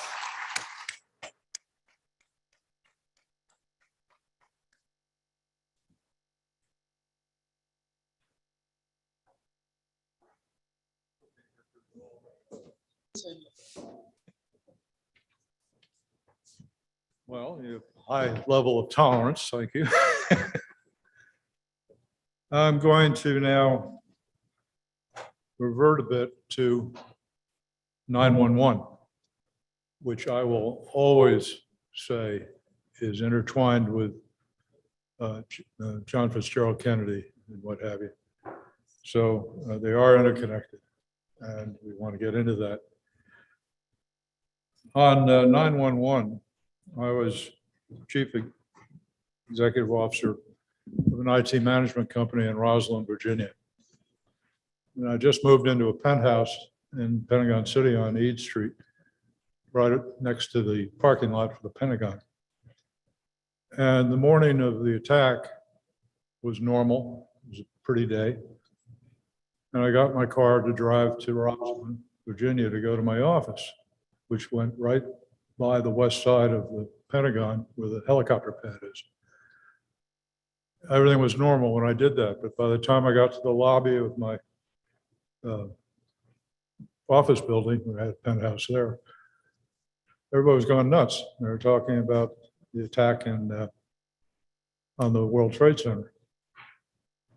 So now I'm going to bounce back in time. When I was a senior officer at Marine Northern Bank, New York, at 140 Broadway, I watched the World Trade Center being built. And for all my life, I was #1 in financing international trade. So I always had trade groups where I had people all over the world doing things. And I was asked by my company to evaluate whether we should take space in the World Trade Center, which was built and owned by the Rockefellers. The Rockefellers are the founders of this horrible group of people that have been torturing us all these years, along with the Europeans. When I examined the World Trade Center, I periodically, like 3 times a year, the FBI or the CIA, whoever the hell it was, would come and they'd brief me on all of the Bider-Meinhofs and everything going on around the world, see if my people were safe. And I'd get reports on where the kneecapping was happening and so on and so forth. So I came back and I told my company there's no way in the world we'd ever take space in the World Trade Center. And I gave them all the reasons why. And those reasons were that when I would go to Italy on business and I'd go to sleep at night, I'd hear 1 or 2 bombs go off, and they like the Italians. Okay. They hate us, and yet they're trying to tell me nobody's going to attack us. There's never been an attack in the United States. That's the CIA telling me that. I said, right, you're right, go away. So I said, Arabs have a taking for towers, but even if that weren't so, anybody that wants to harm us, that's an icon for the United States. It's the best killing ground in New York. It's not just the towers themselves, it's the escalator system. All you need is 4 guys with a bag full of explosives or hand grenades, and you've got about 10 escalators at the same time coming up out of the path. It's like a process line in a factory to kill people. And they said, oh, you're worried too much. My staff was upset, why are you making such an issue out of it? I said, because we're going to get attacked. And I said, I'll make it easy for you. It's either going to be the Pentagon or the World Trade Center and maybe the White House. Okay, that's what they're going to do, whoever the bad guys are, whether they're Arabs or whoever. So they come back again about 3 weeks later and they say, because they had told me what the security was they had. This is before the first car bombing in the garage, right?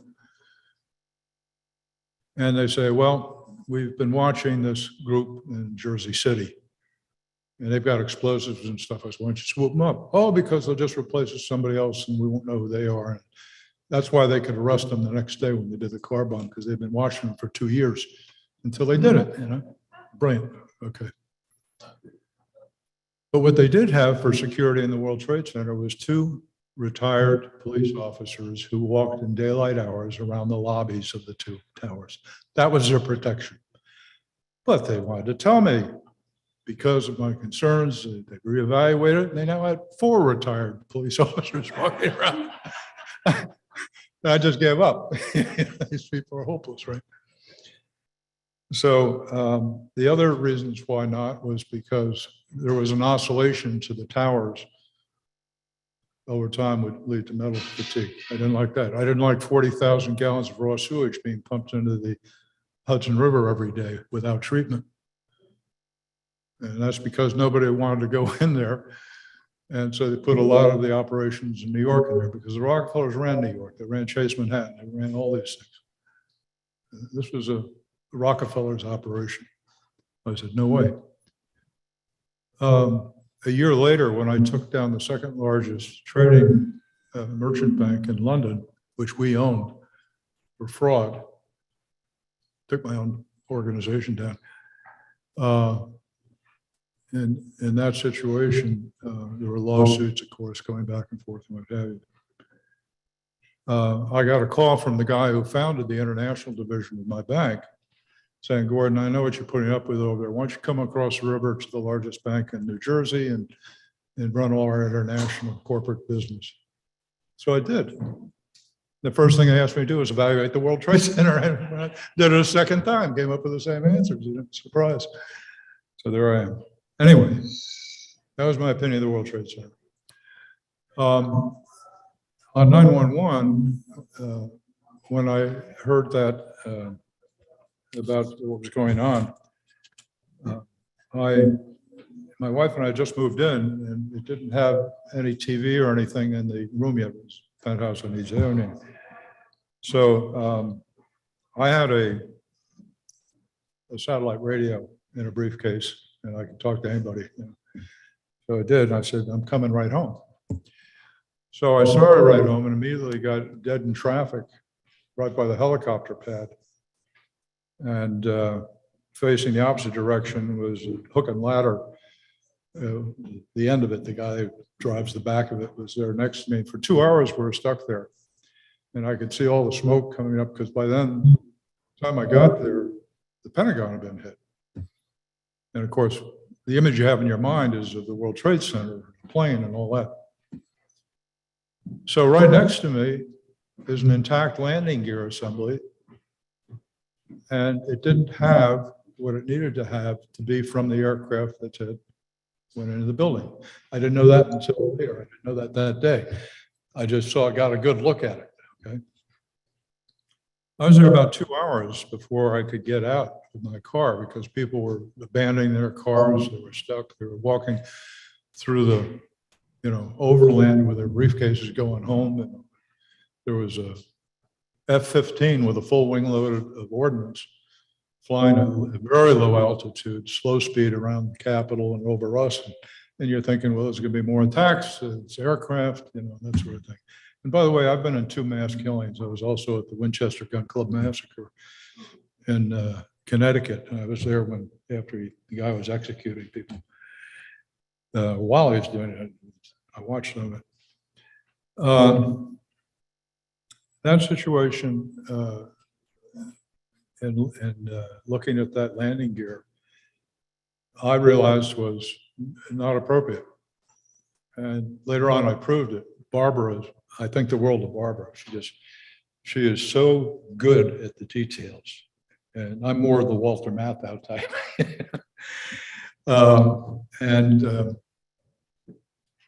And I got more and more information from her and others, and we started to put the pieces together, which we all do, and we encourage that to share information so we can do that. As soon as the phones came back on in DC, I got a phone call from Europe. Went like this. Gordon, do you know who this is calling? I said, yeah, I do. He says, are you and your family okay? I said, yeah. He says, do you know why I'm calling? I said, I think I do. And he says, can you help us? And I said, yes, I think I can. Call me back this time tomorrow. I then called a guy who had left government service the year before, and he was out on the golf course. And I didn't ask him. I told him, go in his backyard, go home, go to his backyard, and 45 minutes from now, I'm going to meet you there. And I did. At this point, Pentagon was still on fire. And I said, we have to go to the Pentagon and talk to the intelligence community. He said, well, how can you do that? I said, because every month you have lunch with Roche, the retired Secretary of the Navy. I said, call him up. So he did, and he comes back in shock. He says, we have an appointment, because he called his counterpart and set it up for us to meet, not his counterpart, but rather the head of Air Force intelligence and his chief technologist. So the next day we go there, and they're setting up armored cars with machine gun emplacements. They're setting up Hawk missile systems. They're got guys walking around together with armored vests and submachine guns and broken noses in uniforms I never saw before. Interesting. We waited about an hour and a half before a very senior NCO from the Air Force came, let us in the gate we were told to wait at. And we went in to see the head of Air Force intelligence. And I made an off the top of my head proposal to him. And 15 minutes into it, he says, you have just what we're looking for. I said, I thought I might. He said, wait a minute. Now, the head of Air Force intelligence automatically is the executive officer for the Defense Intelligence Agency, who at that time was Vice Admiral Wilson. So we go and march down to Vice Admiral Wilson's quarters through the smoke. He's there on the job. He's not as smart as the Air Force guy, I guess, because it took him about 20 minutes before he said the same thing. He says, you got just what we're looking for. I said, I thought I did. He calls up George Tenet, the director of the CIA, who I knew to be dirty. And he got him on board, and the three agencies, which constitute about 78% of all useful raw intelligence in the United States, endorsed my proposal, took it to the 1730 committee meeting. It was unanimously approved, and Bush signed off it on the next day. Now, what's the point in this? The point of it is this. I worked on that for several months. The first thing, and you couldn't meet at the Pentagon, so the first meetings were in my penthouse. My wife would have to leave, and there'd be a muscular major sitting out in the corner, keeping people out. And we're talking about how to react. Okay. Okay. So I'm involved in that kind of a thing. And I met with on his second day in office, his first full day, they formed a joint counterterrorism task group, and the guy in charge of it, I picked him up in my Camaro and his major, and took him back to the house. We spent the day talking about how to respond. And don't even begin to imagine why you talked to me about it. Okay? Anyway, we did that, and one of the things that we did, or they did, and by the way, all the years I worked with these people, I never heard one person talk politics or even indicate who they vote for. These are people, we worked to stop wars around the world. And to do that, you're dedicated to that, and that only. It just doesn't fit. Right? These are good people.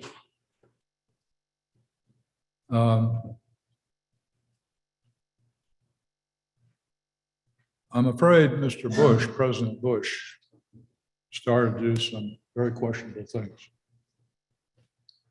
And in doing that, one of the first things he did is there was a decision made to create a new position at DARPA, the Advanced Research Projects Agency.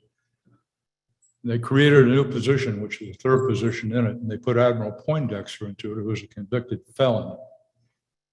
And he came to him with a French and an American astronaut from a company the three of them had, and they commenced, in my opinion, to steal our technologies. Okay. Mr. Bush also intervened in terms of creating Homeland Security in the Patriot Act with dire results on all of us. Not the worst of which was that they're the ones who said all of our voting machines were great. Thank you, Mr. Bush. All three Bushes, including the grandfather, have been dirty, in my opinion. Okay. Now, for those of you who aren't familiar with it,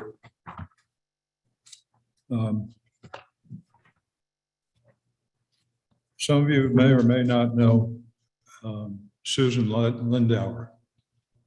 People know Susan Lindauer? Okay, this is an affidavit on record in Canada by Susan Lindauer, Vancouver hearings on 9/11, August 13th, 2012. My name is Susan Lindauer. I was one of the very few U.S. intelligence assets covering Iraq and Libya at the United Nations in New York from 1995 to 2003. That's not a short time.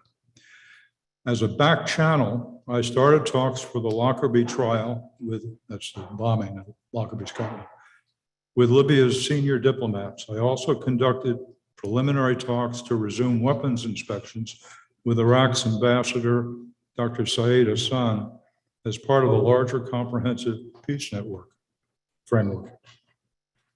I submit this sworn affidavit as evidence of criminal actions by President George Bush, Vice President Richard Cheney, Attorney General John Ashcroft, Attorney General Alberto Gonzales, Secretary of Defense Donald Rumsfeld, and National Security Advisor Condoleezza Rice.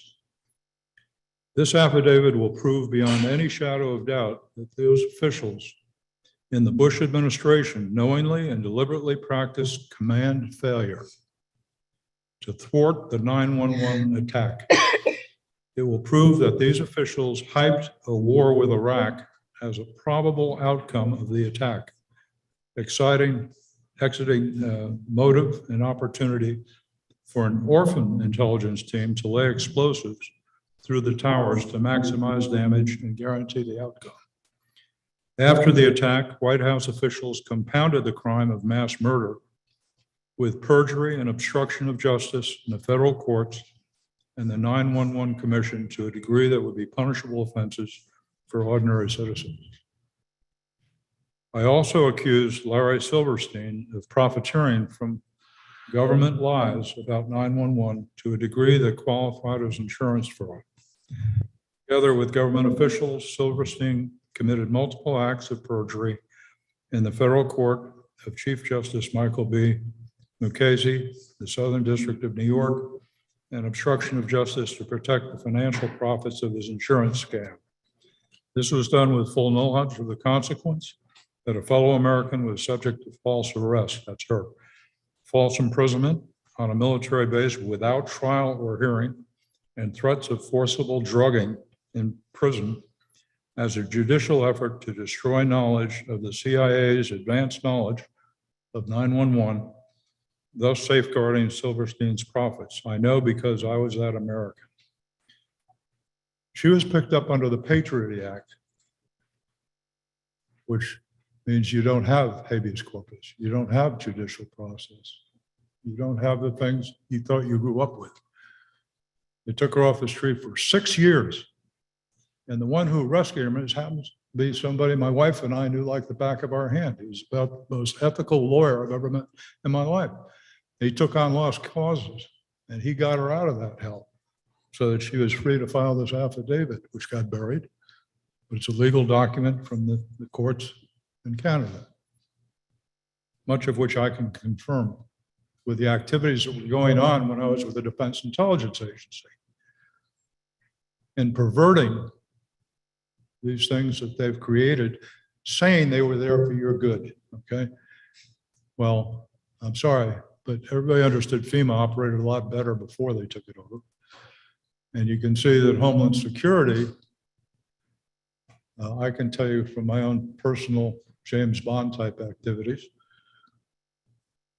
they set up a gulag for the whole country. There's a prison system there waiting for you, not for masses of Mexicans coming across the border, for you and me. They have the type of weaponry that, in my opinion, they don't need for that job. And when active with the Marine Corps League, I went to use a very exotic firing range because we had a rifle team. Those of us who were in the Marine Corps. And it was all the most exotic firing range I've ever seen in my life. Everything was, you saw no human beings. You just saw TV cameras and lights and automatic things. And so when you go through it, you go to your shooting range. And I heard heavy fire coming from around the bend from where we were shooting. Now, believe me, after all my years in the Marine Corps, I know what heavy rifle fire sounds like. This was heavier than anything I'd ever heard before, including automatic weapons fire. So I took one of the guys and I said, go play dumb, walk around there. I want you to bring back a casing. And I'm going to tell you right now, it's going to be 40 caliber. And that happened. Okay. This is waiting for us. It's waiting for us right now if things go wrong this year, along with a lot of other bad things I could talk about in a matter of time. So I read you the affidavit. It's legitimate. I can tell you that Dov Zakheim, I've given testimony against for Barbara because the person who gave it and myself both worked with Dov Zakheim. He's the one we're saying who took the over $2 trillion away and sent it to Israel. He was under Secretary of Defense. He was the controller of the, you name it. And he was dumb enough to tell me when he left government service and went with a private corporation, he was working on 3 things. He was working on a flight intercept system that could overtake a flight in the air without being aboard it, under your control, and do what you want with it. So the aircraft that supposedly went into the Pentagon didn't. It went into the ocean with everybody on it. That's my guess. It sure didn't go in the Pentagon because I identified what did. And so he's rich today. And so is the other guy that I think is working with him. They're both rich and living in DC. His son was proven to be doing criminal activities. So I have to stop at this point, but there's so much more I could tell you. I mean, I'm not exaggerating. We could be here for days and things that over my life I've gathered what's been going on. So I can answer that one question. What's going on? Who did it? Why are they doing it? I know all the answers now.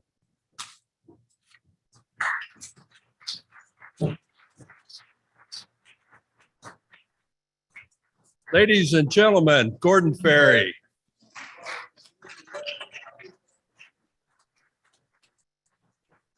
I've got to disagree with Gordon. I don't think he'd be up here for weeks. I think he'd be up here for months talking about all he's done. And that may not even cover it. Well, ladies and gentlemen, I've got some really good news. You know, Judith goes through a lot of things in her life. As you can imagine, the things that she's been through, she's under a lot of pressure. There are a lot of people who talk badly about her. There's a lot of people who say things.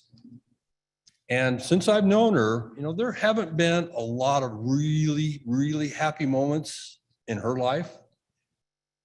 Right now, she's really happy. And she pulled me back there a minute ago and told me what she's happy about. And I'm getting ready to tell you what she's happy about. So she's been working really, really, really hard on a project, putting her blood, sweat, and tears into this project. And it's taken birth. And some of you have already purchased what it is that I'm going to show you in just a moment. And it's her new book, Lee Harvey Oswald and Me. It's hardbound. It's beautiful. I haven't looked through the pages yet because I didn't want to spoil it at all. But some of you have already purchased it. So what I'm going to encourage you to do, because we're going to take a break, some of you have purchased it. And if you have purchased it, go see her. And those of you who have not, but would like to, let those who get it, have already purchased it, get it first. But those of you who would like to, she said she's only got 50 copies. So I don't know how many have been purchased. Okay, let me. Okay, she said that these 50 copies have been made specifically for this conference. So again, I don't know how many have already been spoken for, but there's only 50. She told me, and it's beautiful, beautiful hardbound leather. They're $100 a copy. I'm getting one. And if you want to, get in line and get your copy too. We'll go ahead and take a 10-minute break, and then we're going to come back with Larry Rivera. Come back in 10 minutes. That should be about 4:20, I'm guessing. 4:15-ish. Okay, come back at 4:15, please.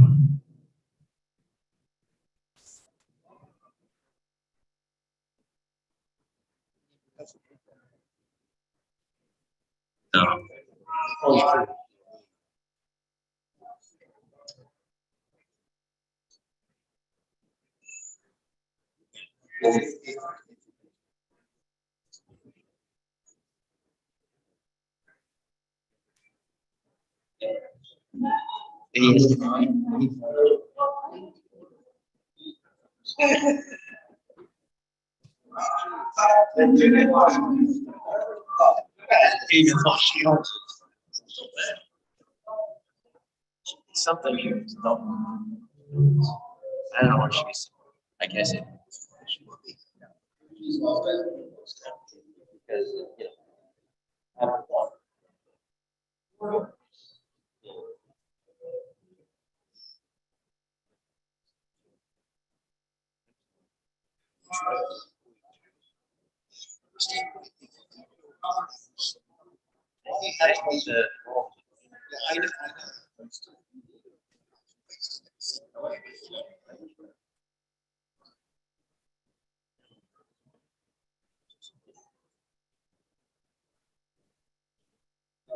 Because it doesn't matter to most houses. Yes, we want to get that.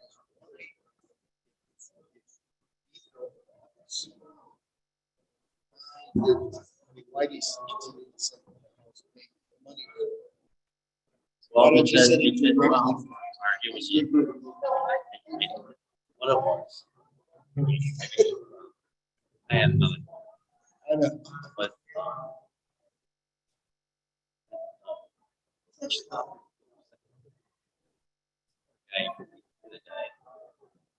not that.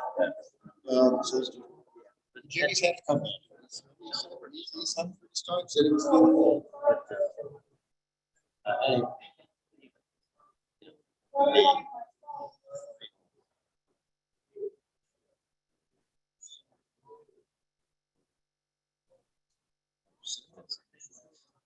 I'm having trouble.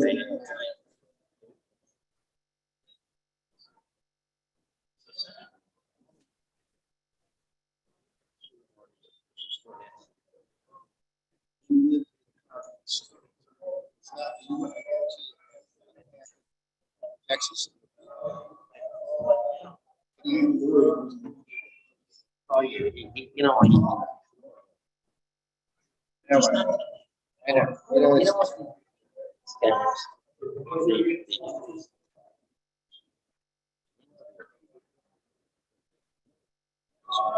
It is. And it is.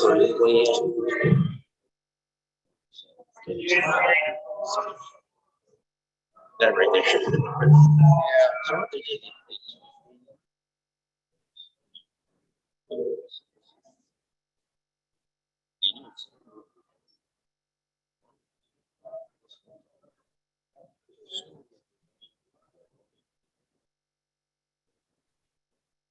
Then they find us. Yep.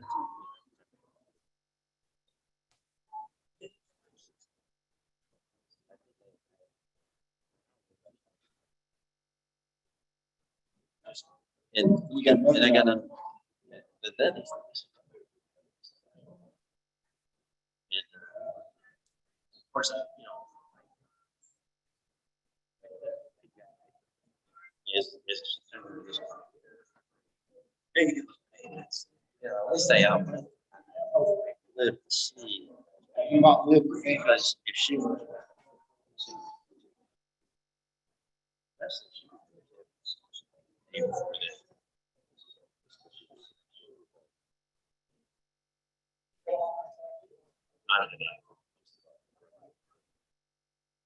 I didn't get one. Oh boy, I might remember.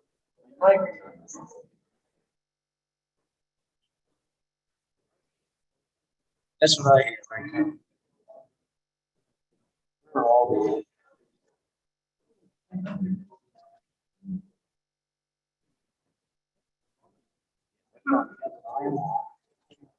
know you want.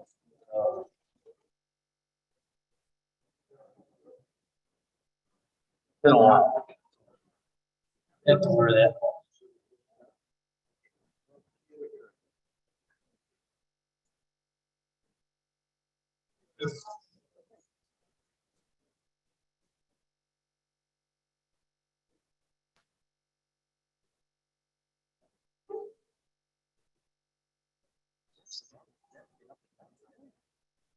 It is. It is. It must. Well, you don't want them. Well, yeah.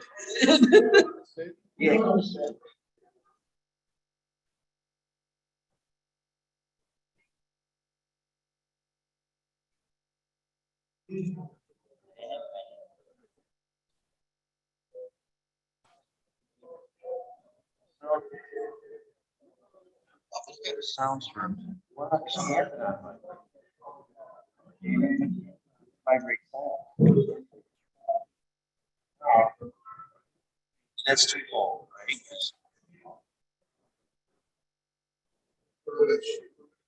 So.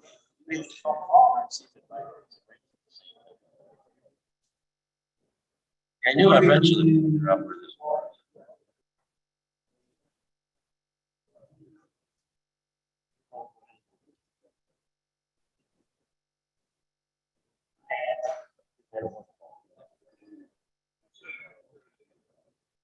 And then I, my first.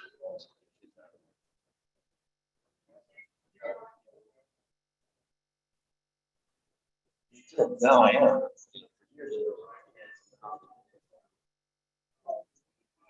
He likes Texas. I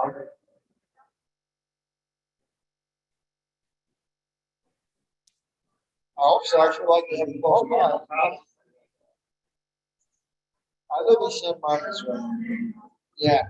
Well, I wanted to live in Austin, but it's so expensive to buy a house. And now it's expensive in San Marcos. Yeah, the prices. No, they sell house for square. Yeah, yeah, exactly. They sell for $5 million. They pay for a house.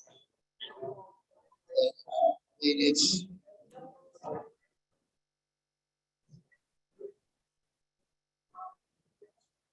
Oh, yeah.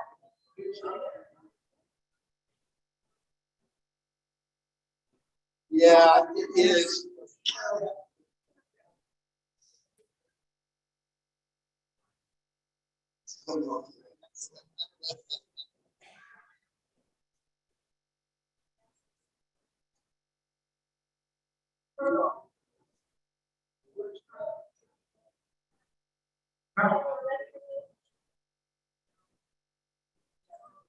Okay.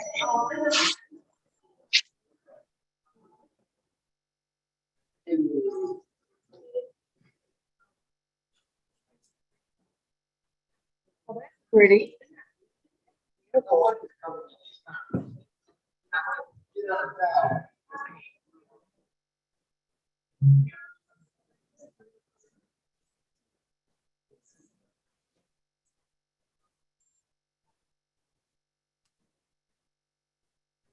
On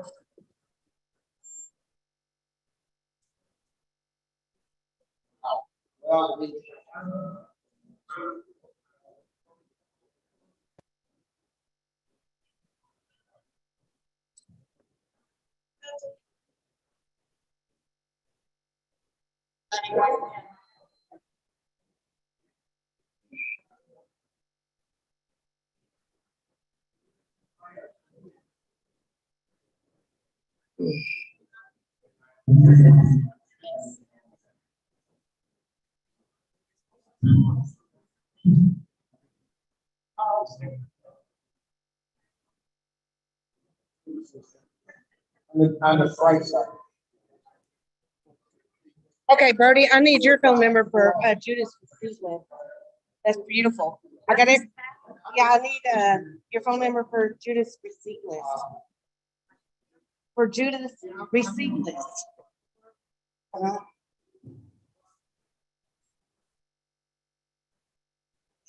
Thank you.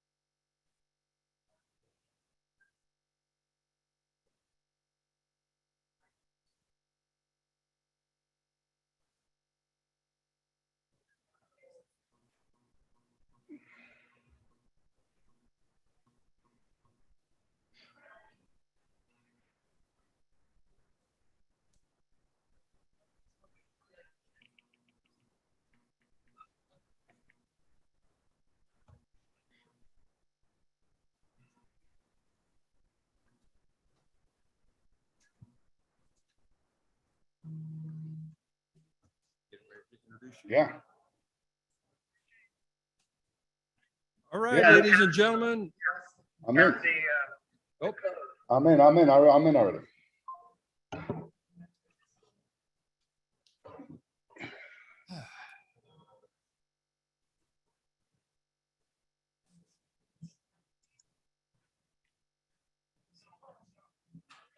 Hey, Don. Don, can you hear me?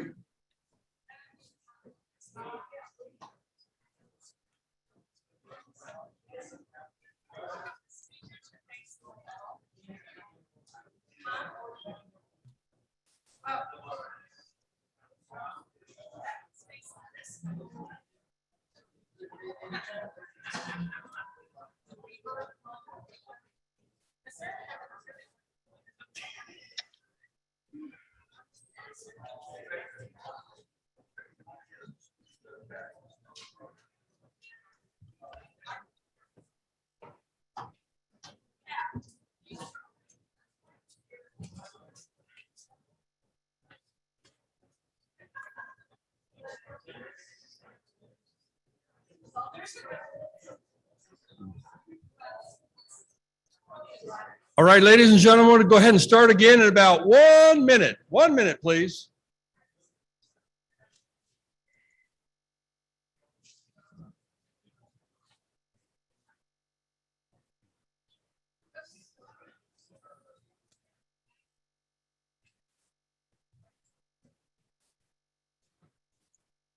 Okay, cool.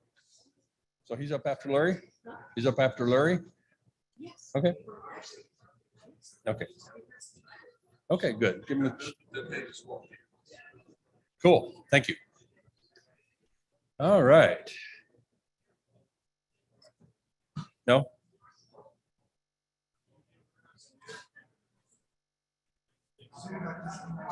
Okay.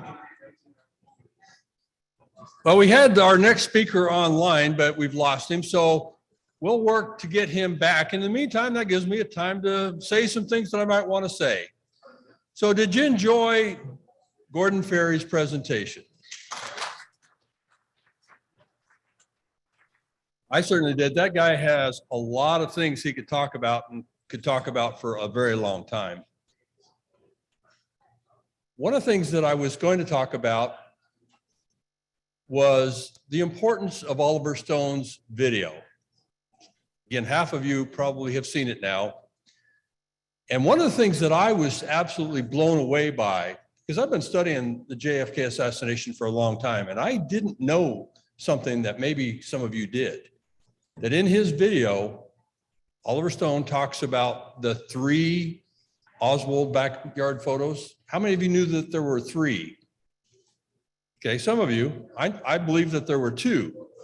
Did you know, this is what I didn't know, that on each of the 3 photos, the purported person that it was supposed to be Lee Oswald had a ring on a different hand or no hand at all. So 3 photos that were allegedly taken within seconds. He's got it on the right hand, on the left hand, and no hand. Does that look a little fishy? You think the American public, when they see that, they're going to go, Our next speaker is going to be talking about something that Oliver Stone brought out in that movie. He's an expert on this. And he's a good friend of mine. And he was speaking on another program just before this conference. He sent me the link so I could watch it too, because I couldn't be there to watch it as it was taking place. And I got through about 3/4 of the presentation, and I let him know how much I liked it. Then I saw Oliver Stone's JFK Revisited, where Oliver Stone is talking about the photos, the backyard photos. Now, a lot of us who are in the conference know or believe that it was not Lee Oswald. Many of us believe that it was Roscoe White. How many of you have heard the name Roscoe White before? Okay. Well, anyway, in his work, our next speaker is going to go into that at depth. Anyway, I called Larry And I said, oh my God, Larry, you need to do this work. And he let me know that he had already done this work and had presented at our 2018 conference. I was a little embarrassed, but being the director, sometimes I don't even get to hear what goes on here because I'm here to serve you and not to listen myself. Well, anyway, Larry was gracious enough to come and, at the last minute to be a part of our conference to present his work on, let's see, let me go ahead and give you the exact title. Larry Rivera, he's on the board of directors for the JFK conference. The title of his presentation tonight is The Blender Program, Roscoe White versus Lee Oswald in the Backyard Photos. Do we have Larry ready to come up now? All right, ladies and gentlemen, if you would, please, a warm round of applause, a warm welcome for Larry Rivera. Thank you. Thank you, Don, for those kind words. Yeah, it's what I've been telling anybody who will listen is Hold on, Larry. Not on my end. Not online yet? Talk. Try talking, Larry. Yeah. Can you hear me? Does he have this microphone on? A minute ago he did. Larry, it's Peter Hymans. Yes, we hear you. Oh, okay. Good. Okay, so. Okay. Ready? Ready. Okay. Well, I want to thank Don for those kind words. I was a little taken aback when he told me about Through the Looking Glass, Oliver Stone's new movie, which sort of is a continuation of JFK, which came out in 1991 and was such a sensation that it caused the US government to start releasing JFK-related documents a lot earlier than 2039, which is what originally had been planned from the beginning. But everybody knows that the linchpin, so to speak, to convicting Lee Oswald in the public opinion was the backyard photos, especially the way they were presented. It was presented on the front cover of Life magazine in February of 1964. Nowadays we have, and what I've been saying many times, that the technology is finally catching up, and we have the technology to completely refute what's contained in those composites. And Don mentioned the program Blender. That is a program that we have been using to create 3D models of Dealey Plaza the way it was back in 1963 at the time of the assassination. The reason that this is important is because an architectural drawing that was left behind many years ago by one of the first JFK researchers who happened to be an architect, okay, Robert Cutler, and he left behind a very detailed map of Dealey Plaza, which now we can use nowadays to create a 3D model. But I'm going to go ahead and start with the backyard presentation. I've updated it since last time a little bit. And like I just mentioned, these backyard images were used to paint Lee as violent, communist, malcontent, all these adjectives. And it was published, like I said, on the cover of Life magazine, February 21st, 1964. And here it is. There were 3 of these composites, as Don mentioned, and I'm going to go into that briefly now, and then from there on, we'll continue with those.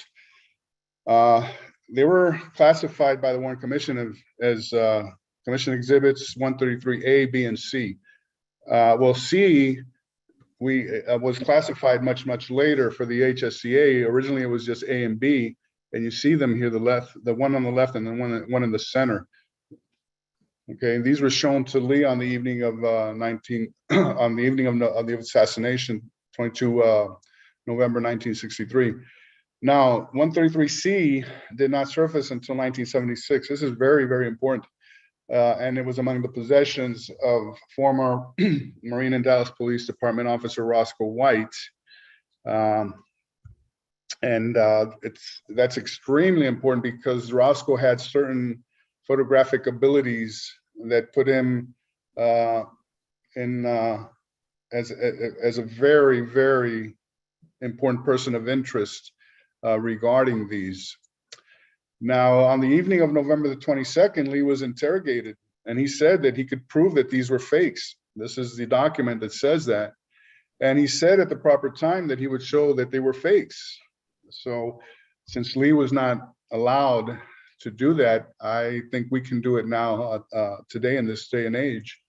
And like Don was talking about earlier, Commission Exhibit 133A is not wearing a ring on either of his hands, ring fingers. Okay, now B is wearing a ring on his right index finger, left from you when you look at it frontally. Okay, number 3, which is 133C, is wearing a ring and a watch on his left wrist. Okay. Now, when you take all 3 of these images and you do photogrammetry analysis, which is you put them side by side and you run lines across the features that are contained in each one, we see that they all line up perfectly in the same horizontal planes. The forehead, the bridge of the nose here, the tip of the nose, the lips, and the chin.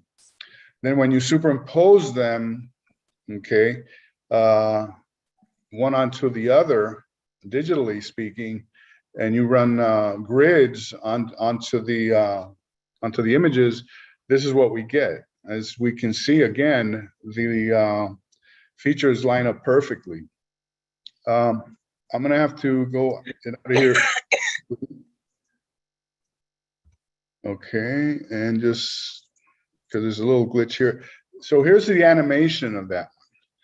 And I'm gonna show a couple of animations as we go, because this is the way that, forensically speaking, we are able to discern if it's the same person or not. Now, when looking at these, if you see a lot of movement, that means the features are not lining up. If you do not see any movement, it means the features are lined up perfectly and it is a positive match. The other thing, there's a couple of other things that are relevant to the backyard photographs. And first has to be the chin comparisons. And this was done many years ago by Jack White. And he noticed that backyard 133A has, in fact, all 3 of them has a very flat chin with no cleft whatsoever. Okay, now Lee Oswald, both in the New Orleans Police Department and the Dallas Police Department mugshots, shows a very noticeable cleft and a completely different anatomy in that part of his face, as you can see here, morphology.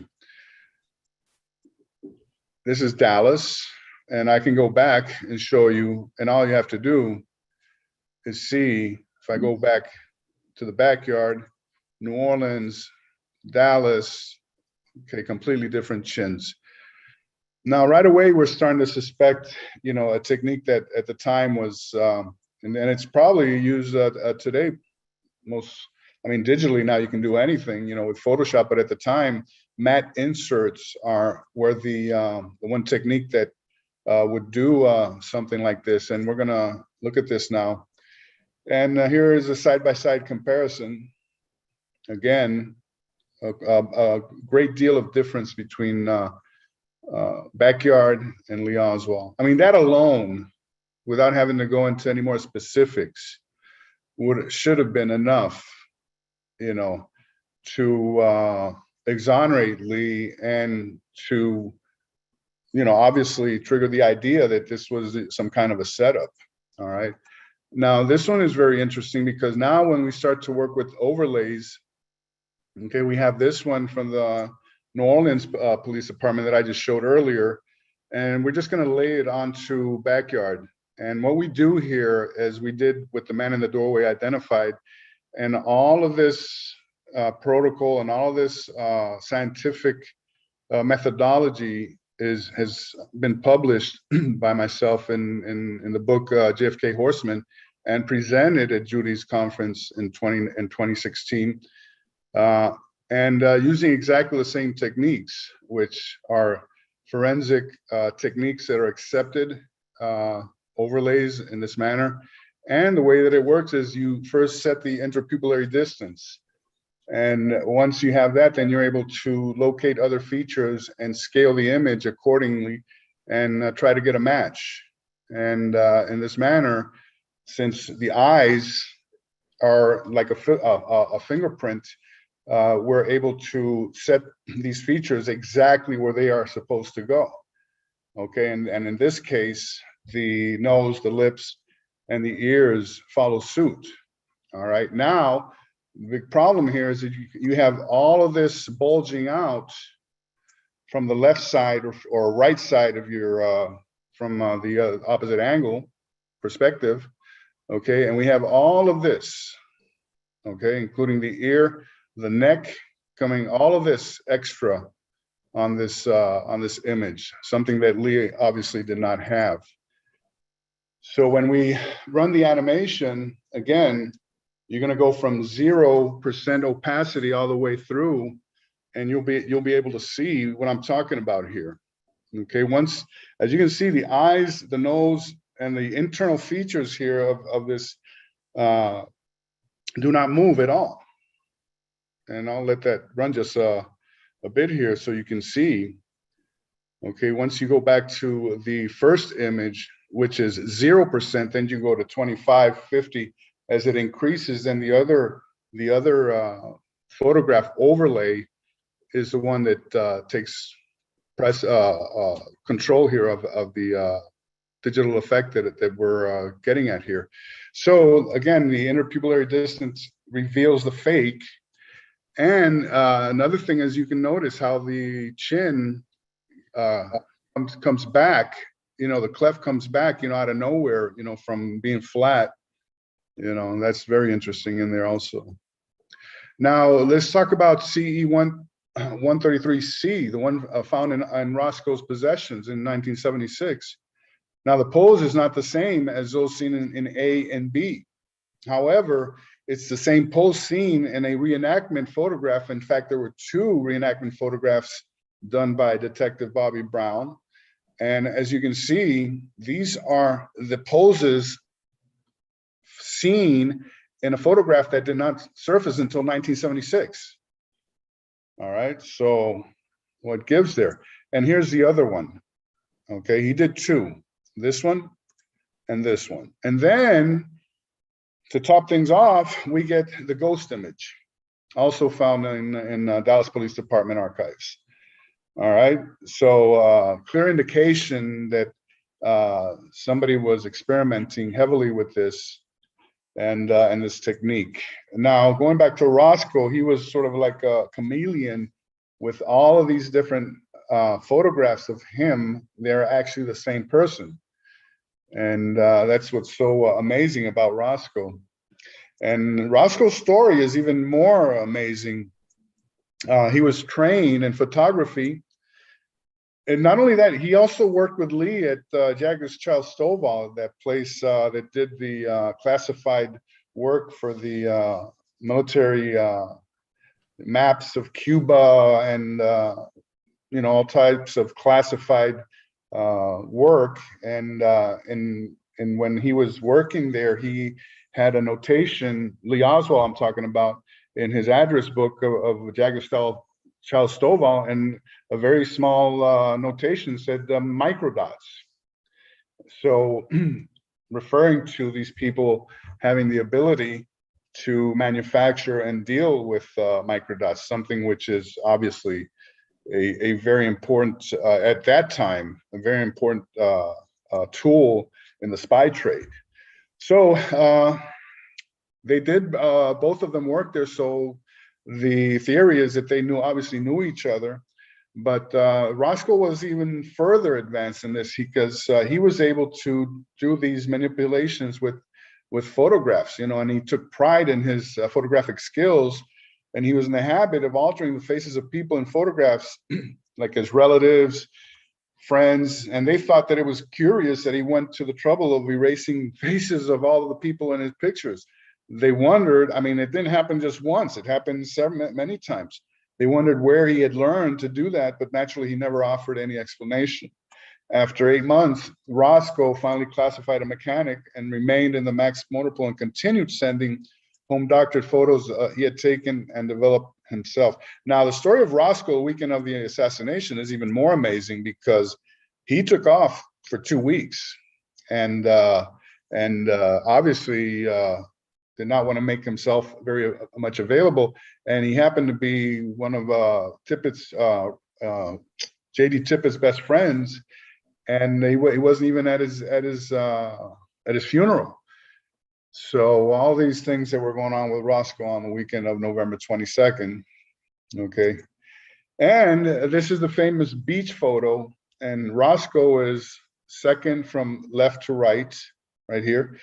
And as you can see, his physique, okay, he was strong, he was in really good shape, and the type of physique that he had was totally different from Lee Oswald's physique.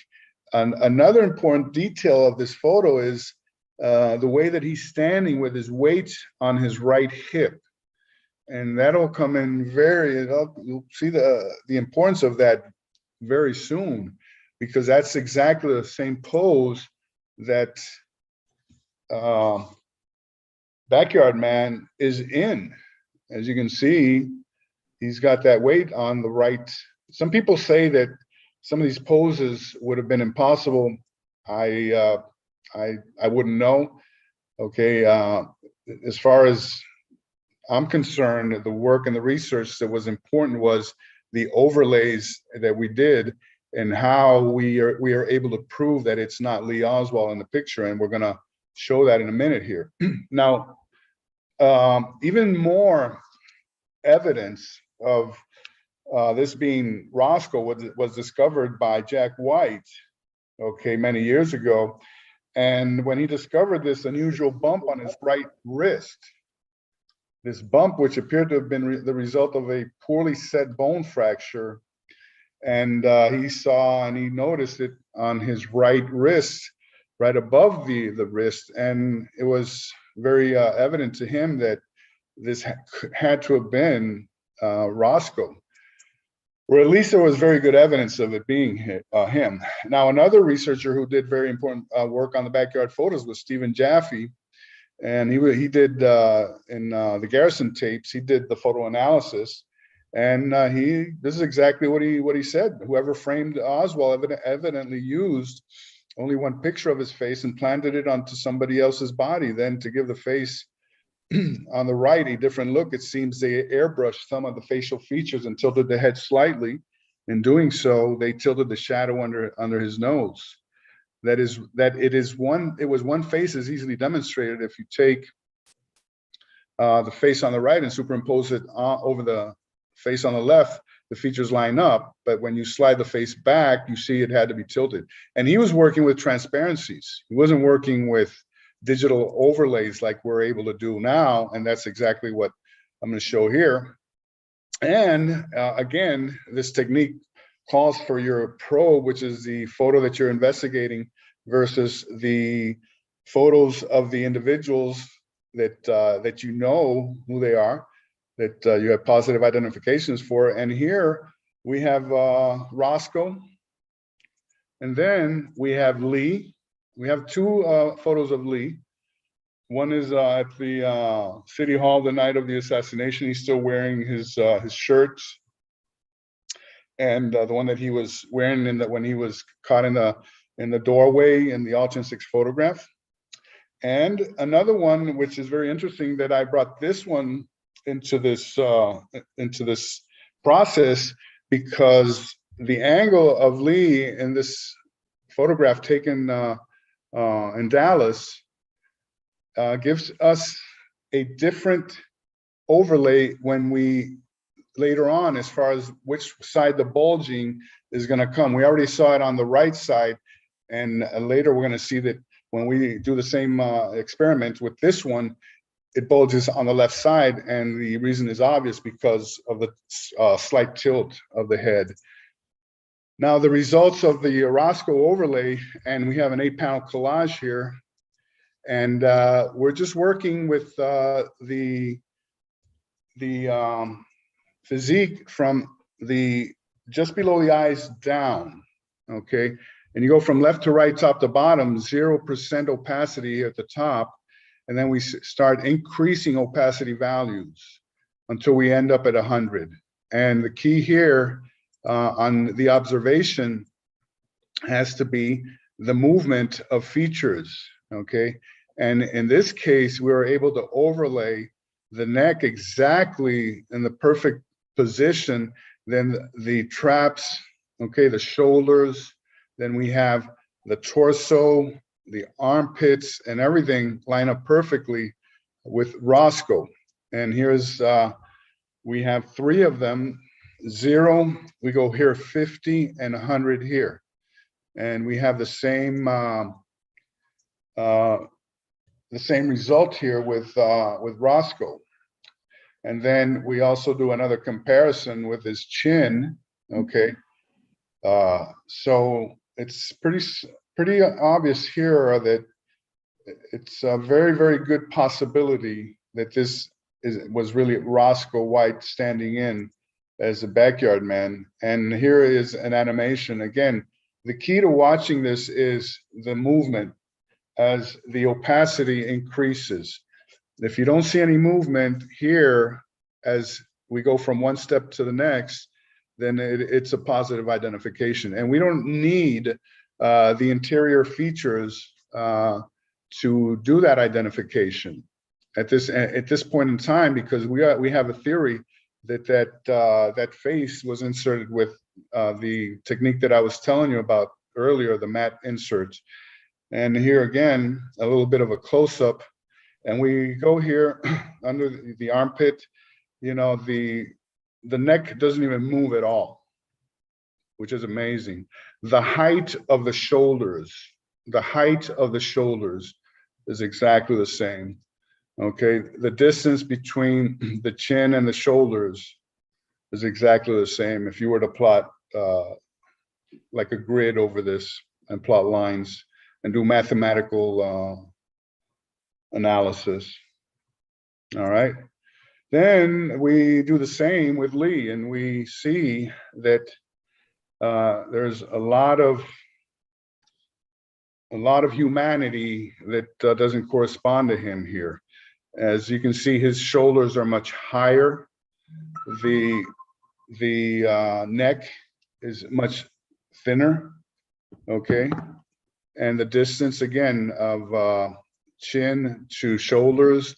And over here, when you look on the right, you see all of this shoulder bulging out here outside. And when we do the overlay, we get the same result. But here you can appreciate, okay, you can appreciate what's going on. All right. Now we have a little extra here. Now the Dallas Police Department photos. And what's interesting here, because of the different angle, because of the different perspective that they have Lee here in, and we've divided this up with not just the overlay, but also a grid, a red grid, where you can actually count squares, okay, where you can see the ears completely outside and the head, okay, and the neck. Only this time they're on the right side. Okay, the NOPD had it on the left, and again, that's a result. That's the result of the different perspective here. Okay, and here without the red, the grids. Again, not the same person at all. You got a close-up. Again, see here, we can actually take this measurement, you know, and this one comes all the way out here. I mean, that's a whole square there. All right. And when we do side by side, okay, with the same, again. And a close-up. Right here in this area where I have the mouse coming in here, then the head is following the mouse pointer, all of that, okay? And here is the neck right here coming down on Backyard Man. And here, a little easier to interpret because we have an outline of Lee, okay, which is in like a turquoise color. And then you can see the, I mean, it's not even close. All of this is neck from Backyard Man, okay? So, and then you've got that. Any questions before I go on to the next? All right, well, so. Larry, I have a question. Yes, sure. Can you put the picture of Lee back up real quick? Ooh, I just a second. If it's possible, while you're trying to do that, is the echo because of mine on? Done echo. If I hold it further away, is that better? Is that better? Okay. Yeah. We had talked a few years back Okay, about which picture were you? the last one you had up of his head. Oh, okay.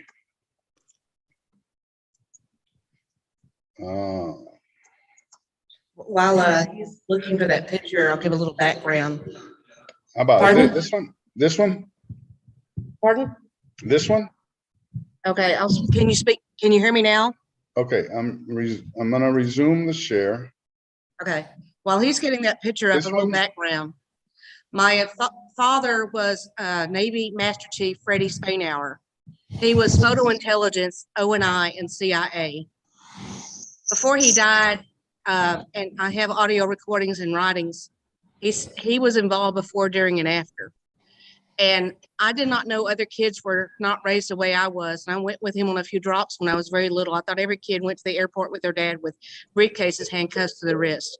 But regarding the photography, if you look, Robert Groden pointed out right below the chin, all the way across his neck is a line.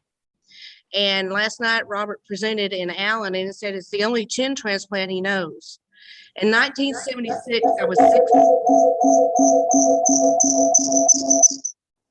I was 16 years old at W.W. Samuel in Dallas, and I would go with my dad to City Hall in the basement where his photo lab was, the Dallas Police Department, where he worked at, and then laddered over as chief of Dallas Fire Department. He was planted there as a city employee when the House Select Committee on Assassination came out. And he took me down there and taught me how to develop film and to cut film and make a new negative and how they spliced the images.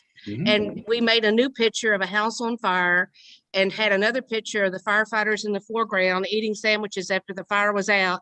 And he showed me how to make a new black and white print and color print, a new negative, splicing these pictures together. And I didn't think anything about it till you were showing your presentation. And last month, Mother said, well, you know, your dad was arrested once. And I said, what for? He said it was early in his career in 1947 when he went back in the Navy after being in World War II. He was arrested for counterfeiting identification cards. And it was a ring of 5 people. It was wiped off his record in exchange for him going in to the agency. And he told me Lee was on his team and that Marina did not take those pictures, that they were spliced. That's and that's a well-kept secret over there. You done an excellent presentation showing that, and the way Robert Groden explained it last night. You can see some of the splice shadow mark because they didn't have digital photography back then. It was all prints. And he asked to make some extra prints when he was making them for the House Select Committee, and he hid them for years, thinking that no one should ever have them. And then when they were finally released, he didn't know it, and he gave those prints to me. And he said, don't talk about them. But he didn't know this had all become public. And your work is very credible on showing that Oswald said that was not his face. It was not his body and face on the same picture. That's right. Thank you for your work. Thank you. Okay, can you see this now? What's on the screen? Hello.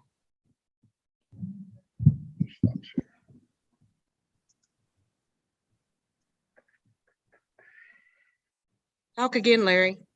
Yeah, can you hear me now? Hello? Yes, Larry, we hear you. Okay. So I can go on to the next. How much longer do I have? Anybody monitoring that? Hello? We'll check, get back to you. Keep going. Okay. You got 20 minutes, Larry. 20? Yes, sir. Okay, you can see this, right? What I have Yes, here? sir. Okay, Yes. perfect. All right, this is give you a little blender here. For those who don't know, this is a three-dimensional program that we use for modeling. It can be used for architecture, engineering, anything you want. Create games, it creates games, for the younger generations that want this. And then it's a very, very sophisticated program. And what I have here that I'm looking through the camera, okay, this is a camera, this is an object, this is a light source here. And once this is in space, in three-dimensional space, where you have your X and Y axis here, green and red, and as well you can have your Z axis or the Z and your X axis, which is going up and down. Okay, so you're not just working, on 2 dimensions, you're working on 3. Okay, so as a cube, one of the most basic elements here, once you're in Blender, okay, I can go ahead and I can edit this cube and I can model it in any way, shape, or form. I can subdivide it. I can do many, many things. I can put a background image and I can model whatever's on the image. Okay, and you can make a lot of interesting things. I mean, some of the stuff that I've seen is just breathtaking. So what we have done here is use this, for example, to model the Harper fragment. Okay, and this is a bona fide model taken from the photos that were left behind by the Warren Commission, and I have inserted a model of a quarter to give you perspective, okay, on the size of the Harper fragment. And the other most very important aspects of this is that the Harper fragment has curvature. Okay, it's not the way it is presented in photos that you see on the internet and everything. Okay, it's got curvature and it's got texture. And when we do the rendering of this, what we do, for example, here we set up what's known as a node editor, and this node editor can install, for example, bumps, the bumps that are supposed to be on that rough inner and outer edge of the Harper fragment. Okay, you can recreate that using bump modifiers. Okay, and so the texture of the final render is almost, you can almost duplicate it exactly as it would be in real life. Okay, now I can also go ahead and I can move this around from different perspectives. I can go from the front. Okay, and basically what I want to show is how this can be used as a tool to for investigators, people who are maybe in the medical industry that have an interest in this, on how we're able to do this now in this day and age. And quickly, what I will do, if I may, let me go into and show you some images. There we go. Oops, no, that's my new images. No, don't have them. Anyway, I'll just do a quick render here. Okay, now say if I wanted to just see what this looks like, I can go to my rendering pad here, and I have it set at 300. Let's put this, we'll make 200, 100. It's the sampling rate. And then what I'm going to do is I'm going to go ahead and render it. And as you can see, now the rendering, the model takes on a totally different aspect. You know, now you can see the light bouncing off of those indentations and nooks and crannies that are on the bone. Okay, so that's why this is so important. And I have many images of this, and it's very, very impressive the way that you can set up the model, and you're just working from a flat image, which is what was left behind by you know who. So now stepping this up a notch, okay, we go to the Dealey Plaza model. Now this obviously is a lot more complicated than a piece of bone. Okay, as you can see, I was talking about Robert Cutler. Well, this is the map that we used to model this Dealey Plaza map here. And what I'll go to the bare map without the models. As you can see, all the trees are in the exact position where they were on November the 22nd. The lampposts, I think that's one of the most important things. Nowadays, these lampposts have been moved up onto the hill, okay? Some have been removed, but the whole scene was, you had lampposts all over the place. Now, why are they important? The importance is obvious, because any investigator that comes later on can use the lampposts as a measuring device, okay, to try to recreate photos and videos and things like that, of that nature. So when we get here, now, why is this important? Well, you see all of these triangles here, all these triangles, these are actual cameras that are installed throughout Dealey Plaza. I think I have more than 50, okay? And what I've done is I have recreated, first of all of the people who were taking photos, for example, and this here color marked where Alchins was standing. See, Alchins wasn't here on the curb. He was right in the middle of the lane, okay? Botham, Moorman, Babushka Lady, and he's marked them off here. Croft, Willis, Betzner, Towner, Martin, he's got Nix, he's got Hughes over here, Bronson, et cetera. So that's why it's so important now to go, and we can go and look, you know, through these cameras. For example, I found one that was very, very impressive here. I put one on Bill Newman and just sort of went to see, you know, what Bill might have seen. And I don't want to render this at 100 because it'll take forever. But I can do it on 10 and sort of give you an idea of how, you know, Blender starts to put together all the objects and all the textures and all the effects and everything to give you a photograph of what that camera would have seen. The other thing, all these cameras can be adjusted to the specifications of the camera model. For example, 35 millimeter. I can recreate the focal length of Alchin's camera at 105. Okay, so here's the render as it proceeds, and we have ourselves, you know, here.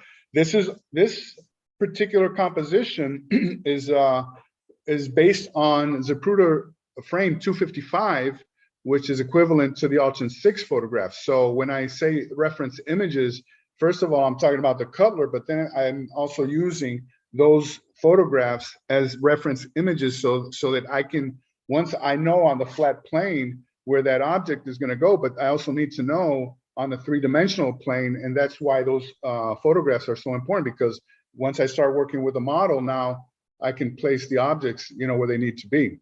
Okay, and so this would have been what Bill Newman, had he had a camera, what he would have seen. And you know, throughout Dealey Plaza, you know, if anybody, I know, Don, I'm working on your angle on Tague, all right?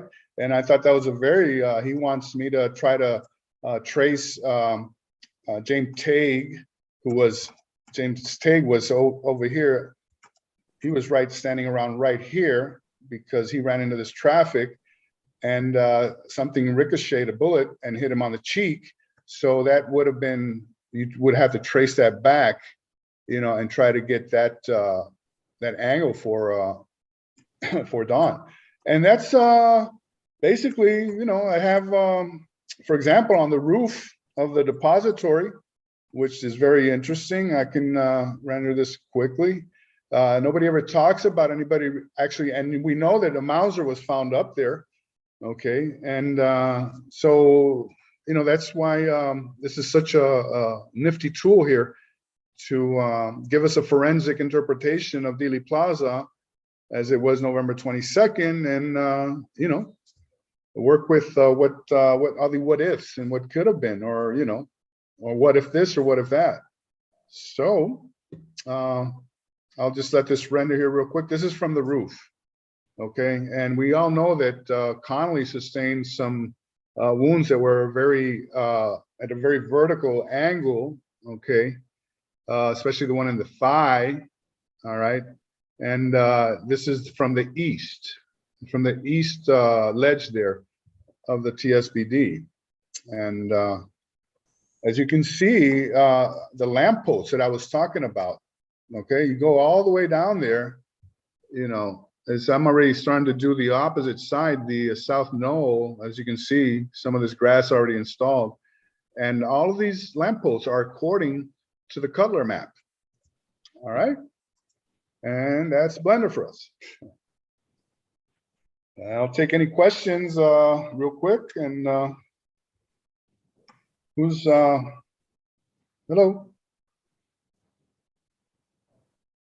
Come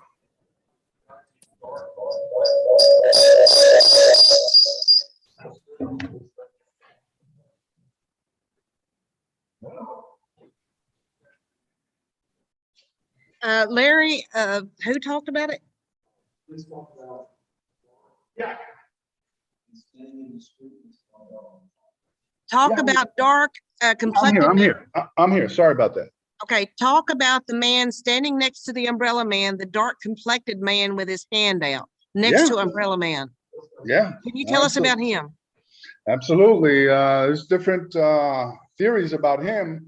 I think it was Orlando Bosch, and I'm glad you brought that guy up, because I'm gonna go ahead and get out a Blender here, and I'm gonna show you what this guy was up to that day. And this one's really gonna, oh, oops. Not there, just a second. Let me. I have one question. Okay, right here. Tell us if aerial photographs were done by satellite, U2, or a more commercial aircraft at lower altitude. Can you tell if there were aerial photographs done at any altitude over Dealey Plaza? No. Satellite? No, not that I know of. Not that I know of. We have so much.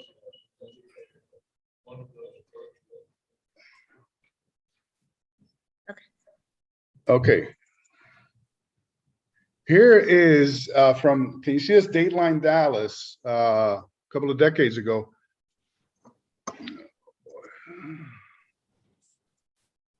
Let me get this real quick here.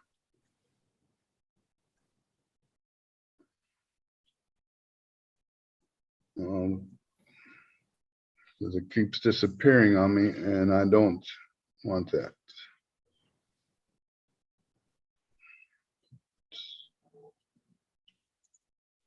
Okay.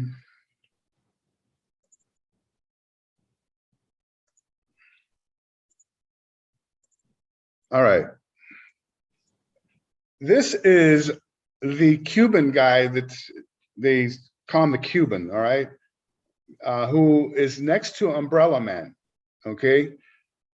Before, during, and after the assassination, these photographs were published in Dateline Dallas many years ago, and it's still relevant today because nobody can explain this.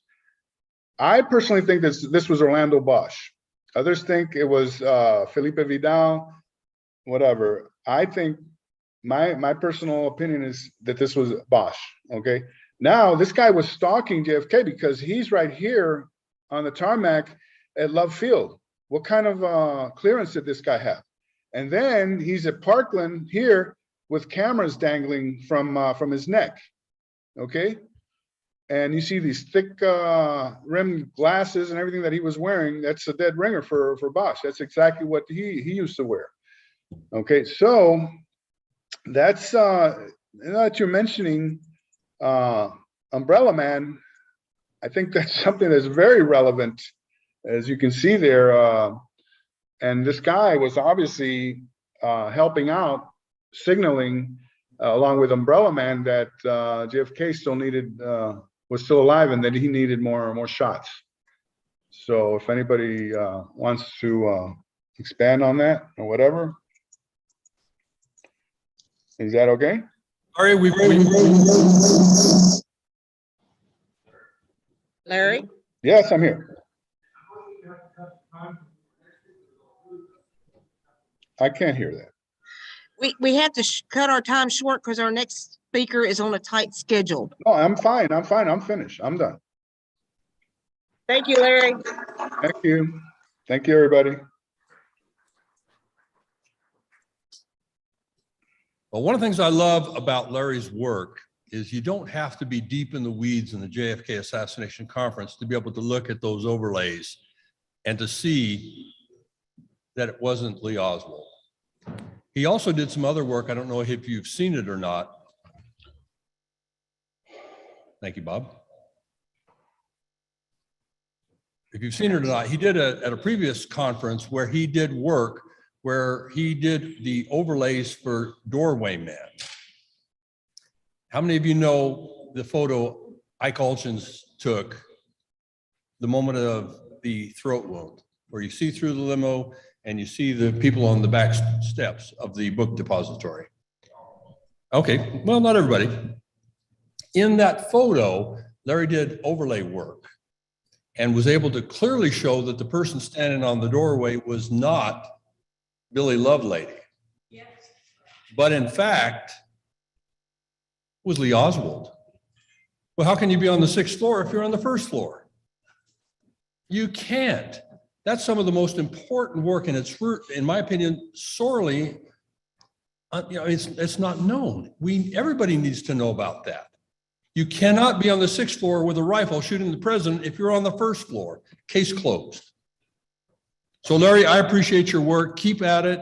And we're going to go ahead and take a 10-minute break, and then we're going to come back and hear Douglas Caddy. 10 minutes. That'll be 5:23.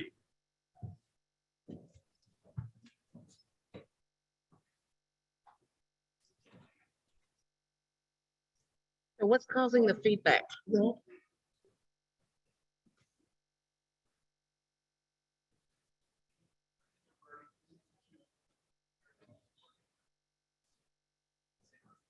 I have to have this unmuted for the Zoom people to hear things?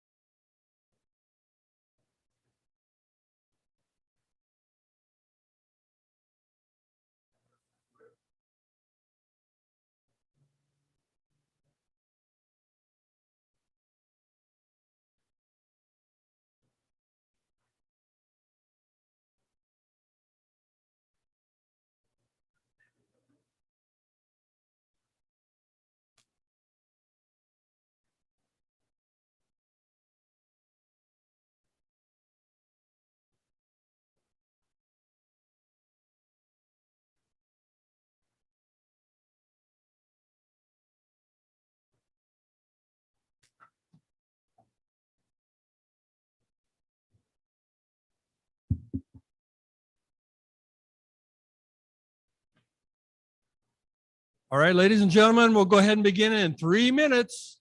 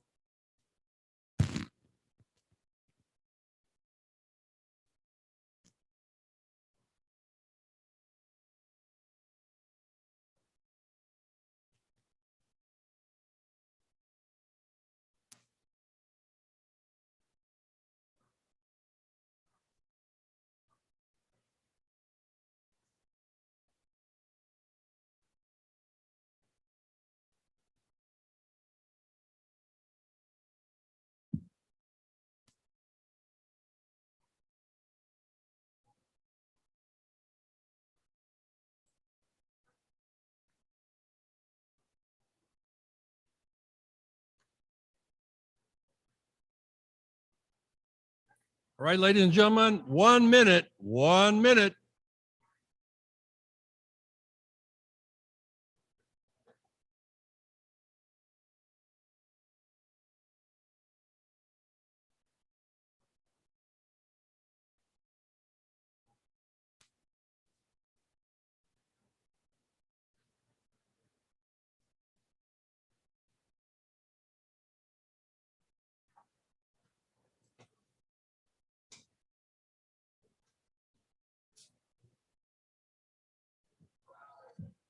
All right, ladies and gentlemen, 30 seconds. Go ahead and take your seats, please.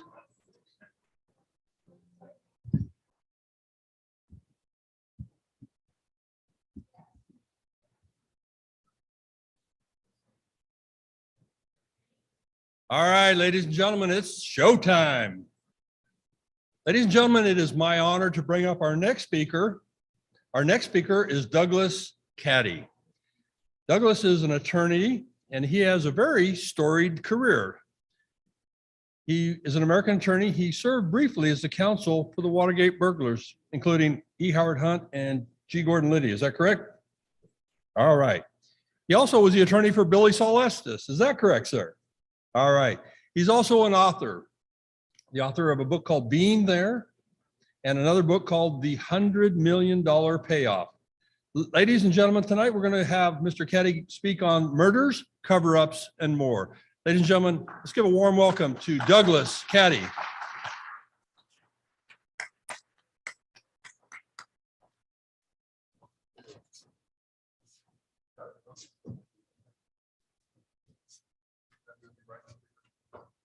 Yes, it is.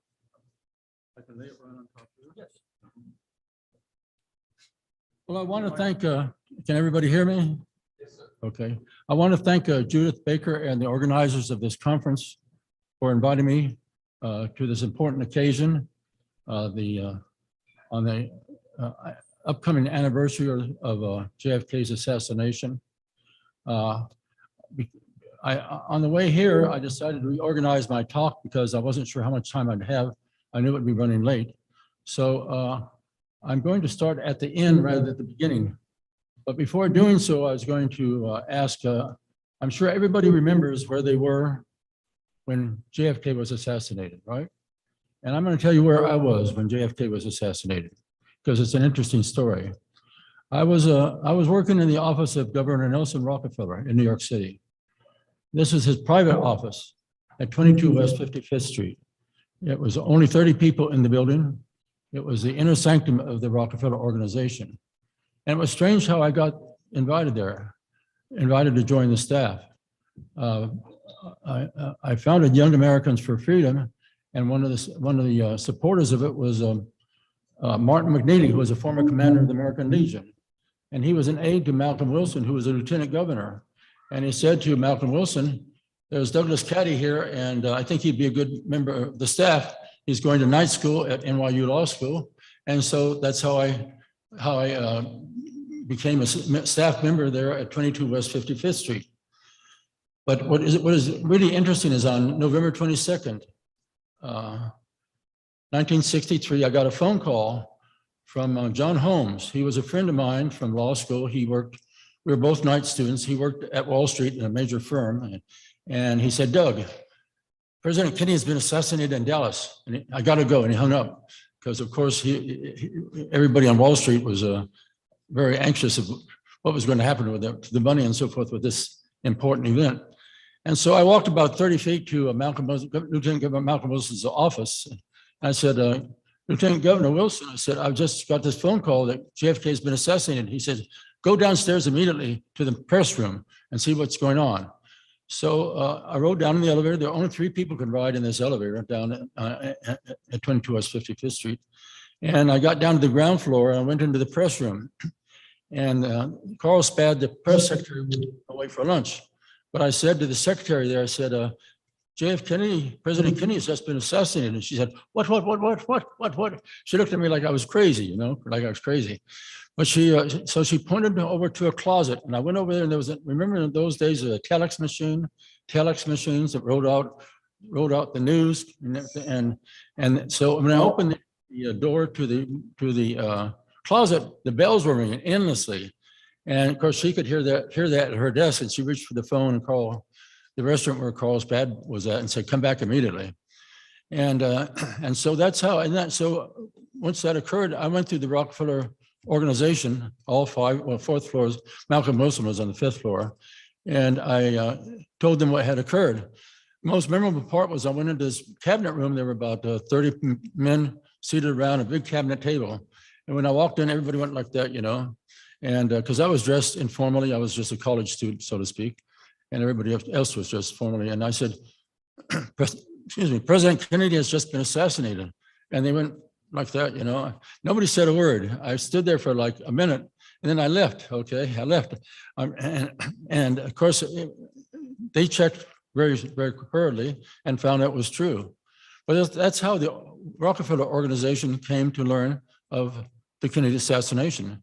The next day, Hugh Morrow, who was the chief speechwriter for Rockefeller, came by and said, he used to be the editor of Life magazine. He said, how do you get this information?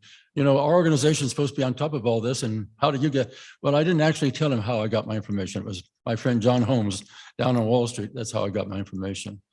But that's sort of a historic occasion because it showed what was going on at that time in the Rockefeller organization. I do not know whether I did not go into the room where Governor Rockefeller was with Happy. Happy was his soon to be his wife, and because that would have been too much to go in there and startle them. Who knows what was going on? But so I can only talk about the rest in the building. It was just a shock to everyone, a shock to everyone. But so that's my life has been. And I explained in my book, which Chris Milligan published, my life has been such that I've been really moved around like on a chessboard. And I'm going to give you an example here. I was born in California in 1938, and during the World War II and a few years afterwards, I was with my aunt and uncle up in Hollywood. They lived just 4 blocks from Hollywood and Vine. And across the street was the Hollywood Beverly Christian Church. And, excuse me.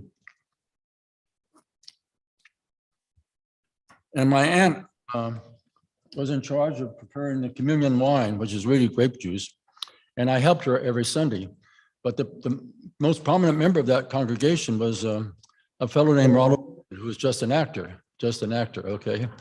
But so I look back and I said, I prepared the communion wine for Ronald Reagan.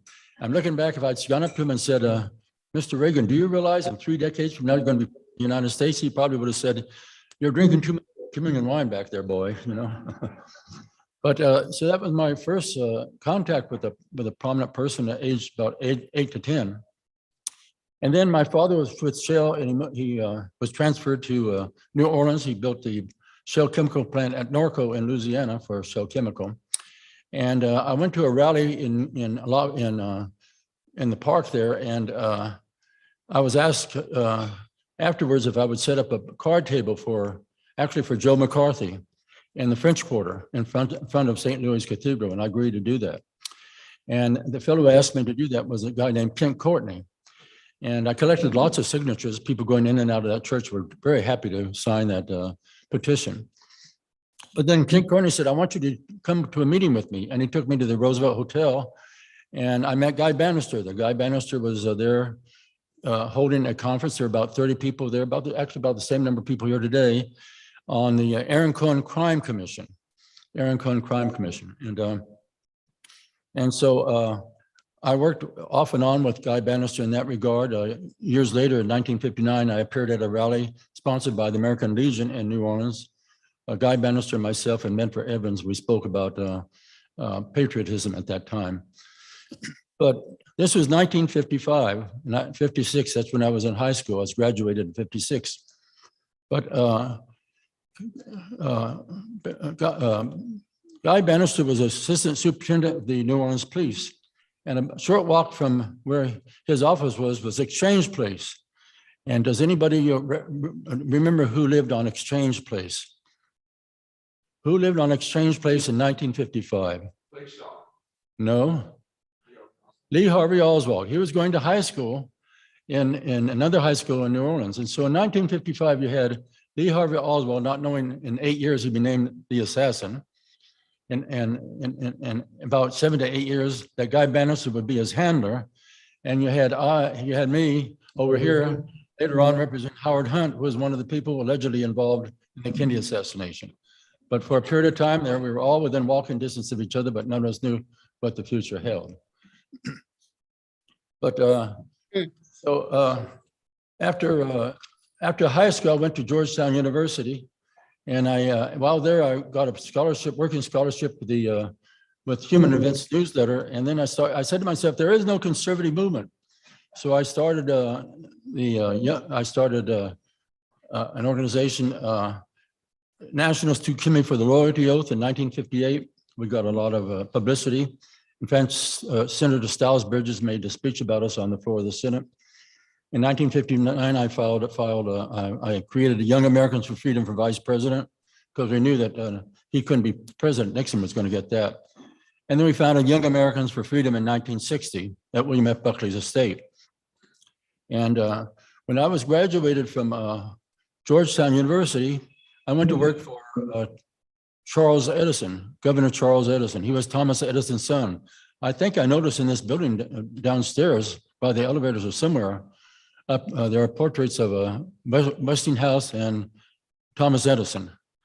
And anyway, Charles Edison looked just like his father. He was chairman of the board of the McGraw Edison Company. I was sort of in charge of their government affairs, you might say. And he lived in the towers of the Waldorf. And the people he played bridge with now and then were General Douglas MacArthur and Herbert Hoover. So those were historic figures in those days. But what I remember most about working with Governor Charles Edison was he invited me and William F. Buckley to go with him to, he said, I want you to come and see my father's laboratory in West Orange, New Jersey. And so we went in his limousine and we passed a house on the way, and Bill Buckley went like this.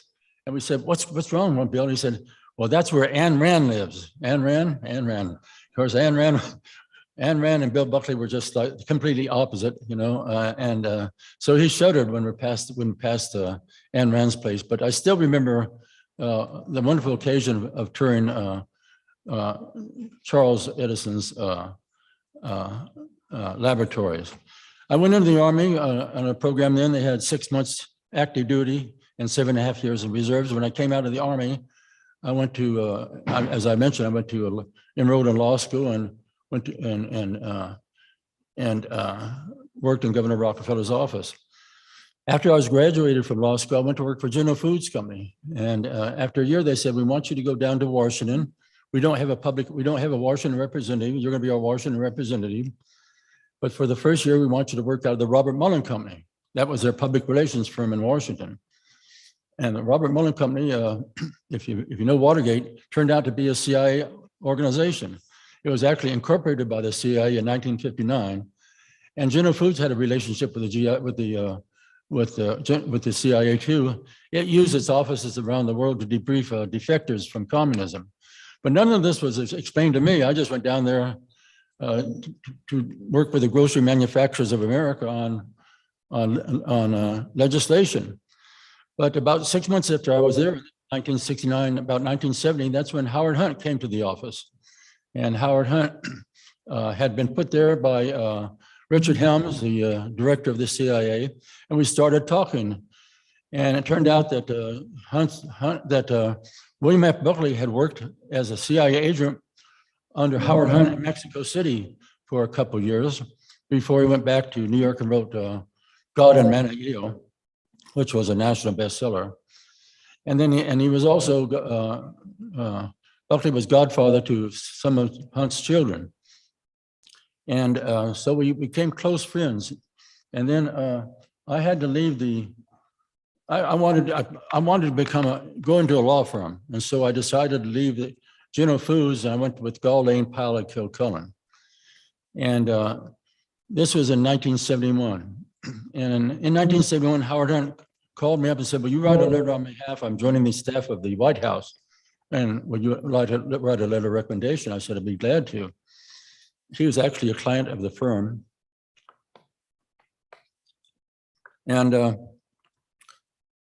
going forward, in April of 1972, two important things happened in my life. First, Howard Hunt said, I want you to meet with Lawrence Houston, who was the general counsel of the CIA, at a restaurant on the Maryland side of the Potomac River. It turns out the CIA uses these restaurants all around the area for their meetings. And I didn't know why, but it turned out they wanted me to go to work for the CIA to build a luxurious hotel on the shores of Nicaragua to lure the Sandinistas there. But so I said I would have to think about it. But the same month, about the same week that occurred, John Kilcullen, who was a partner of the law firm, called me in and said, well, I got a call from George Webster. He's chairman of the Lawyers Committee for the re-election of the president, and they need a volunteer, and you're being volunteered to work for that committee part-time. Of course, you'll still be working here, but you'll be working for them part-time, and report to George Webster right away. So I called up George Webster, who was a prominent lawyer, and he said, well, you should report to the White House to John Dean. I said, wow, I'm starting in at the top. I'm working with John Dean. And so I was working with John Dean's office right up to that period there. The Watergate break-in was on Saturday morning were the arrests. But on Friday, John Dean's office asked me to go to Jack Anderson's office and get some information if he would release it on that he may have withheld on Senator Muskie, who was going to be an opponent of Nixon. And I did go to Jack Anderson's office, but of course they weren't going to release any information. But that was my last contact. And how I got involved with Watergate was Howard Hunt called me from the White House, from his White House office at 3:05 a.m. on Saturday, June 17th, 1972. And he said, I need to see you immediately. Can I come to where you live? Come to your apartment. I lived about half a mile from the White House and from Watergate for that matter. I said, sure, come ahead. I alerted the clerk downstairs. We had a night clerk that he was coming, and he came and explained what had happened at Watergate and retained me to represent him at that time. Actually, I served much longer. I did not serve for just a brief time. What's in Wikipedia, I have not written anything for Wikipedia, and it's inaccurate. Actually, I I ended up being a witness at the trial on behalf of both the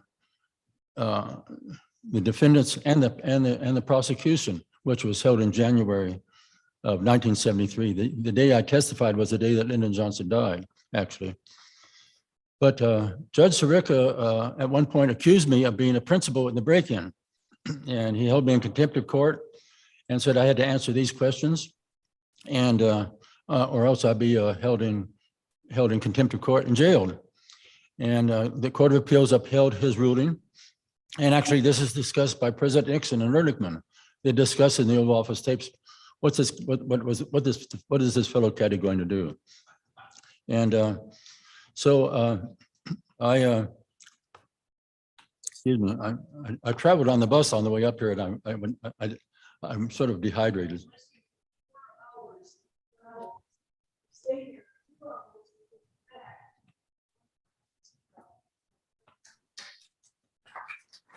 Okay, thank you. Thank you very much.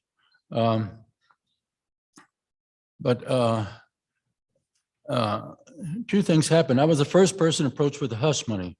Ulasewicz called me. John had ordered John Ulasewicz to call me, and I turned it down. And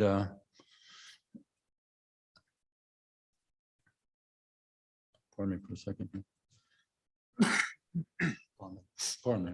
And so when I was before the grand jury, and this is 1 month after Watergate broke, I tried to tell the grand jury, you know, I've been approached with the hush money, but the prosecutors cut me off. They did not want to hear this. If you read the Oval Office tapes, they discuss how John Dean orchestrated everything with the Assistant Attorney General for the Criminal Division, who orchestrated it with the prosecutors.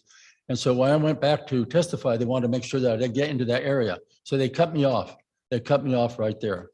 The other thing that is disclosed in the Oval Office tapes is John Dean never told President Nixon that I was working right down the hall from him and in his office.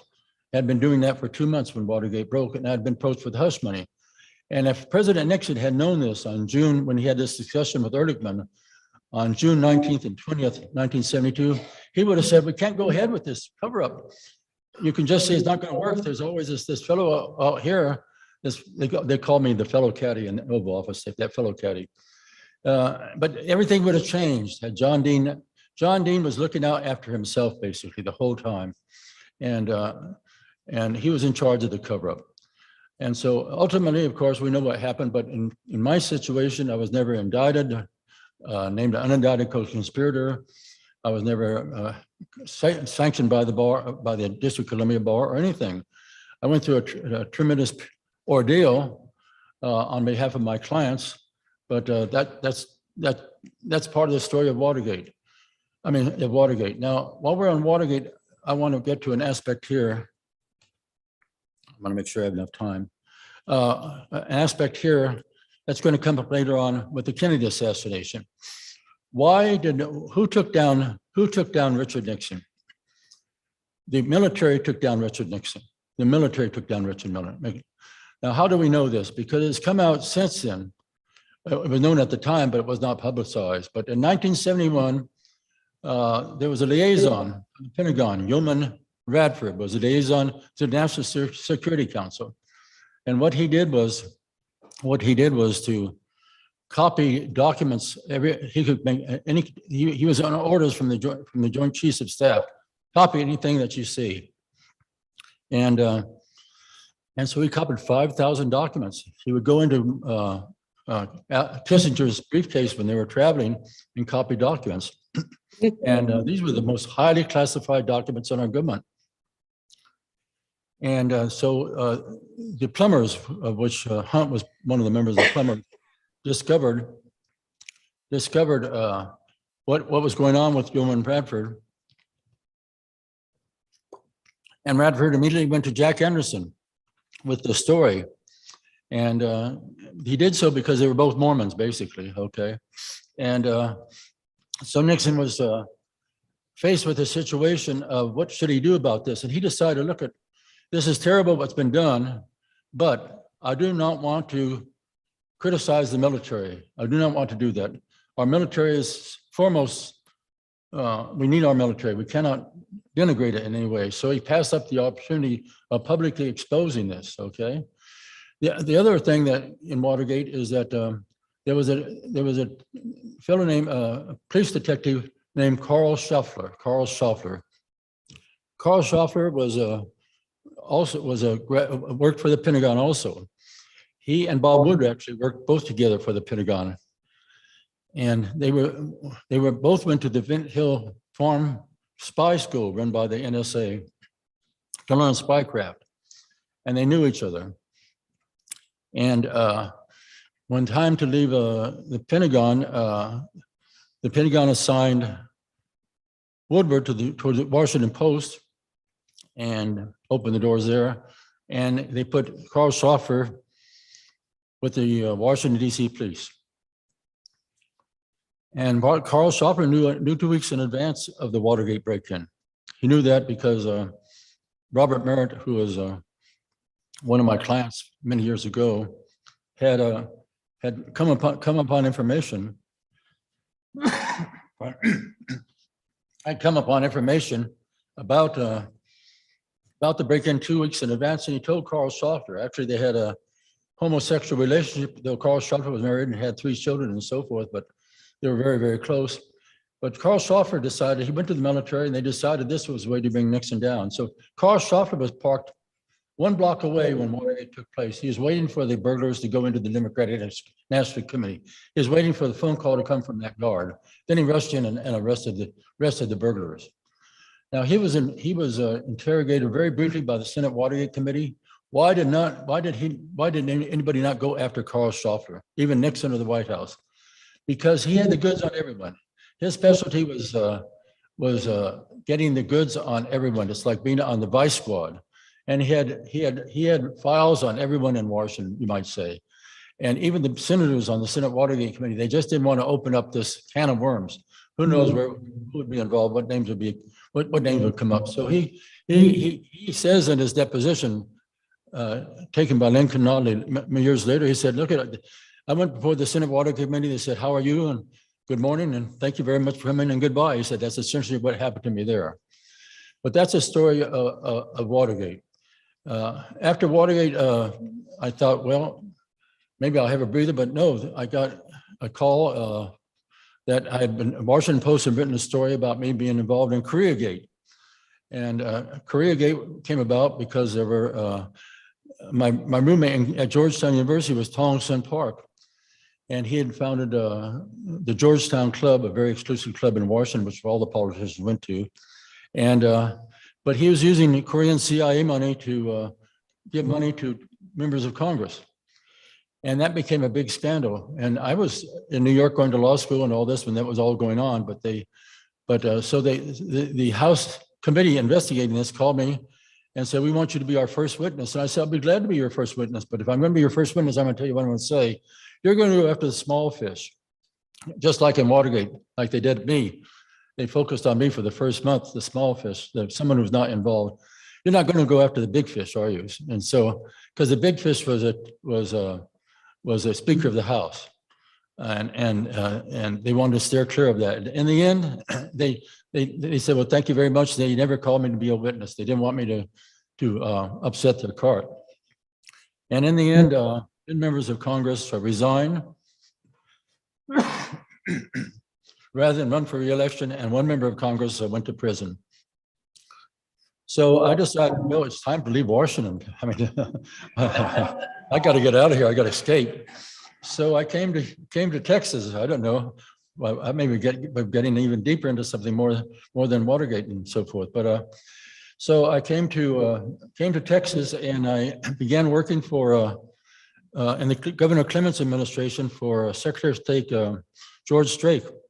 I was director of elections, and I went around to almost all the 254 counties in Texas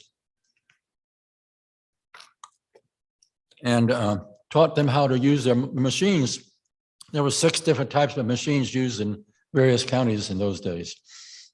And I later testified before the House Judiciary Committee on extending the Voting Rights Act in this regard. But I got a call from, I'm sorry. I got a call.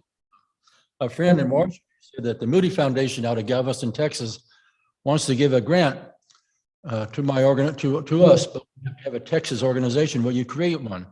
So I created the Texas Policy Institute, and it got a grant from the Moody Foundation out of Galveston, and it put on the Star Wars conference.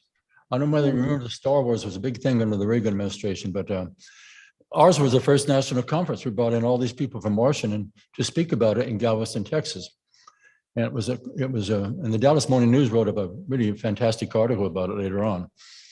But as a result of that, I started working with Sharon Moody. He was one of the 3 trustees of the Moody Foundation. One day he called me and said, I need to see you. And I went down and saw him in Galveston. He said, I just got a call from Jimmy Day. Jimmy Day was his former lobbyist, but Jimmy Day had gone to Washington, and he went to prison, okay? According to Sharon Moody, what he did in Washington was he went to the White House for an occasion and he stole White House stationery. Then he wrote letters of recommendation on his behalf saying he's the greatest lobbyist there in Washington. And Sharon Moody said they convicted him on puffery. I really don't know if there's a statute on puffery, but anyway, so he called and he said, I'm gonna put someone on the phone. I'm in Big Spring, Texas, in the prison there, and I want you to speak to this person I'm putting on the phone. And Sharon said, who is this? Well, it's Billy Solestis, okay? So Billy Solestis got on the phone and said, I want to tell my story. You know, Lyndon is gone. This is 1983. I want to tell my story. And I need the help of the Moody Foundation. Can I help you? And so he said, well, I'll send Doug CADDY up there to see you. So I went up to Big Spring, Texas, to the prison to meet Billy Solestis. And I said, you got to write a book. He said, I'll think about it. You got to do it a book for him. He gave the idea to his daughter, who wrote Billy Soul, King of the Wheeler Dealers. And it was a bestseller, but he was still in prison. It was a great book, but it only told what the family went through during Billy Saul's trying times. And so Billy Saul said he got released in January 1984. And he said, I now want to write my story. If my daughter's book was a bestseller, my book would be a bestseller. And so I said, well, that's fine. And I said, the Moody Foundation will help you. Sharon Moody said, if this came up, he would help you. We need a tax exempt organization. We need to give the money to the tax exempt organization, and a portion of it would go to you to write the book. He said, not a problem. He picked up the phone and called Abilene Christian University to the president, because that was a Church of Christ institution. Billy Saul was a Church of Christ member, and actually I was raised in the Church of Christ. And so we went over there and we said, Moody Foundation, Sharon Moody said you can get a grant of $500,000, but $100,000 has to go to Billy Saul to write his story. And they said, that's fine. It was unrestricted, the $400,000 they could spend however they want at their university. But then Clint Peoples took him before the grand jury in Robertson County. This is in about June of 1984. And he testified about the murder of Henry Marshall. Henry Marshall was a Department of Agriculture employee, and he was murdered in 1981. 61. Yeah, right. That's right, 61. And it was ruled self-inflicted, but it wasn't self-inflicted. He was actually killed. And Clint Peoples, who was the U.S. Marshal that Sharon Moody asked me to, Billy Saul asked me to work with, showed me the pictures of the murder scene. It was pretty obvious that it was homicide, but the grand jury was fixed, and so it was ruled self-inflicted. But Billy Saul testified in 1984, brought forth the evidence, so did Clint Peoples, and the grand jury changed it to homicide. And so they reopened that whole section with Henry Marshall. Now, Billy Saul said he worked with Cliff Carter, Mac Wallace, Lyndon Johnson, and himself in deciding which people should be eliminated for problems to them. And he gave me a list of those names. He said in order to write his book, he had to get immunity. And would I get immunity from the Justice Department? Well, I've been working with Edward Miller, who was a former assistant director of the FBI, on a grant from the Moody Foundation. On terrorism, we gave the first national conference on terrorism in 1984. And Edward Miller helped organize it. And he said, well, I know the Assistant Attorney General, Stephen Trott. He was the one who got Mark Felt and myself pardoned by the president. They had been convicted of black bag jobs when they were involved in the FBI. And so he arranged for us to meet with Stephen Trott, the Assistant Attorney General. And I laid out in front of him all these newspaper clippings of Billy Saul's testimony before that grand jury. And Stephen Trott says, well, I'm going to ask the FBI to look into this and see if there's any reason for them to proceed with the information you provided. And they did say there was a reason to proceed. And we all flew down to Abilene to meet with Billy Saul. And we met with him at a hotel, had an atrium, and the FBI agents were up on the 10th floor looking down at us.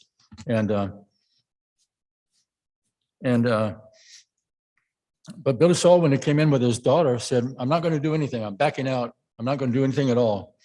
And here we all had come from Washington, prepared to work with him, but he backed out. And you really have to read his autobiography to understand his reasoning for doing so at the time. I think he realized later on he made a big mistake. But it did open a whole new area of Mac Wallace. Mac Wallace, you maybe are familiar with his name. And Joan Mellon has written a book about Mac Wallace. Actually, it's pretty good in many ways, but on page 14, she says, she makes this one sentence. She says, nobody knows what Mac Wallace did for Lyndon Johnson, and nobody knows what Lyndon Johnson did for Mac Wallace. Well, once you write that, you're just undermining your book, because we don't know. You're saying we don't know. Okay, the whole thing is about their relationship. Mac Wallace was supposed to be the cold-blooded killer that went out and did the killings for Johnson. But she went on to sort of exonerate Mac Wallace. And in my opinion, and of 10 people's opinion, and Billy Saul's opinion, he was a stone cold killer the whole time. There's nothing redeeming about Mac Wallace. But after that, I proceeded with my grants with Moody Foundation. And the way things have worked out in my life, people just appear. And I had an occasion just about two months ago. Someone came into my life. I read something on Facebook, and I didn't recognize the name. His name was Steve Jenkins, Jenkins. And he put an article on there titled, Howard Hunt claims CIA had an assassin unit. That was the title of the article out of the New York Times. Howard Hunt claims that CIA had an assassin unit. And so I started working with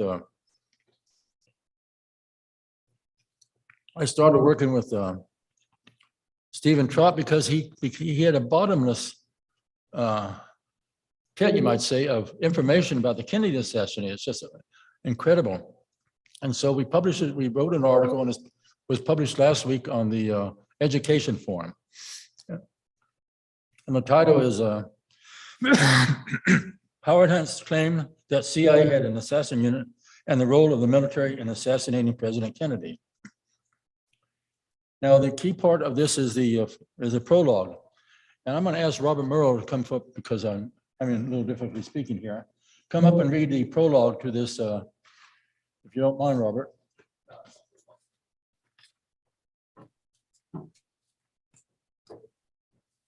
Just those 3 pages.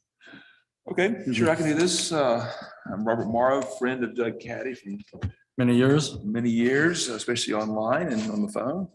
Okay, so he didn't have his reading glasses with him. So the prologue, okay. This is Howard Hunt's claim that the CIA had an assassin unit and the role of the military in assassinating President Kennedy by Steve Jenkins and Douglas Caddy. Here's the prologue. The assassination of President John F. Kennedy on November 22nd, 1963, was planned and carried out by powerful rogue leaders in the U.S. military, aided by key elements within the Central Intelligence Agency. Those behind the coup to overthrow JFK believed that he could no longer be trusted to protect the national security of the country because of his attempt to build a relationship of peace with the Soviet Union through mutual cooperation in outer space projects. The coup's goal was falsely to blame the Soviet Union for the president's murder so the U.S. could mount a sudden nuclear attack on Russia and destroy that country. The planners believed that the U.S. had the power to achieve this goal without the U.S. suffering a counterattack because for a brief period of time, the U.S. still had preeminent power to attack. Delay would mean the Soviet Union would soon possess nuclear war power that would make such a sudden attack unfeasible without the mutual assured destruction of both countries.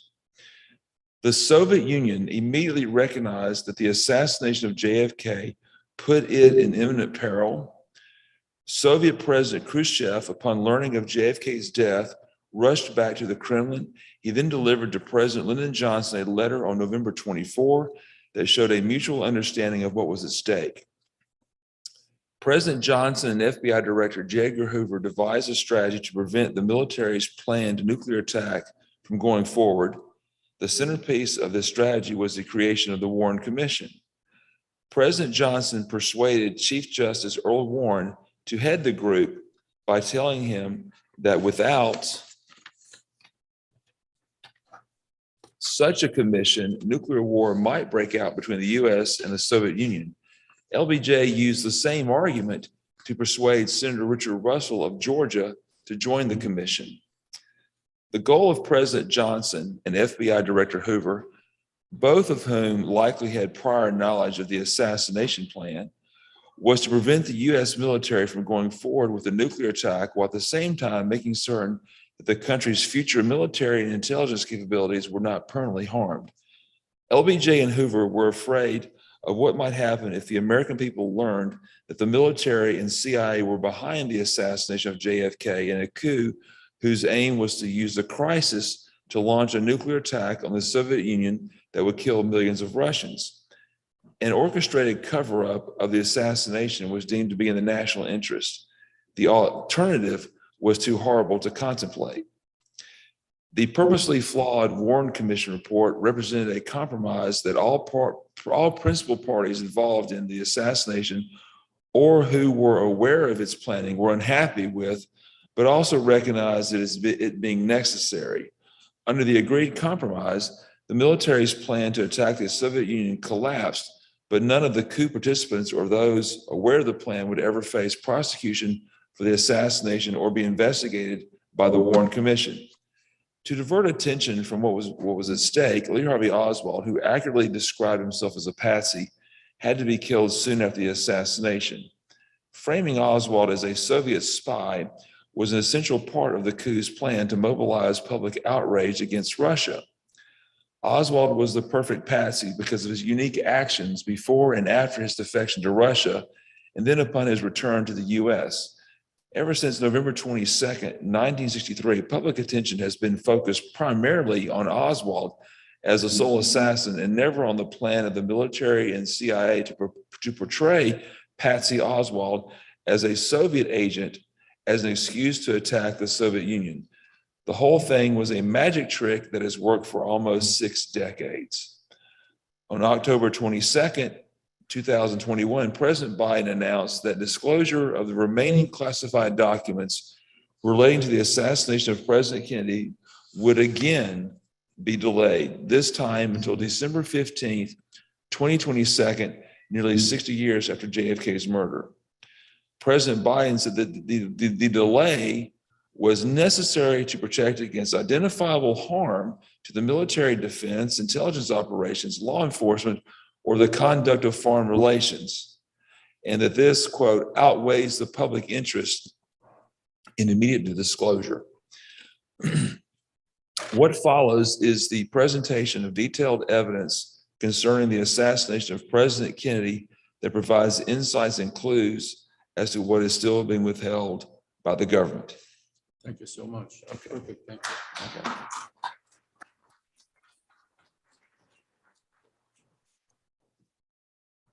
Now, for the last 10 years, I've been working with a retired New York City detective named James Rothstein. When he was 21 years old,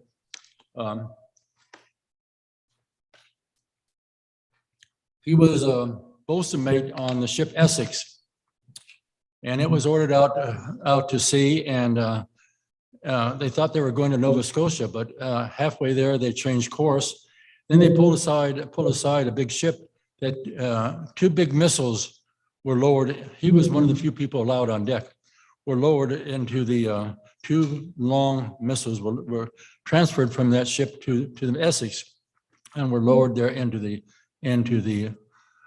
below where the bombs were kept. And of course, we know how the Bay of Pigs ended. But what's never been disclosed is that those 2 missiles were nuclear weapons, types of nuclear bombs. And that's why the role of the Essex was covered up for 50 years. And the people who served on the Essex were never recognized as being served in wartime. They've been denied benefits because the government does not want to recognize what happened then. And JFK did not know that it was halfway during the campaign that he was informed by the military about nuclear weapons being on board.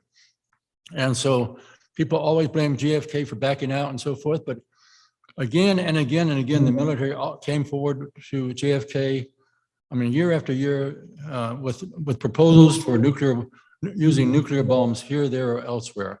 It was a constant struggle between him and the military on this issue.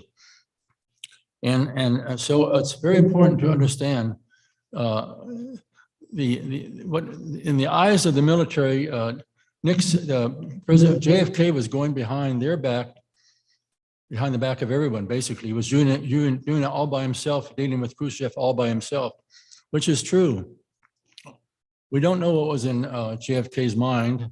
He thought he could bring about a peaceful relationship between the 2. I think what he saw was what we have today. He saw which the other military people did not see, that the explosive power of the nuclear weapons, nuclear bombs, is growing, keeps growing and growing, as does their ability to travel. And so now we have China. About 3 weeks ago, you probably saw where China sent a hypersonic missile all around the Earth. It was like Sputnik all over again, so to speak, nonstop, and it landed within 20 miles of where it was supposed to land. And so, essentially, what we face today is we face both Russia and China having hypersonic missiles, where they could be 1,000 miles off the coast and let loose these missiles, hypersonic missiles, and Washington or Los Angeles would only have 5 minutes time to react or to even know about it. It would be all over. It would be all over. The idea of the nuclear football that the president wake President Biden up in the middle of the night and he types in the codes. There's not time for that anymore. There's not that time for anymore. And so Senator Inhofe of Oklahoma, he's a Republican, past chairman of the Senate Armed Services Committee, said that America is in dire trouble, worst time in its history. We're facing the greatest threat to our existence today because of the moves of both Russia and China. And so while the military may have done things in the past in regard to what they did with Nixon and what they did with JFK, we have to rally around our military today. We have to rally around them. They're the only thing standing between us and nuclear extension. It could be all over very, very quickly. Or, as I foresee might happen, they would get us in a position where we have to surrender. we would have to surrender, and then you see Chinese troops landing on our borders and crossing into the country. It'd be an entirely different world. But so what I think what JFK wanted to do was to stop anything like that happening. And he thought if there was a viable way of working with the Soviets in reaching a nuclear peace treaty, it was worth the effort. But the military disagreed. So I encourage you to go to the education forum on the JFK assassination topic on the education forum, where our article is posted, the one that starts off with Nixon claims that the CIA, the NSA had an assassin unit, and read the whole thing. It's very, very interesting because Hunt volunteered this information to the New York Times, and he had a reason for doing so. He wanted to send out a signal, in our opinion. He wanted to send out a signal which has really been ignored. He actually named Colonel Pash, Boris Pash, as in charge of the P7 unit, branch unit in the CIA, which was in charge of assassinations and kidnappings.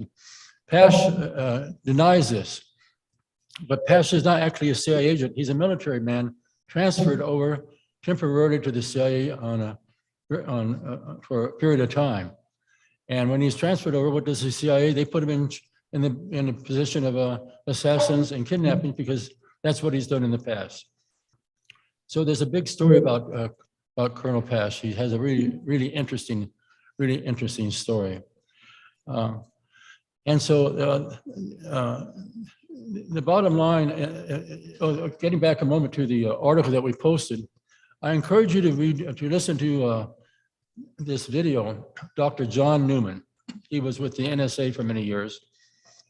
And you can, if you look at our video, you can just click on the link, a talk that he gave this past June, in which he names the military people that were behind the assassination of Kennedy and why they were doing it.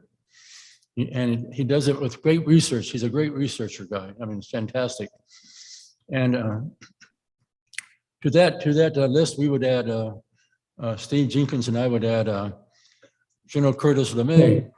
If you read the Wikipedia biography of General Curtis LeMay, he was constantly trying to get us in a position where we would attack. He would attack the Soviet Union.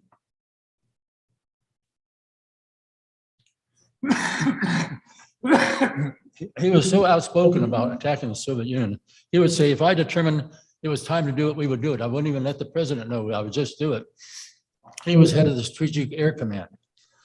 So JFK removed him and gave him another position, a fine position. But General Thomas Power then became the head of the Strategic Air Command, the SAC. And he was even more extreme than LeMay. At one point he said, we've got to kill those SOBs. And if there's only 2 people standing, that's it. And this person from the RAND Corporation said, well, if there's only 2 people standing, I hope it's a man and a woman, okay? He was really a hard. And this is what JFK was faced with, to be honest. This is what he was faced with. But one of the interesting things that John Newman, he has this fantastic exposition. Then he takes questions from people. And a question that was asked him was, when do you think that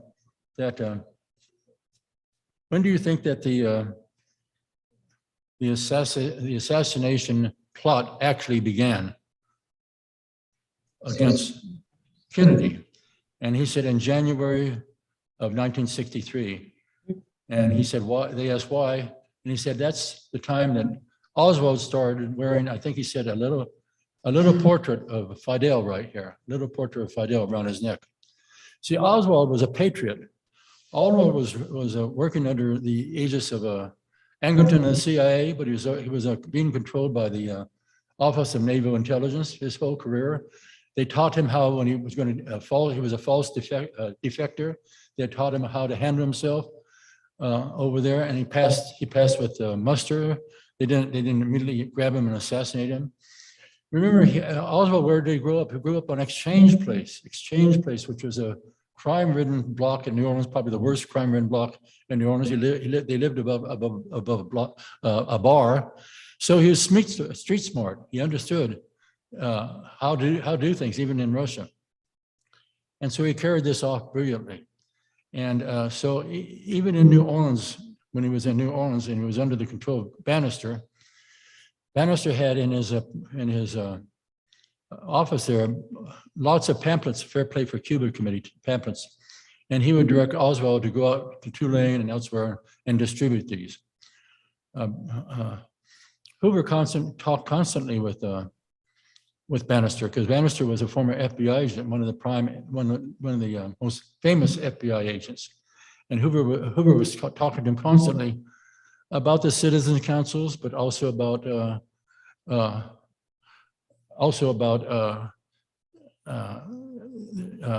being able to ferret out communists there in New Orleans, and how Oswald would do this. So, in my opinion, and in the opinion of Steve Jenkins, he was a patriot. He's been mistreated terribly. You know, there's never been a trial. There's never been a presumption of innocence. There was a group called the DRE, an anti-Castro group that was operating out of the same building as Bannister. At the moment Kennedy was killed, put out a press release saying that, naming Oswald as being the perpetrator.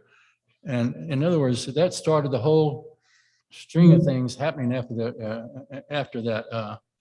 I mean, out of nowhere did Oswald be selected as the fall guy publicly, so to speak.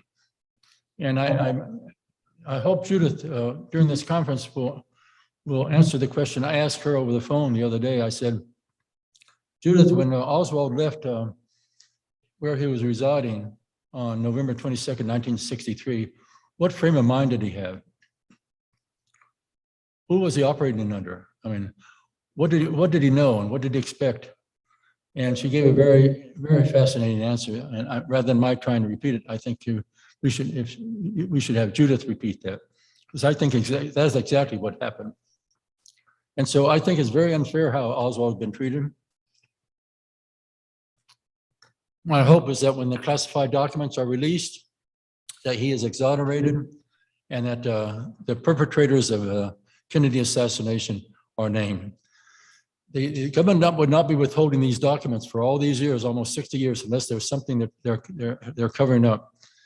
It's the idea they're going to release just bland documents does not make sense. Why would you release bland documents at the end of 60 years? People would be outraged. They would so they're under the gun to come up with something. And Biden did say it affected our national policy. So once again, thank you so much for inviting me, and good work, good work to all of you. Thank you.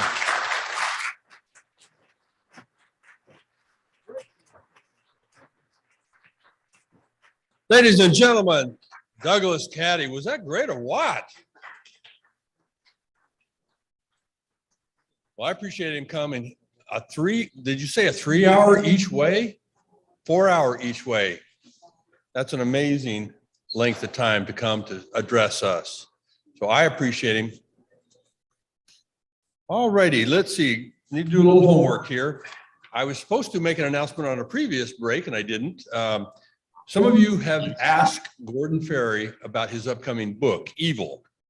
And he's got some forms. Some of you have already filled out the form showing your interest in ordering the book. He's not going to take your money now, but he's got some forms back there. If you want to fill it out, kind of be on that list for when it does come out, he'll contact you.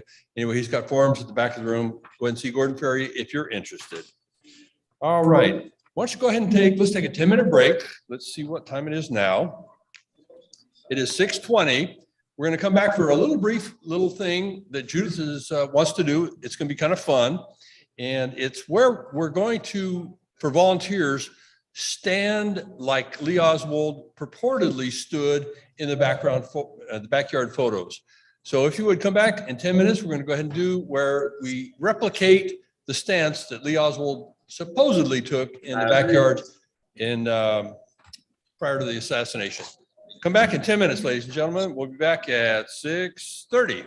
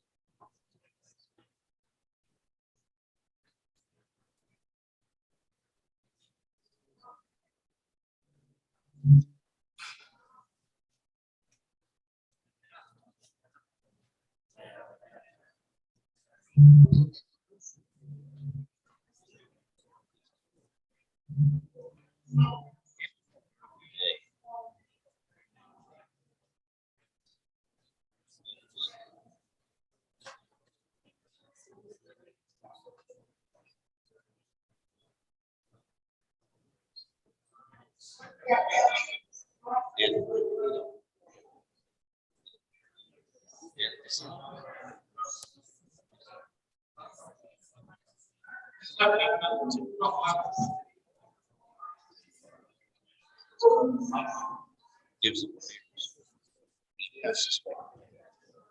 But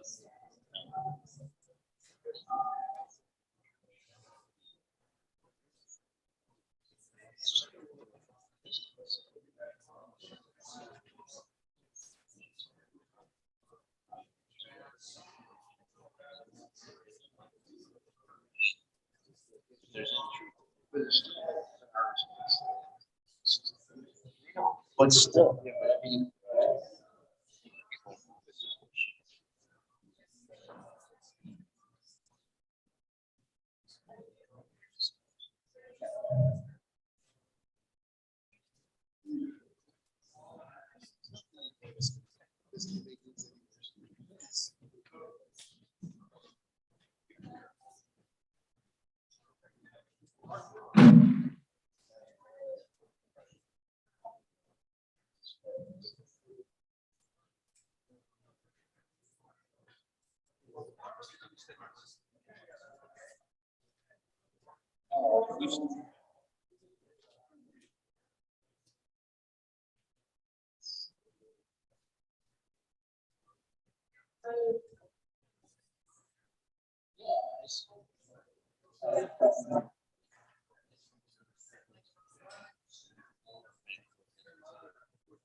Friday night.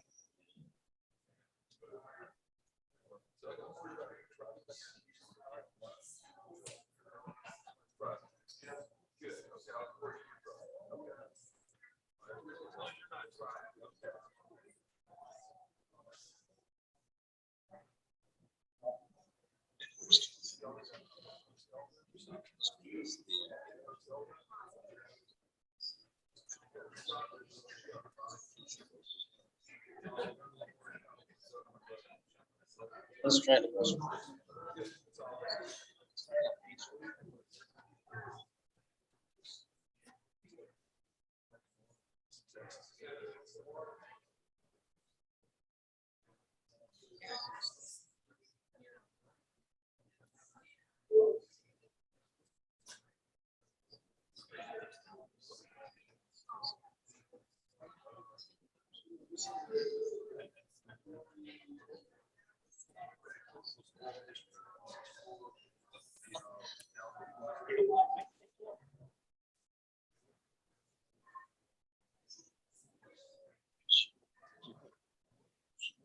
It's Clint.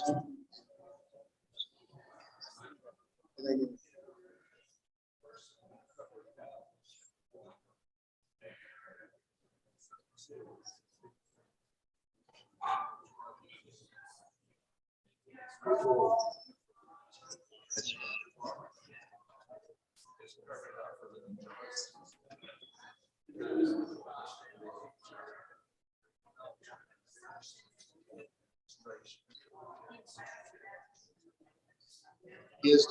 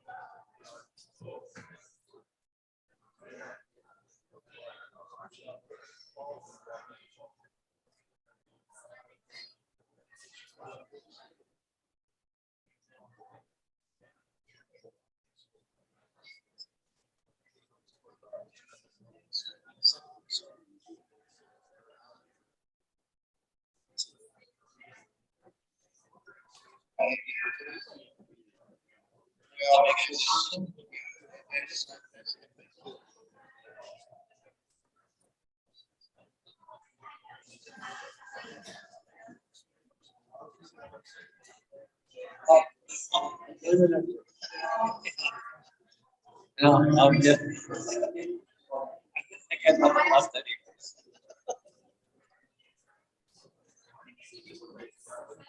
Yeah.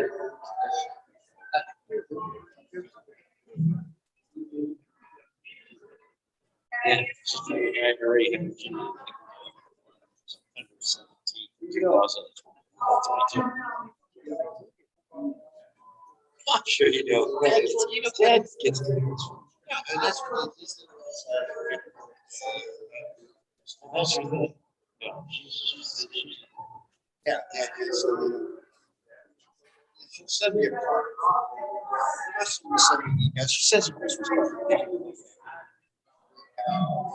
And you know, discussing things. Okay, she doesn't really know. This, yeah, she's not. She likes hearing here. Yeah, yeah. No, I have now. She's yeah. Her and her brother.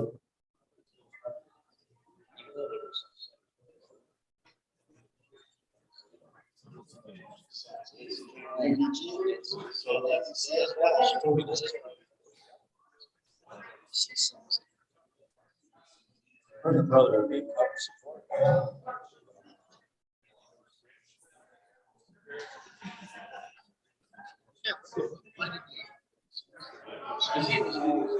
David was always opposed to whatever you were doing. David has taken me down so many times. And he said me verbally and mentally. And you know, I look forward to it. Like one time he says something about finance, he's dead. I think you haven't been the best. I wouldn't take advice. David's so really honest. But like he knows what I'm used to. Obviously. I'm used to. But you have his what I know.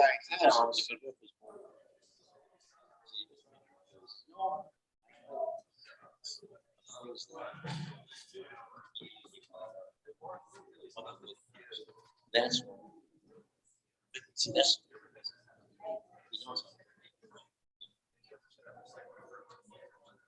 good.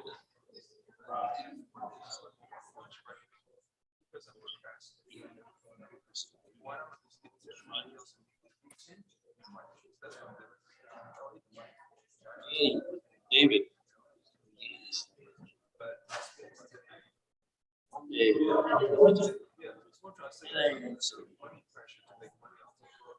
2016.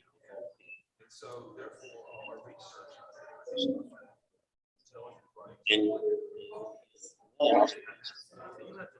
so they're sitting on the floor. And I said, "How you guys?"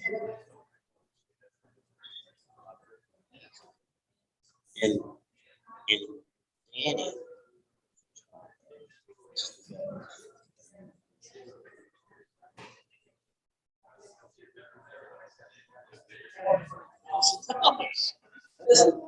At that time, he's 14. How did he able to say? And David says, most time.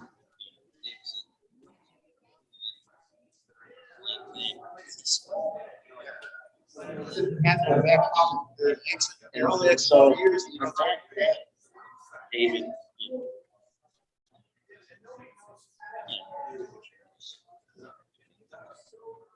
That, of course,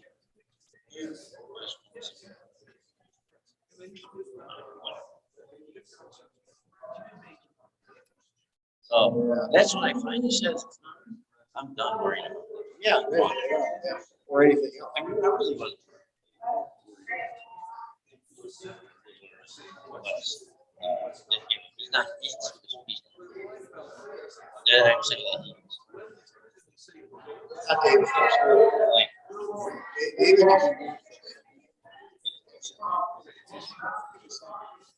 This is believe not only on us. It's like It's just so in essence, I remember that because David, I had to say. All right, ladies and gentlemen, are you about ready for a little fun? To lighten things up a little bit? Okay, in your folder that Judith gave you or should have given you, there's a photo of the purported picture of Lee Oswald, purportedly, standing with a rifle, a magazine or newspaper, and he's got a strange stance. So if you would like to participate and possibly receive a commemorative mug, come on up and attempt the stance that Lee Oswald supposedly was standing in.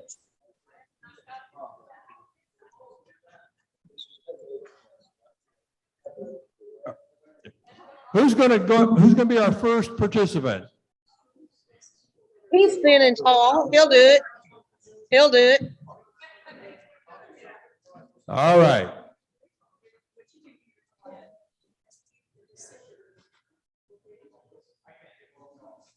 No, you can be.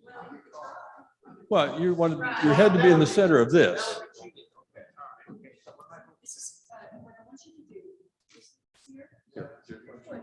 Right foot has to be there. My right foot or my left foot? Your left foot. I mean. Okay. All right, left foot, okay, there, you turn your other foot against, you stand against the screen. Okay. Now, put your head back and it has to be in the center, so can you move his head? Is it his head in the center? Okay, now this foot has to be moved over, look at the picture, This is how your foot, how close it has to be to the other foot. No, well, no, you have to keep that foot lined up with this. Over there. Now you have to move this foot over straight. It has to be look a little bit more. All right, now keep it. Now put your head over there. Oh, I see. Yeah, isn't that fun? Oh. Turn that foot straight. You can't do it. Well, oh yeah, okay, Oswald could do it. Anybody can do it then, right? And yeah. Oh yeah, and the holding stuff. Yeah. All right, here you go. Thank you. Yeah, congratulations. Come on, we've got a mug for everybody to try. Come on. You don't want to fall on the floor. Come on, folks. Okay, here we go. All right. Where's Now, he's Don about do the it? right tall height. All right, so you have to back all the way. You have to go back away, all the way against that flat. That's all right. All right. Yep. Yeah. Right against it. Now you have to put your head. Make sure his head is in the middle. All right, good. Yeah, that's right. Now. All right. Now. You got to put this foot. No. You got to keep that foot out. You have to have this foot has to match this line here. Now this foot has to turn more straight. I like that.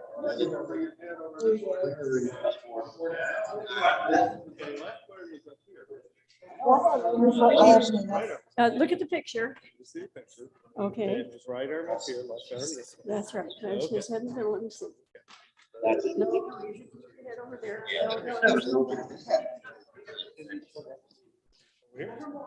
Okay.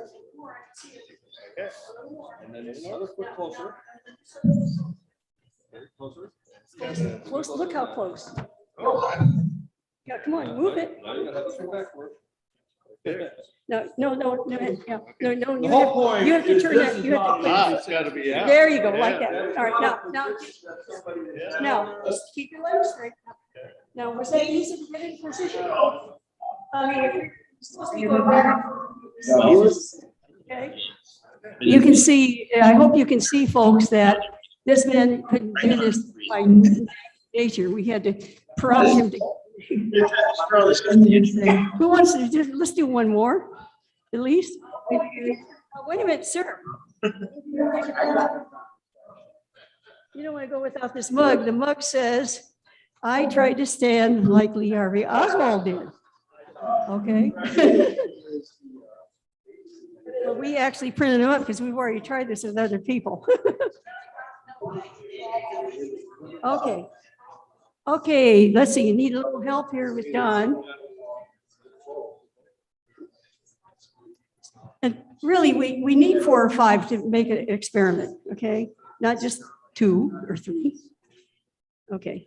All right, what I need you to do, yeah, put you're not quite tall enough. Yes, this is It's all right. short people. Oh, that's right. Back up, back up. You're, all right, this foot is like, oh, keep going, there. Now move this foot in, more. And then we're gonna bring your head over this way. But your foot has to come back. So this foot has to come out more. And forward more. Okay. Yeah, a little bit, no, a little bit less than that. No. Let's see. Now, yeah, but your head has to be over here. Your head has, now, and this foot has to be, look. And now let's give her a right. Yeah, all right. All right. How do you like that? How does normal does she look? Okay, folks. All right. Now she's short, so it's not as dramatic. You are. Here is your mug. All right, thank you very much. Yay. Want to try it? Oh, come on. Come on. Yes, come on. Come on. Try it. Here we go. Here's somebody with a cowboy hat. Okay, this is a good Texan. All right. All right. Sir, you have to take your hat off, though. Okay. Now, sir, we're going to put you in the center. See, if you head in the center, your head in the center. All right, now back up. All right. Now, there's a line here. I want you to line up your leg. Keep it going. A little bit more. There. That's good. Now move this leg in, and it's going to be that close. Although our heels are almost clicking together. So then he's kind of leaning. Then now you have to put it back up. And no, but you have to keep your head straight. Okay, back up. No, you're not. Actually, this is not right. This foot is too far forward. Put this foot back a little bit, and then closer. Okay, he was on that. And then your ankle is wrong. You have keep your leg here, but you have to lean the rest of the body this way. And then we need to bring your head over this way. And then put your. I lose my balance. That's the point. That's the point. Right now. Right. Straighten your head. Okay, now you have to be holding stuff with your hands as well. But this foot isn't right. It's not close enough. See that? Okay. Now it's too. Yeah. But now this leg is not out. You've got to put this leg out more. Now you have to lean a whole lot. No, this is way off. Way off. He's way off. He can't. Okay, you can't do it really. Maybe if I had a gun to balance. Well, maybe. But, well, we thought about that too, but the fact of the matter is, yeah. All right. And it just, is there one more person? Want to try? Come on. Hello. Is there one more point? One more? Okay, everybody's getting hungry. Ready to go? Okay, see you later. All right. Okay. Ladies and gentlemen, thank you for taking part in that. Thank you for those of you who participated and being good sports about it. I think that demonstrated that would not have been a position that somebody would stand in to hold a rifle. Would you agree? Seems ridiculous. All right, ladies and gentlemen, back when I was in school, we're going to do my favorite subject, and that's lunch, or in this case, dinner. So if you would, ladies and gentlemen, let's go ahead and come back at 7:50 and we'll resume the conference. And we'll be bringing up, looks like Dan Storper. So come on back, 7:50. We'll resume with Dan Storper.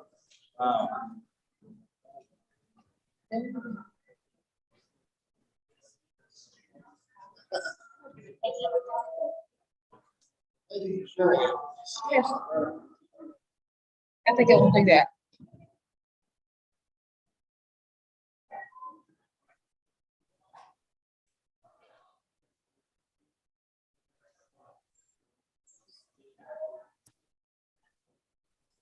What time are we supposed to be back here? What time are we supposed to be back? 7. That's an hour. That's an hour and 10 minutes.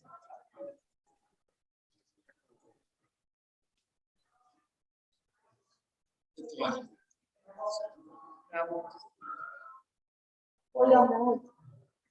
we're gonna try to get it.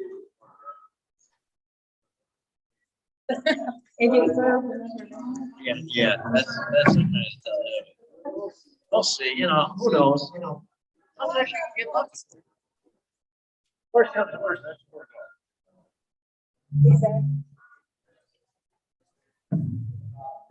out. Phoenix. 6. Next to Red Parts. Yeah.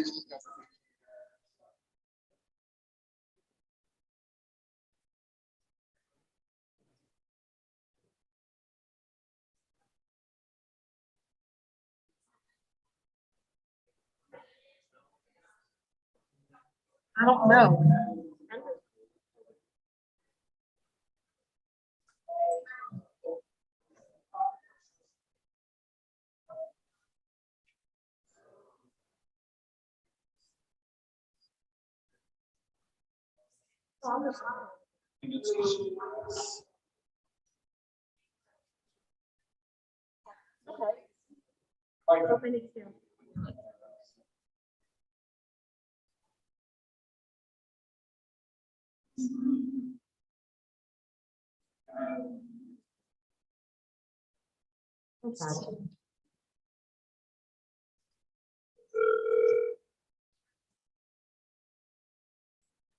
Order, make an order, and then I'll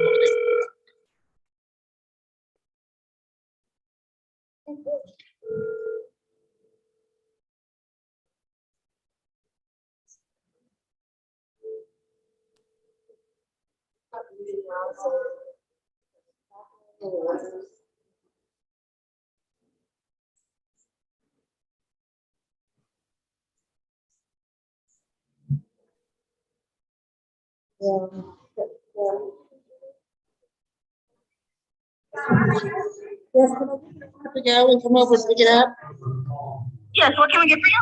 I like tamale dinner with no cheese. Tamale dinner with no cheese? Yeah, they call it. Did you want a tamale dinner with no cheese? Right, rice and beans. Also to go. Anything else? That's it. How much will it be? It's gonna be $11.90. Can I get your name? Chana, C-H-A-N-A. Say that one more time. I'm sorry. C-H-A-N-A. 816.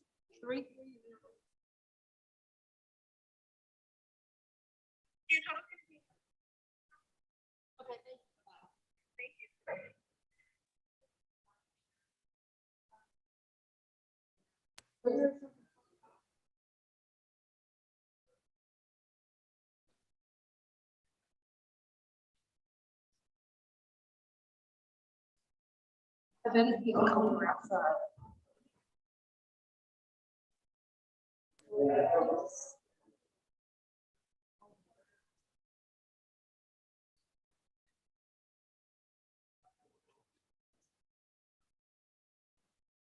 I will be back.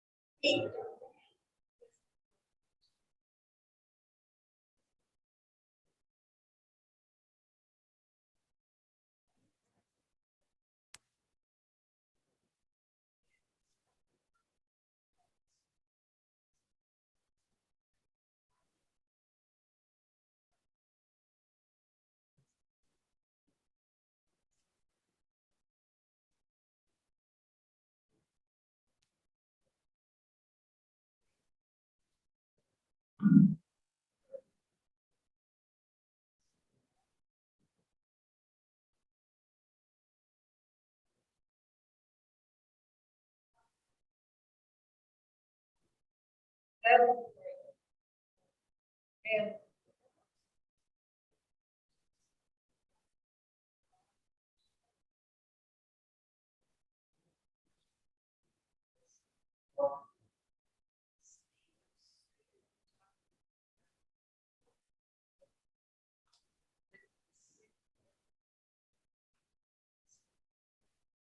such fun.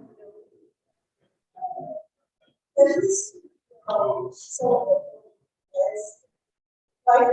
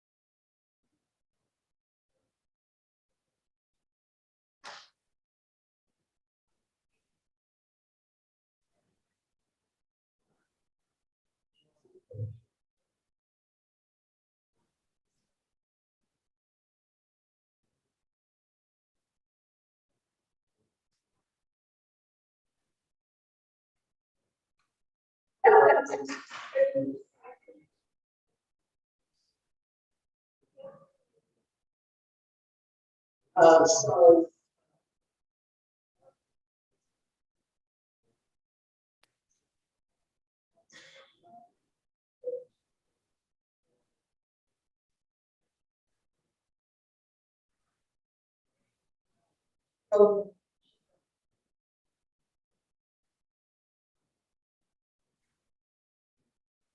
yeah, well,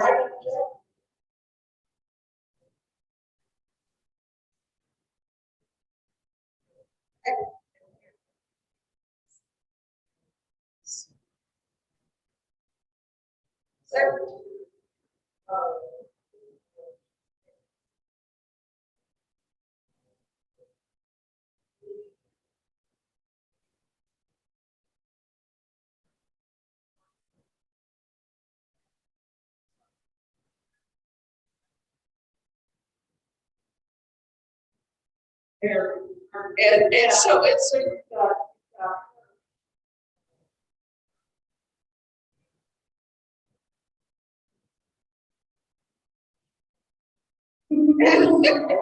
our lost charity. So after.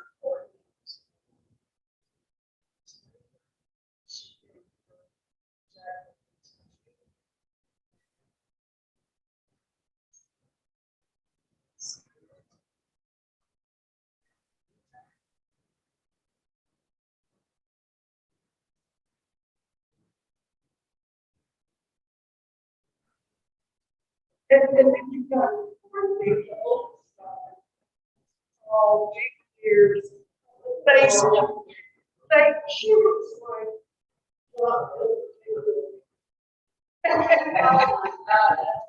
she was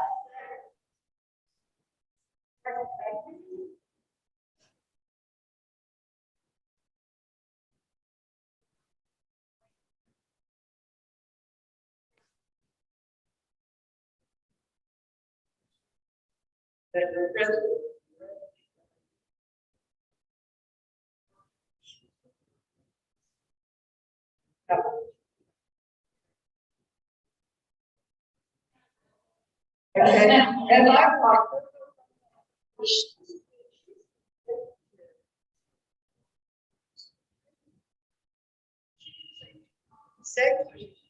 Oh, and you.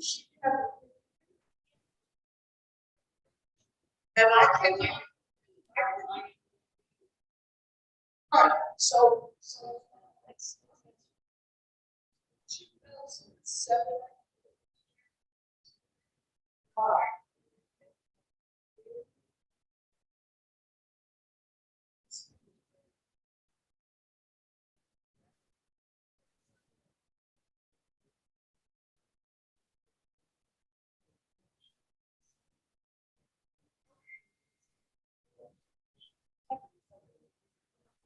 The tall, I think it's.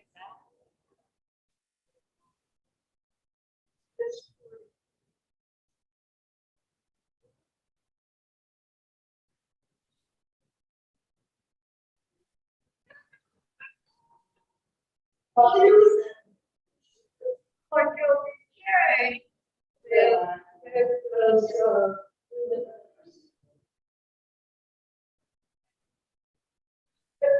she looks just like inch taller.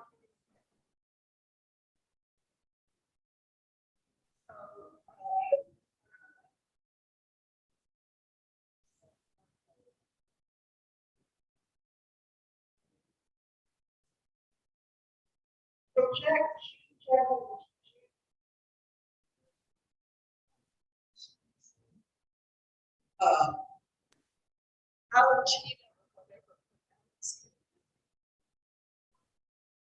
The younger. She's dark hair.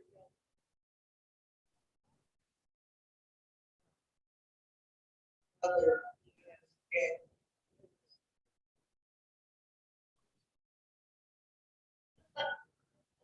So.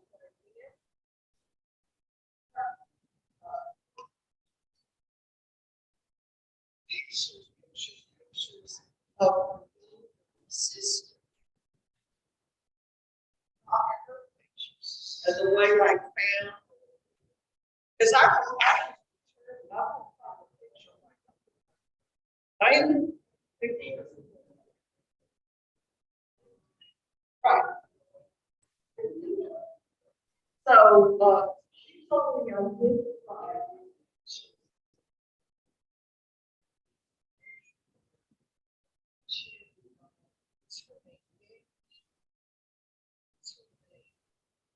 Years.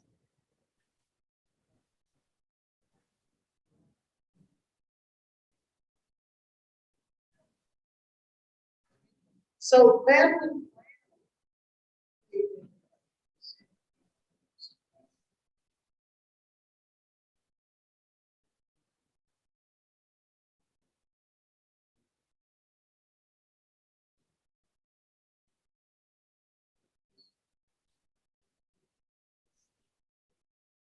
Like the local conditions, like, and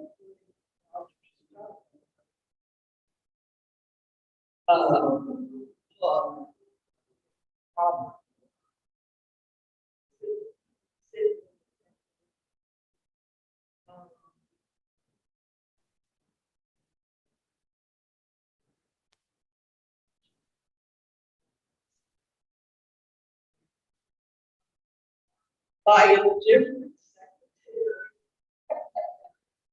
And he's. And some said, Lord, there is no doubt that I decided.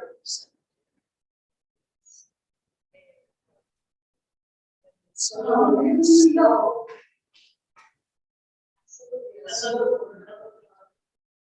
I don't.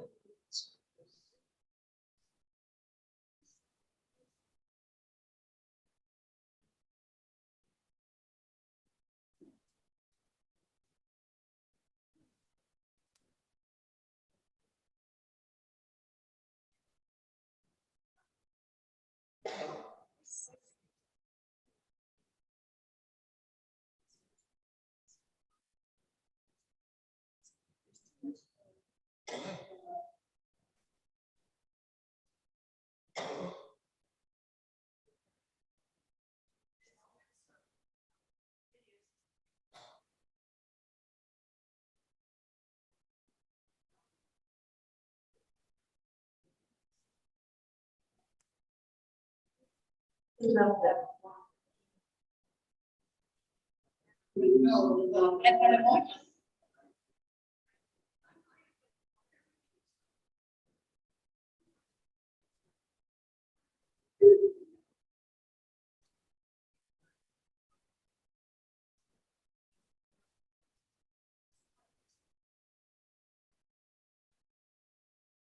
it will.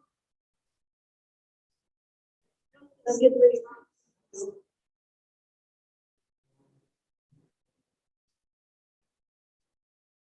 Then let's see.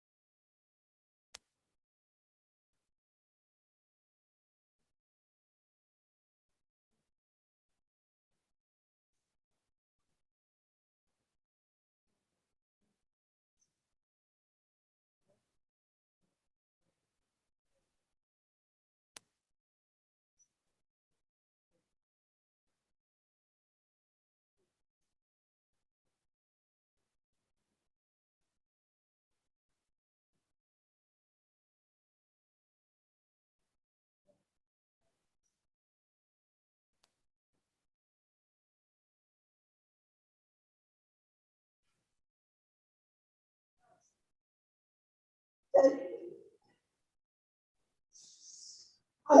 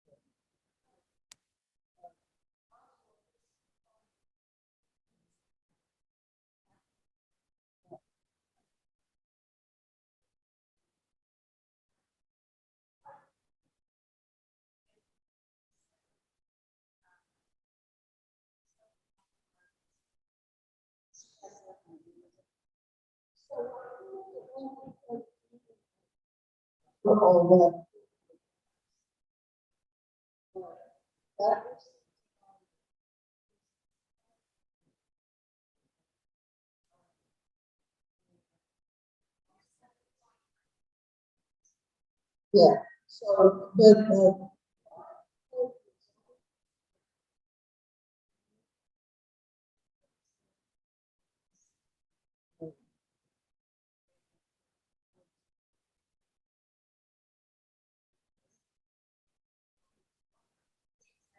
this, yeah.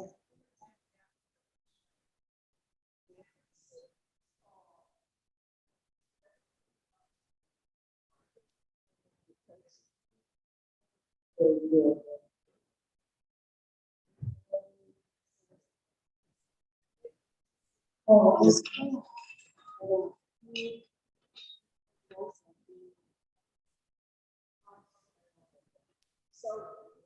So let me just.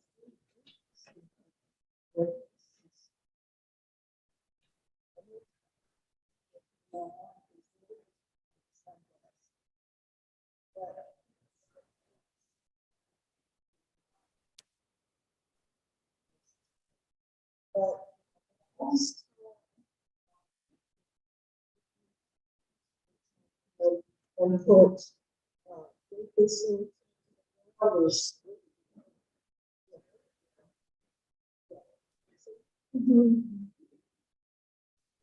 And David said, this.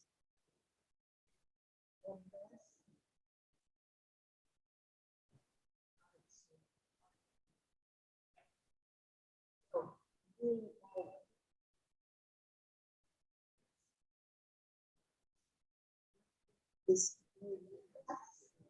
That's the hotel lobby, or And there is the same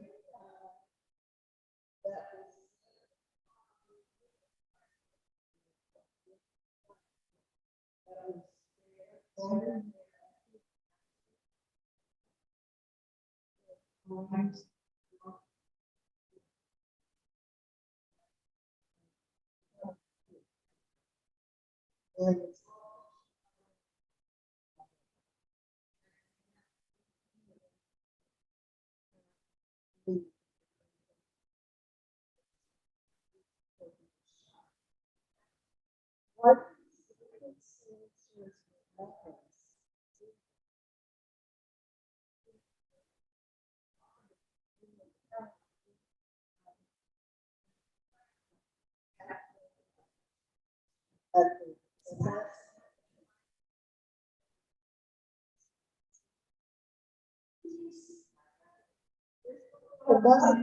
was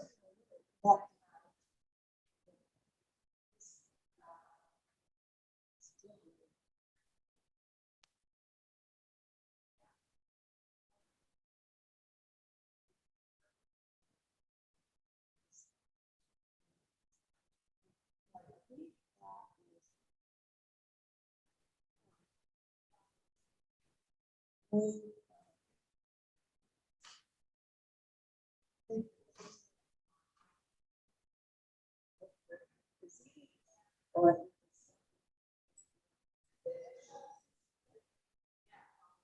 so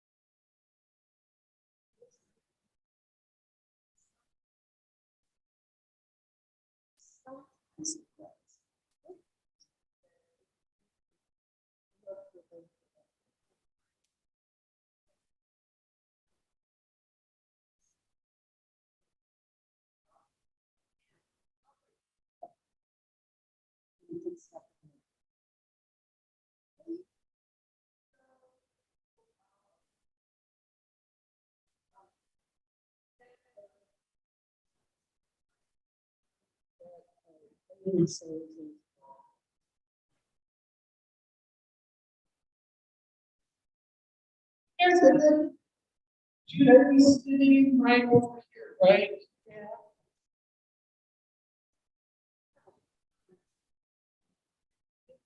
So.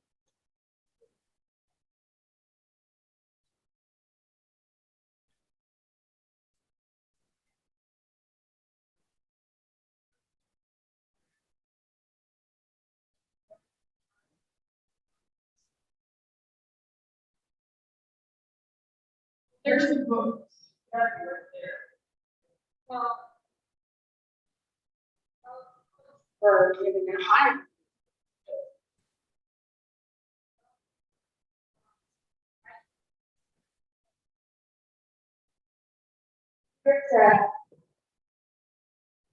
Denver stuff.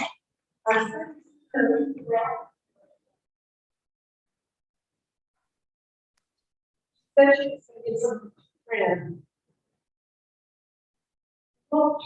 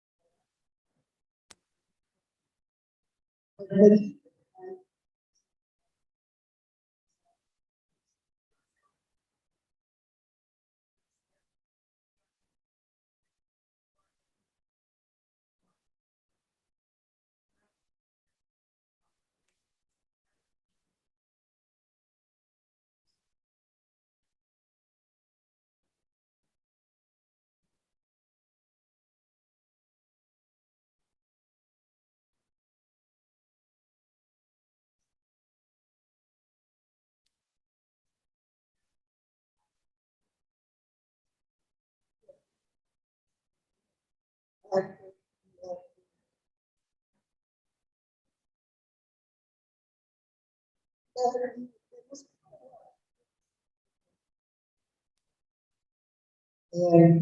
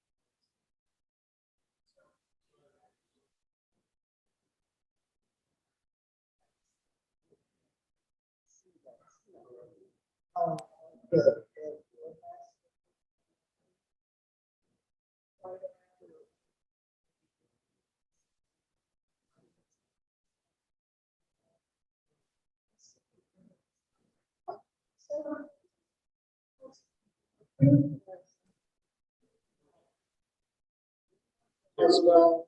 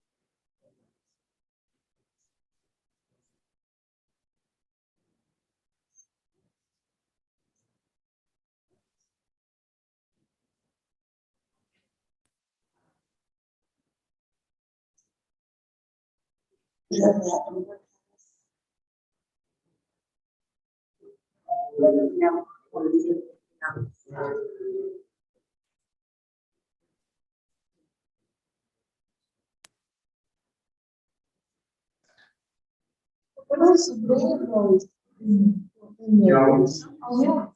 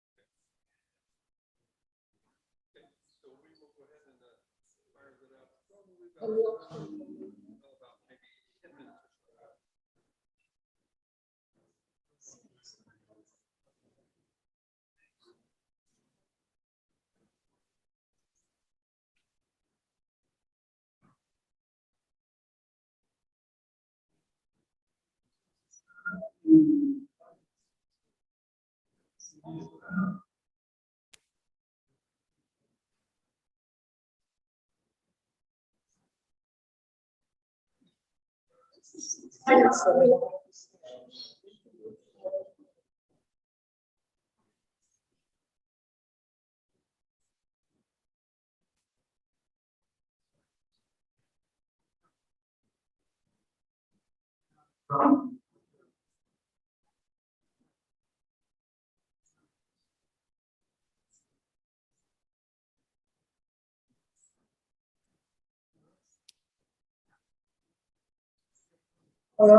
will not.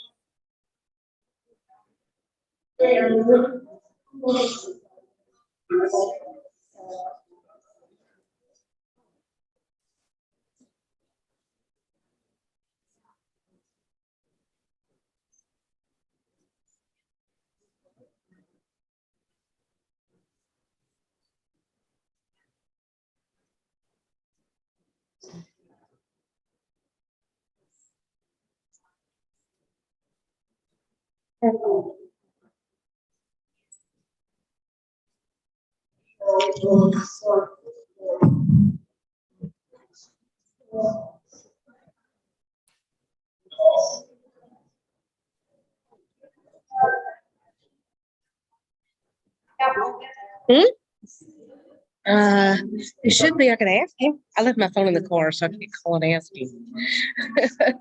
He's muted right now. Pete, are you ready to go? I left my phone in the car, so I can't call him. I'm always ready. How about you? Can you hear me, Channa?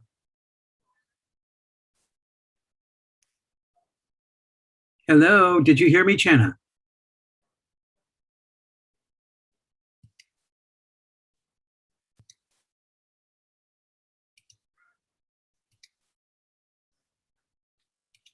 One, two, three. Can you hear me?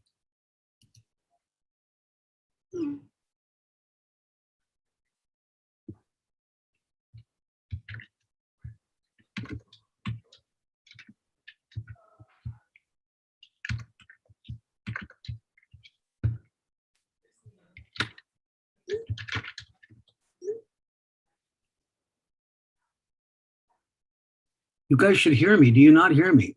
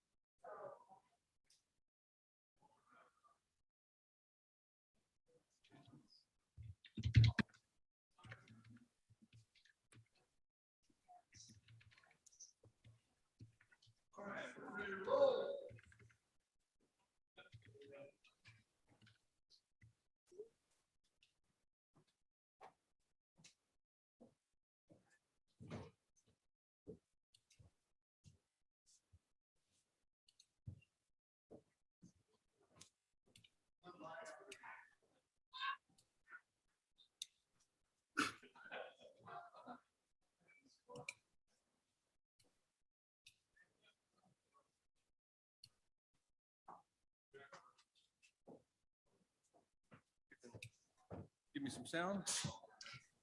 Can you guys hear me? Yes. All right, ladies and gentlemen, are you ready to roll? Yeah. Did you guys have a good dinner? We did. All right, ladies and gentlemen, we have our next speaker. Our next speaker is going to be Mr. Dan Storper. And his presentation tonight is entitled The Truth and Reconciliation Committee. Dan, are you there? I am here. Thank you. Hey, can you hear us? I can hear you. Can you see me? Can you hear me? What's that? Are you there, Dan? Can you hear me? We can hear you. I hear multitude versions of myself. Does it sound normal? A little muffled. Let me try. And first of all, greetings to everyone. I know some of you, and I'm really sorry I'm not there in person. We're seeing more of the top of your head than your mouth. Okay. There you go. How about, Better. Yes. Good. okay. Okay. Well, you know, I'm going to be speaking only for a few minutes. Really, the goal of my presentation is to talk about the Truth and Reconciliation Committee, which I co-chair, and which was founded in 2019 by an illustrious array of people, but especially David Talbot, who I got to know through the process of researching for a book that I'm writing about the 60s, and people like Jim Douglas, who I've become big fans of, and who are kind of like the spiritual gurus of the Truth and Reconciliation Committee. I first got involved probably 6 years ago now, because a friend told me over dinner in New Orleans, where I now live, told me a story about his Cuban mother's involvement in running guns to overthrow Castro and peripheral connection to the Kennedy assassination. And what he told me opened my eyes to the fact that there was much more to the story than what seemed to have met the eyes before I first had that conversation with him. I went to my office the next morning. My office was on Magazine Street, and I Googled JFK assassination. Of course, Lee Harvey Oswald came up, and I saw that he worked at a place called the Riley Coffee Company. I lifted my eyes from my computer, and directly across the street at eye level was the Riley Coffee Company sign. I parked my car at the Crescent City garage. I was a block and a half away from 544 Camp Street. I realized that I had somehow found my way into a vortex and thought, you know, I'd better start looking into this. My family background, my dad was involved in Democratic politics. We love the Kennedys. In fact, I even invited President Kennedy to my bar mitzvah. And sadly, he wouldn't have been able to come even if he could have, even if he wanted to. So basically, as part of this whole process, I began to look at ways in which the research community could find common ground. I remember having dinner with Jim Mars and Gary Shaw early on, and I'm kind of this, I was kind of a cockeyed optimist, and I thought it would be great if we could find a way to bring every legitimate researcher together in some form of consensus. And, you know, they looked at me and said, yeah, right. And, you know, I continued on and got to know through this process, as I said, people like David Talbot, whose book, Brothers and the Devil's Chessboard, and Jim Douglas's JFK and the Unspeakable were inspirations to me. And I think essentially when David and I had started talking about forming a committee, he had had this idea for some time, and I thought it was a great idea. In fact, I was lucky enough to be invited to South Africa. Mary McCabe was an artist. My day job is running a record label. Invited me to see her perform at Robben Island, where Nelson Mandela was coming back for the millennium.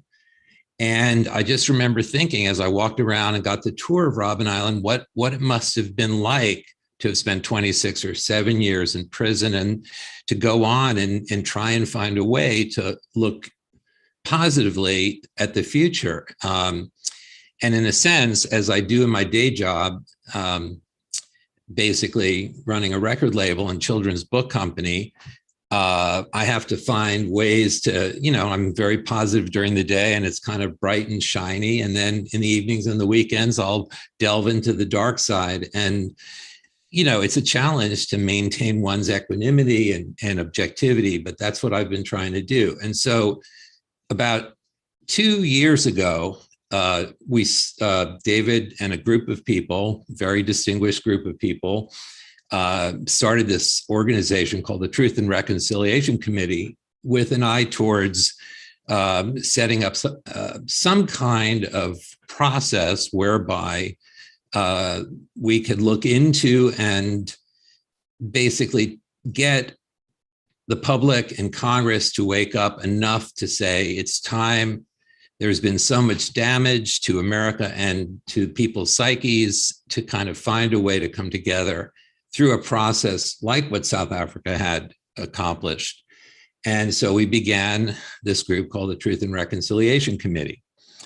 One of my goals personally was to find a way, as I kind of do in the music realm, to somehow put together a presentation that would be a simple overview of each of the assassinations to make it easy for people to find get a basic understanding that you could hand deliver to a congressman or to to anyone in the public. And they would basically look at it and say, okay, this makes sense. And so because we're working with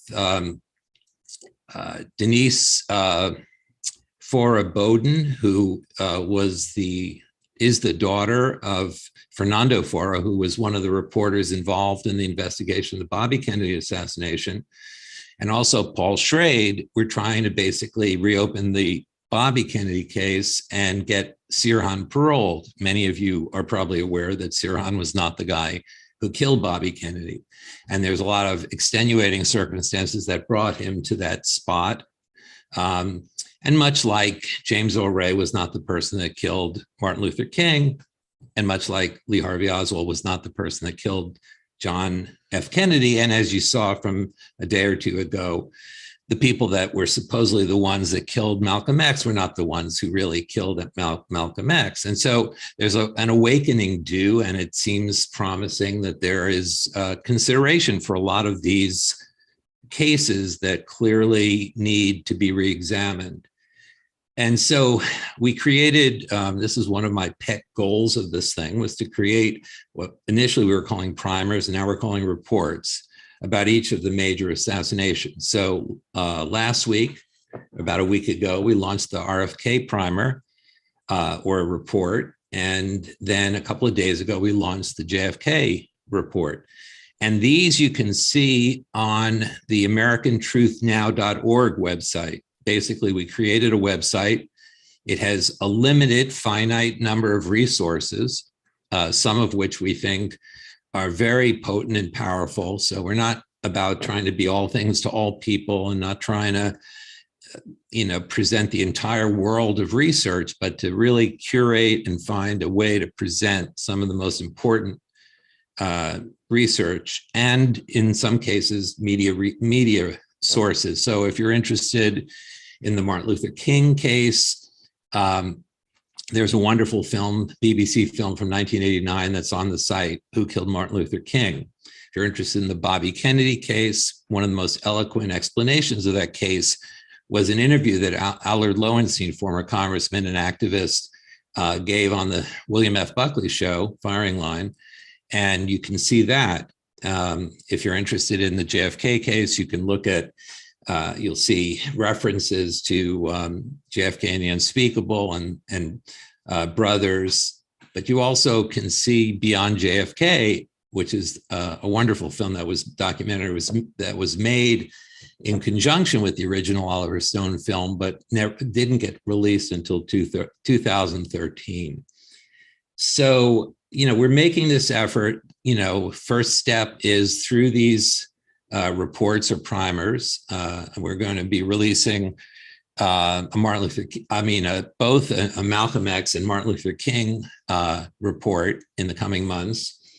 And we also encourage people to come to the website, again, americantruthnow.org, both to see the primers, to see the resources, to sign up, to encourage people to go and reach out to Congress. We're not convinced that President Biden is going to do more than he's done, and he's probably going to delay further. So we want to put congressional pressure on the president, as well as reaching out to the president to finally release the remaining documents. But probably equally, we want to go into other areas of documents that are suppressed, which include the HSCA documents on King and Kennedy, which aren't going to be released until 2029 unless we can get some kind of congressional action.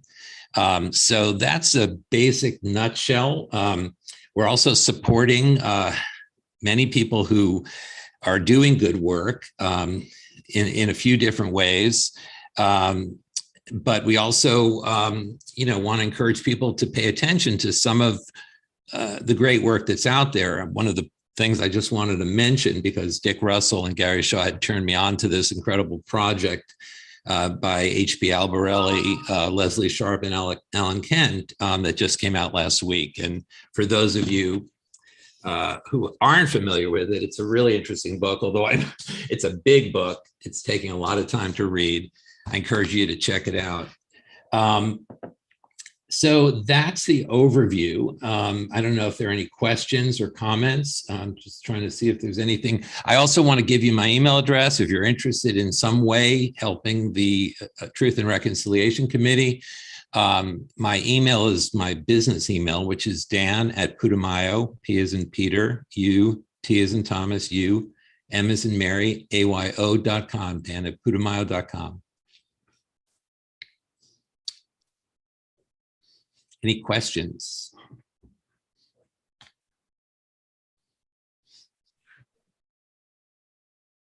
Hope you heard that.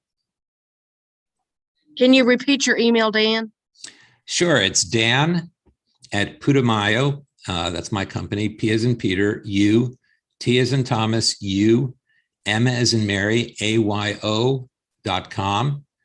And, again, the Truth and Reconciliation website really speaks for itself, and I encourage you all to look at it and see the primers, is americantruthnow.org. All right, ladies and gentlemen, thank you, Dan Storper. Thank you, Dan. Thank you. All right, up a little bit more volume if you would. There we go. Thank you, My voice Dan. isn't as strong as it was a little bit earlier. I was going to say something. My wife tells me I don't have a sense of humor, but I'm going to try something on you nonetheless. It's not a joke. It's not a joke, but it's just a notice. And I say this with all respect. I'm sure you guys are all the kind that get that last bit of toothpaste out of the tube because you're still here. You want every bit that this conference has to offer. And I want to acknowledge you and say I appreciate it because you never know what you might miss if you go home early, right? Right. That's why you're still here. Okay. Well, you paid for it. By golly, you're entitled to get it. And I'm glad you're still here. We're still here. All right. What is up next? We've got a little surprise for you. It's not on the agenda to my knowledge. And I'm going to hand it over to Peter. He's going to go ahead and introduce and present something for you. Peter? Okay. I should be on. My voice is here, isn't it? Can't hear you. Okay, I don't know what to do. Okay. Now we can hear you. Yes, we can. Okay, so I'm going to see if I can get this on the screen. Okay, share screen. Okay, in the work that we have done over the years with this conference, this is my 7th conference, and one of the people who has impressed me the most is a man originally from Sweden named Uli Damegard. And Uli is one of these people who just radiates energy, radiates love, radiates intensity. And he's just viciously involved in ferreting out the truth. And he's involved in many, many things around the world. Of course, John Kennedy, Martin Luther King, Bobby Kennedy, Malcolm X.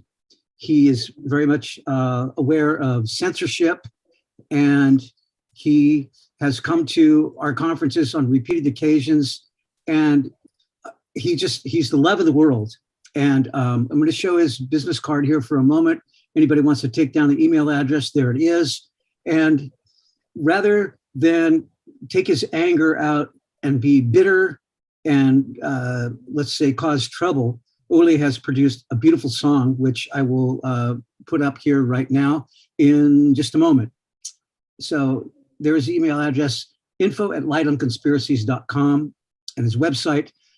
He's a great person, and I'm always glad to see him. So let me see if I can get the video up without much difficulty. Let's see. We can't see the email address. You can't, okay. Let me see if I can raise that up.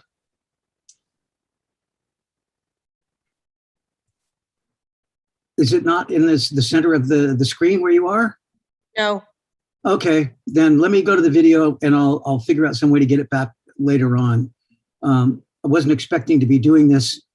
So Zoom.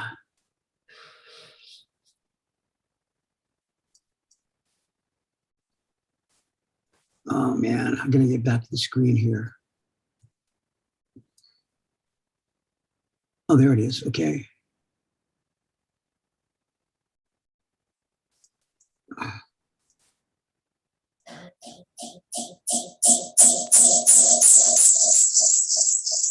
All right, bear with me, please. I'm smarter than I look.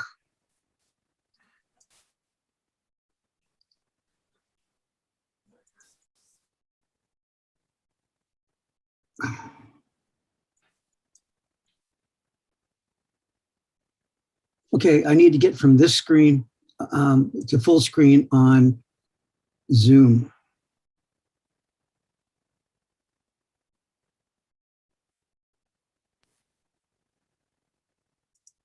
Isn't his email info@lightonconspiracies.com? Yeah.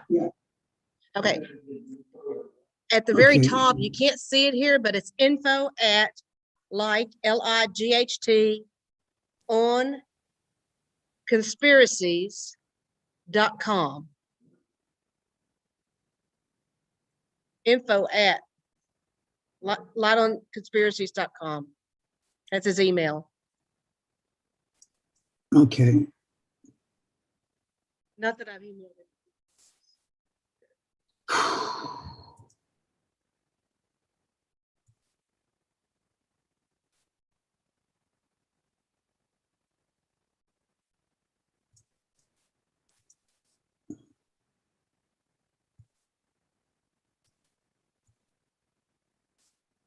Okay, Chana, I'm kind of stuck here. How do we get back to Zoom?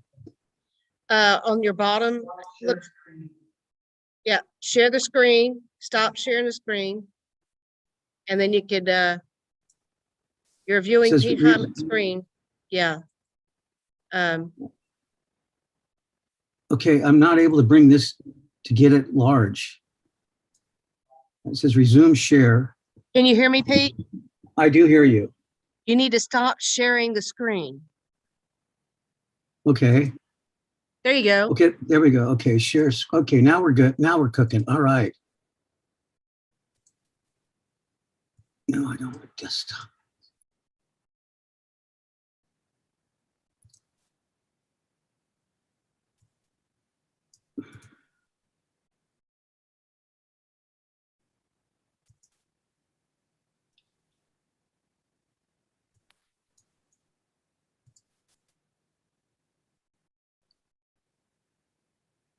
Okay, Did we're you gonna already- get there.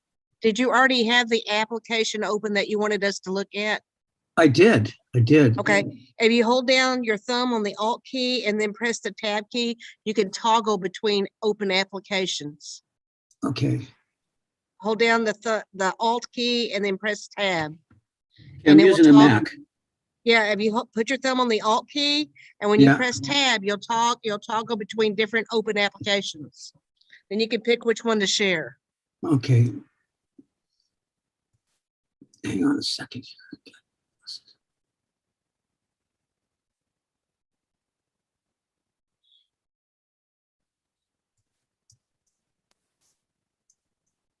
If you keep your face still enough, I could see it in the reflection of your glasses.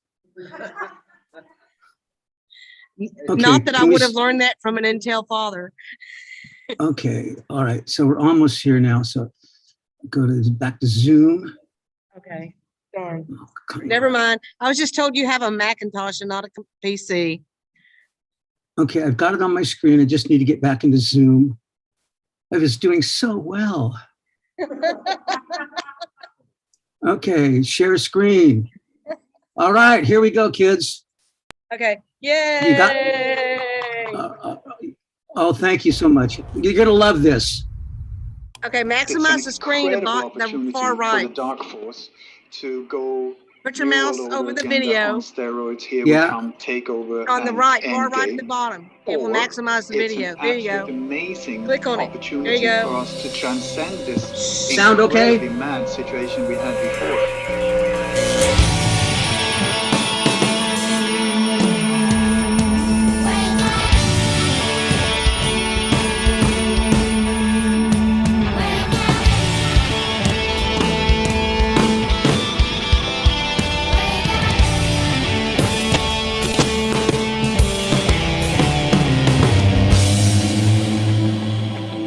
Far away from home, a socially distant time, a plane to make the sun, and a war that's going on too long. Closing out the light, fear controls the mind. The old ways weren't true, and there's nothing normal about the new. We were told they're fighting for the truth. Our freedom's getting crushed under their boots.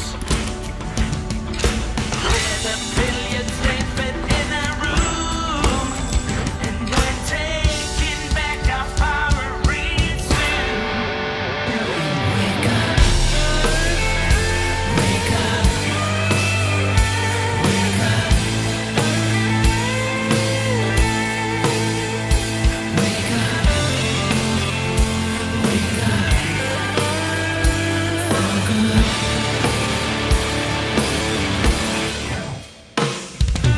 Hiding in plain sight, manipulating lies. Our souls drown in the depth of the darkest power's deadly web. Demanded to conform from the moment we were born. The circus and the breath and the brain well washed is all we get. The curtain gave way to the horror show. We all need to unlearn all that we've known. The tide has turned, we got to rearrange and start inside ourselves these times of change. Wake up, wake up, wake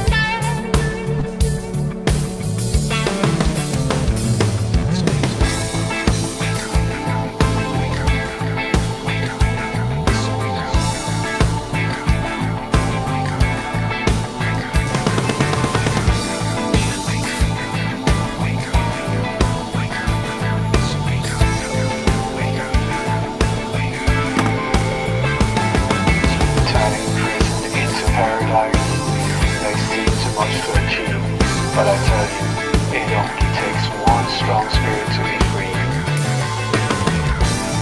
The true power of a pyramid is never ever at the top. Instead it's we, the people that can make this global game stop.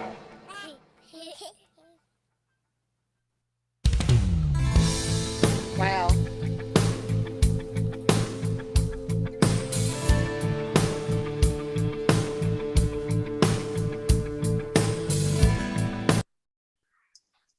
Okay, there's my face again.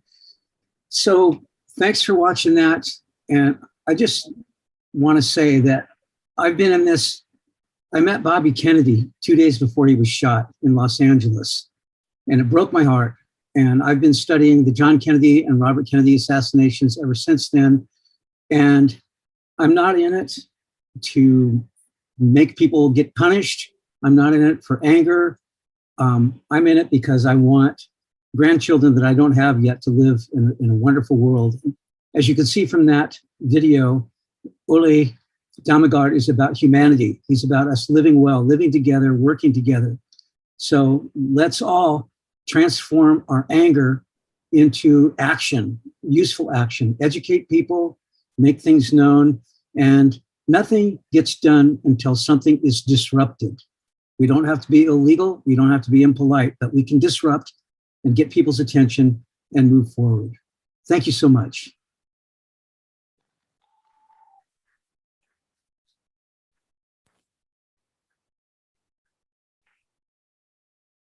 For having the patience to go ahead and play that. That was amazing. I totally unexpected, had no idea what we were going to be watching, but I really enjoyed it and hope you did too. All right, ladies and gentlemen, let's go ahead and take about a 10-minute break, and then we'll come back and we'll have Judith doing her presentation. I'm sure that's why you all stuck around, not to hear my jokes, but to hear her speak. So take 10 minutes. We'll be back, and let's see, what time will that be? Let's be back at 8:34.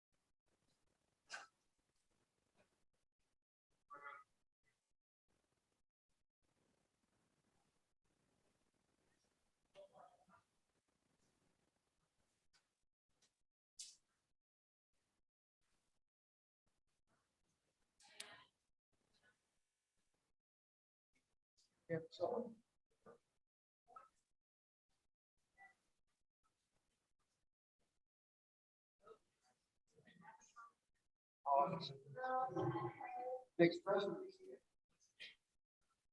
Yeah, we decided we had too much.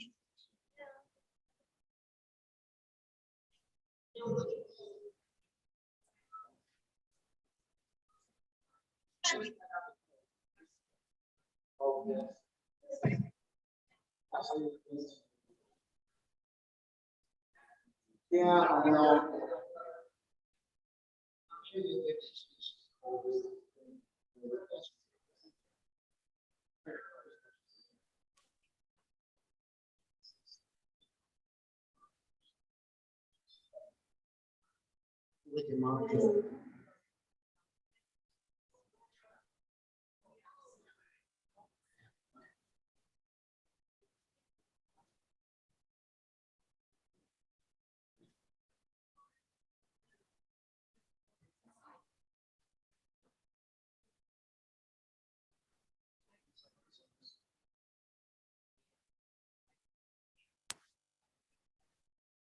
I'm a big fish. I've had actually no one myself.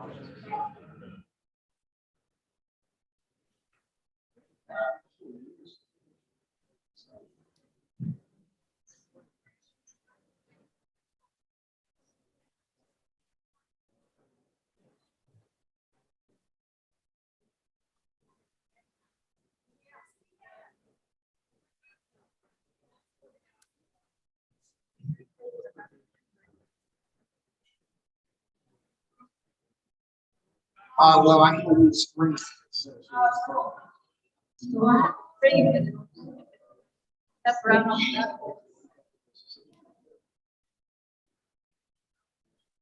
Yeah. Yeah, it's nothing you can do.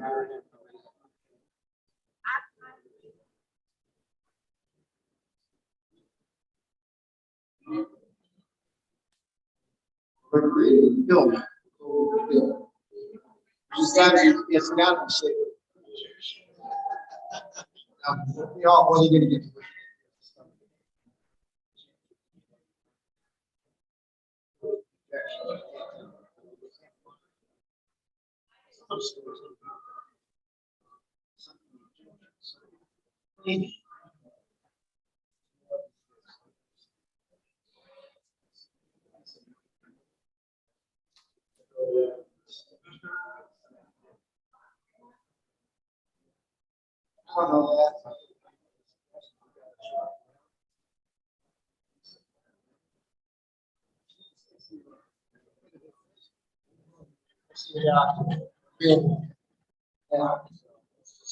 Yeah, I mean, how we don't know what to believe.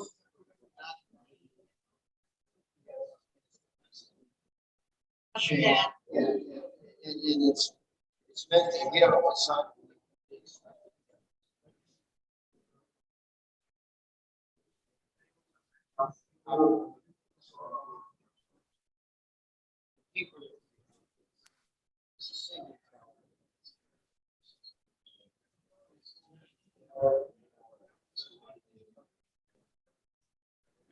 Device.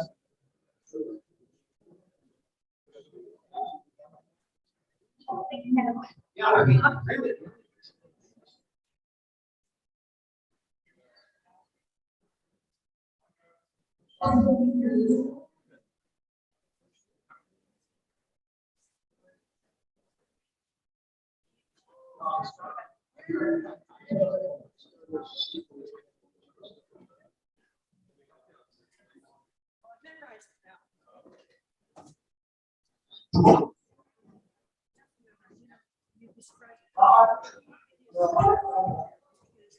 This goes on his plate. Oh, right, okay. It's wooden too. You're gonna talk about this. It's about time.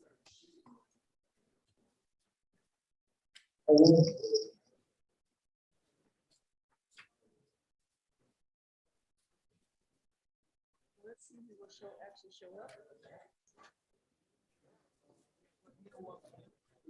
All right, ladies and gentlemen, 1 minute, and we'll bring up Judith Berry Baker. Or bring you on. Use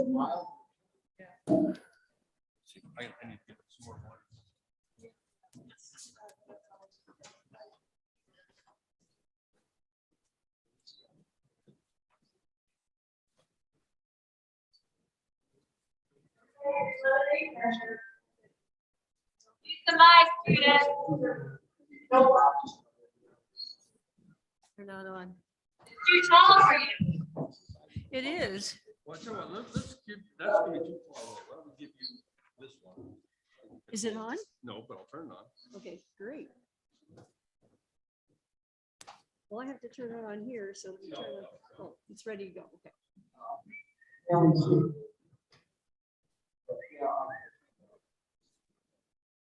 I don't hear that anymore. Hello, we're on. This is great. Oh, he's gonna give me an introduction. You don't need one, but you're gonna get one. All right, ladies and gentlemen.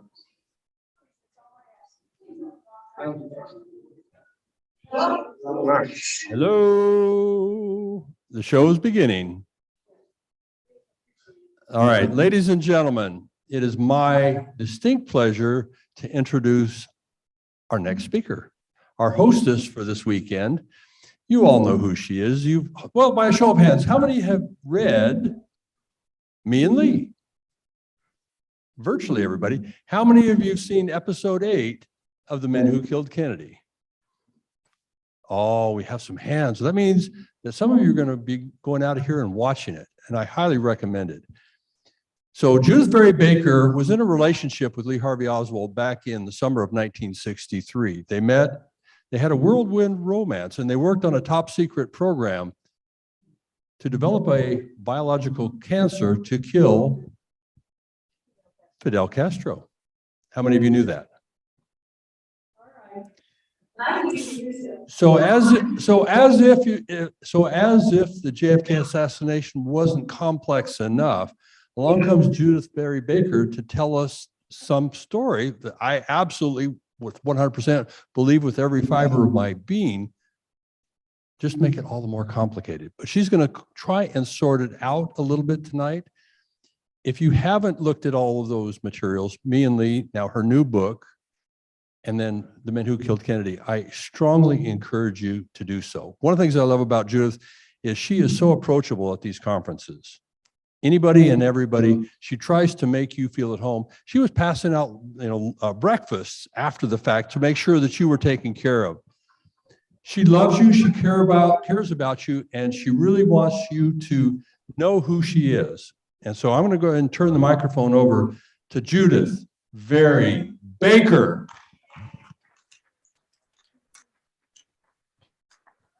Wow, thank you so much.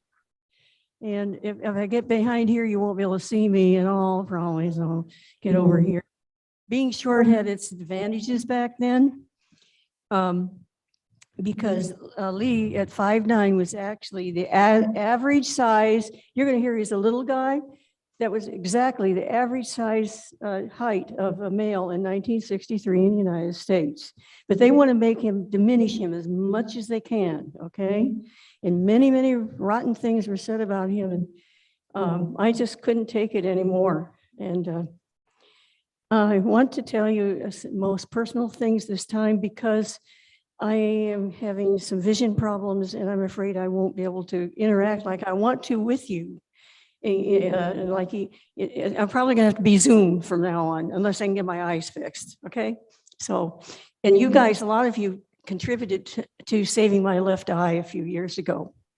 But that doesn't mean I can see very well, at least I can, and sometimes because of the bad things that have been going on, I'm almost glad I can't see it all right? We have some really bad things happening. And I am very proud of the people here. I'm just going to say it out loud, the people who have decided to be independent and to think for themselves concerning how they're handling the virus that was supposed to kill everybody, you know, last year. And we are here. And I don't know about you, but the only people in my family who got COVID twice or got COVID at all, they also got all the shots. If anyone wants to talk to me about what's really going on with all that, I'm not going to do it publicly because I don't want to be kicked off the internet or anything.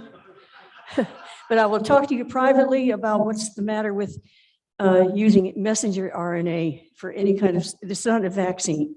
Vaccines are different. They have to do with killed viruses and so on, okay? This is not the same thing at all.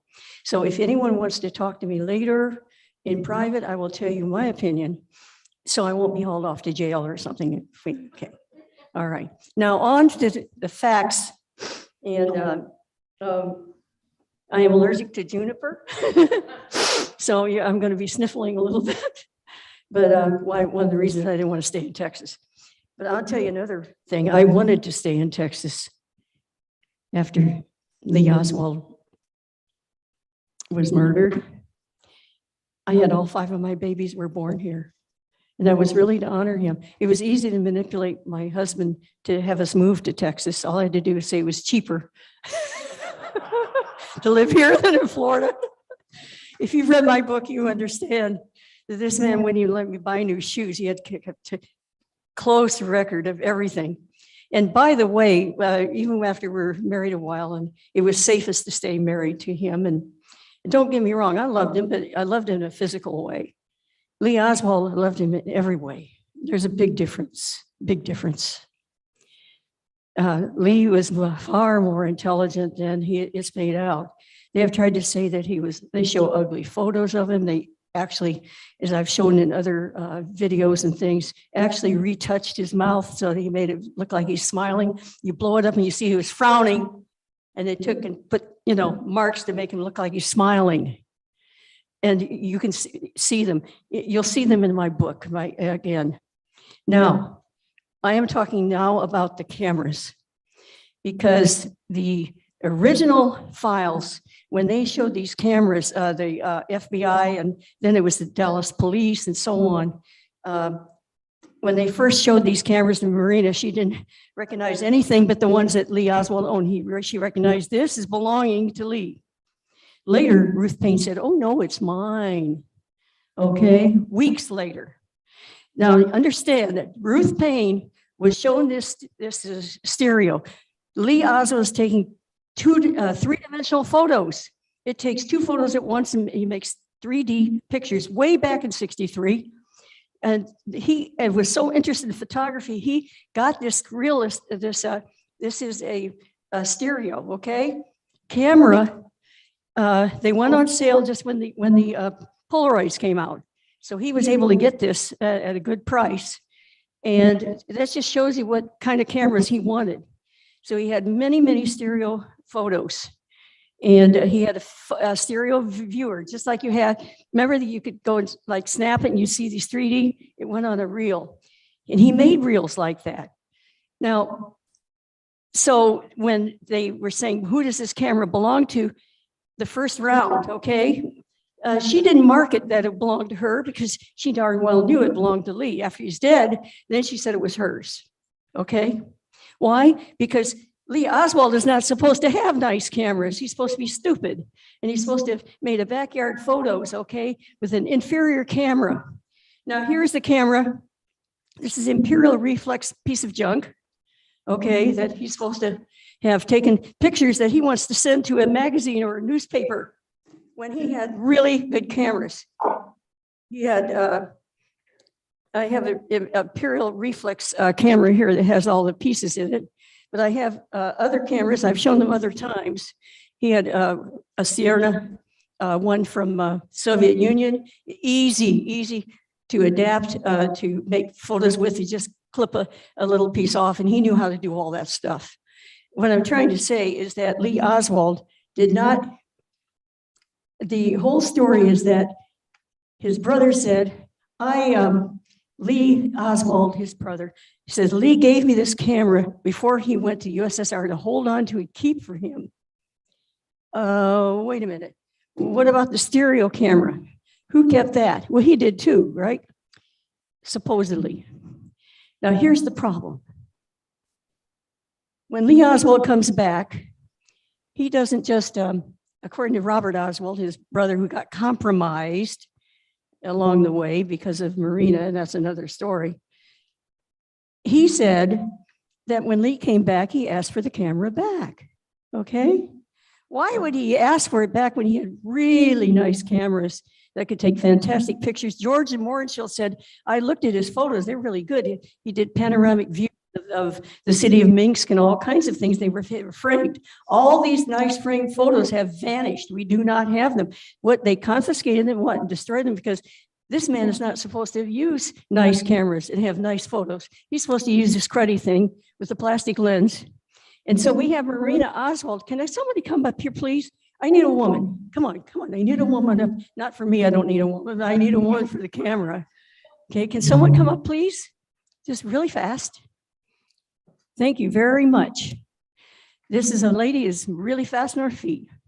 Okay, now I'm going to pretend that you don't know a thing about this camera, that you're Marina Oswald, don't know a thing. And I'm asking you to take a picture of me. I am the backyard photo. I'm just about as genuine as what they put in the backyard photos anyway, as Lee Oswald, okay? So you're going to take a picture of me. Please go ahead. And how would you do that? Okay. All right, there. Stop. Don't move. Keep that. No, keep that. Okay. Marina said that's what she did for 3 photos or more. Okay. 1, 2, 3. All right. Come up to me, and I'm going to. So I come to you, and I'm going to fix this to the next thing and tell you how to move the thing, because she's supposed to be so stupid she doesn't know how to turn this knob. So then I give it back to you to take another picture. Go ahead. All right. All right. Then I'm going to do it again. All right. This time I'm going to look like Lee Oswald leaning. Okay. So then again, I turn it for you because you're too stupid to turn it yourself. Okay. And then I'm going to go lean, take my picture. Okay. Yeah. Okay. Now, that's what Marina showed the Warren Commission. Now I'm going to show you how you use the camera and why. Don't go anywhere. Stay here. To use the camera, you have to open this thing at the top. Hold your mic. All right. Thank you. You have to open this thing at the top. Let's see if I can do that. I haven't handled this for a while. There is some way to do it. I haven't handled it for a while. Maybe it doesn't work on this one. All right. Anyway, I'll tell you what, this opens and you see a viewfinder. You see a viewfinder. All right.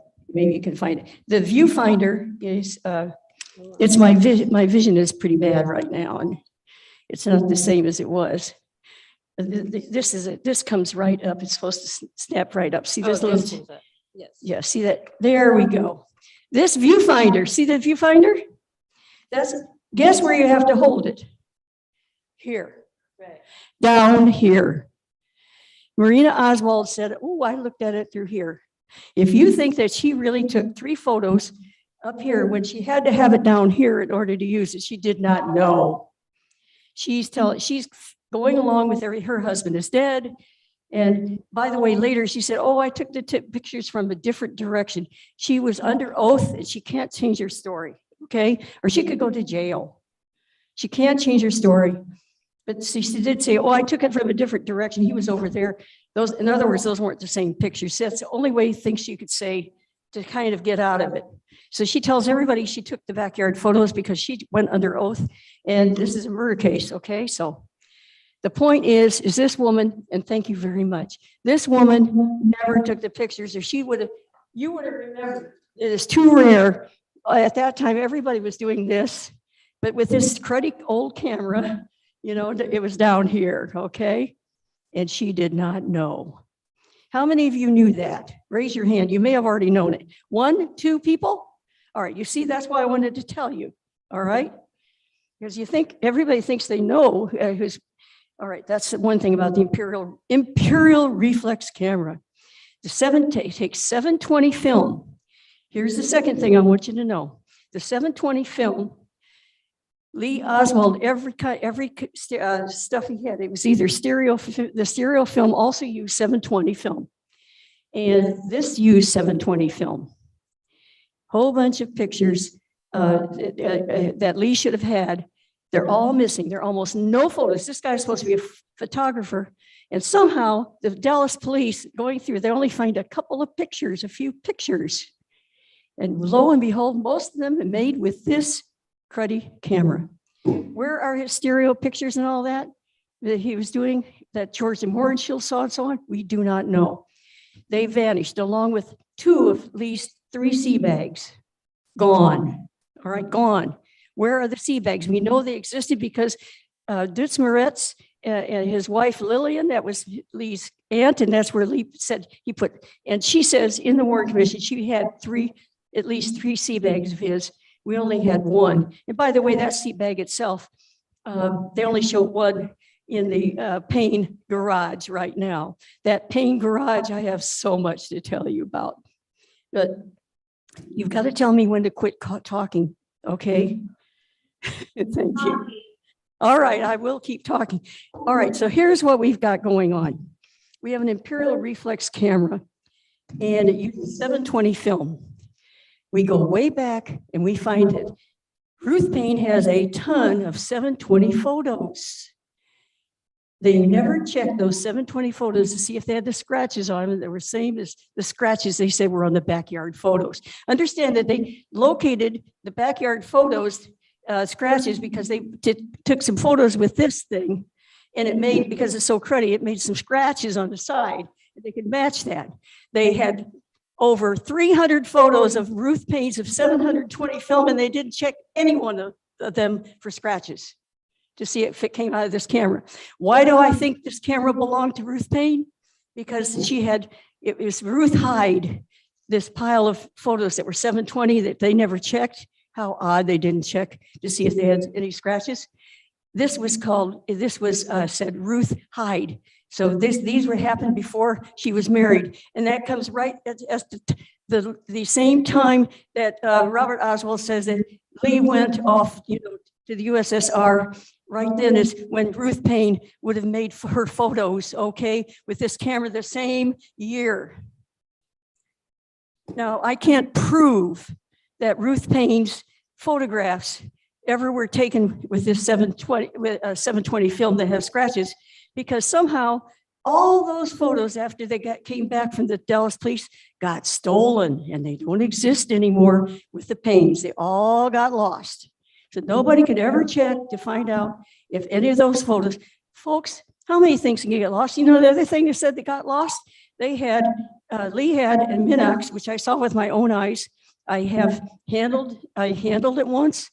I saw it, I talk about it. He only showed it to me twice. It was so small. It was smaller than a candy bar. It took wonderful photos, clear photos. And we know that the FBI actually took and developed photos. It says they came from Lee. It says they were Minox photos, but they wouldn't admit that the camera, the Minox camera that Gus Rose found in the sea bag of Lee Oswald, that Minox took the pictures. And we'll never know, because the Minox that is on file at the National Archives is filled with plastic stuff, so you cannot see the serial number when you open it. It is locked up, so you can't. Why? The serial numbers that the government used and the serial numbers that are used for civilian Minox are different. How many of you knew that? All right, that's the Minox that's on display in the National Archives. We cannot see the serial number. Aren't they nice? Aren't they being good? We get to see an exhibit. And then, you know what the Payne said? They said that, oh, we had the Minox. That is our Minox. And it was in a coffee can. It was not even noticed after 3 or 4 or 5 rounds of the police going through the garage. And somehow they missed this coffee can that had this old Minox in it. It was messed up by seawater and all that. And so they take that and they try to say that was the Minox, and it has a serial number in it, okay? But they're not going to let you see the serial number of the one in the National Archives. But you know, that didn't work very well, because Michael Payne and Ruth Payne suddenly said, oh, it got stolen. We don't have it anymore. So what's at the National Archives? It has to, if it got stolen, it's either FBI stole it, put on a display, but they didn't want you to see it. Something's going on. You see very carefully how Lee Oswald was framed. Now I'm going to go on. There is a peculiar thing is that Lee did not want any photos taken of his wife or me for good reason, because I was posed as Marina Oswald in New Orleans. Lee did not want any photos. There is, however, Ruth Payne came up with some photos and made with a Minox camera that suddenly ended up somehow in the Oswald's collection of photos with the scratches on it. And there is Marina with little Junie, and Junie is spraying her mommy with it's a hose, water hose, and it's so cute. You can see by the foliage that it happened when Ruth Payne was there. I mean, in that she came through there and dropped off Marina on May 11th at 4905 Magazine Street, and she moved in. She stayed several days. During this period of time, Lee Oswald was going to work, so she's there by herself. But they say, oh, this picture was taken by Lee Oswald. It wasn't Ruth Payne taking the pictures with with this thing. It was, it was Lee. Well, wait a minute. You can tell from the amount of sunlight and everything and the shadows that it can possibly have been Lee because he was at work. So who took the photos with a Imperial Reflex camera? It had to be Ruth Payne. It had to be Ruth Payne. But no, they said it was Lee, even though they don't understand that the only time he could have taken that would have been Saturday or Sunday, But wait a minute, how could that have been? Because at the same time, Lee, I don't think he ever even saw this camera. I do know who did. Michael Payne did something very interesting. He said, I saw something that nobody else did. And he was very proud of this. The police called him in on the 22nd in the evening.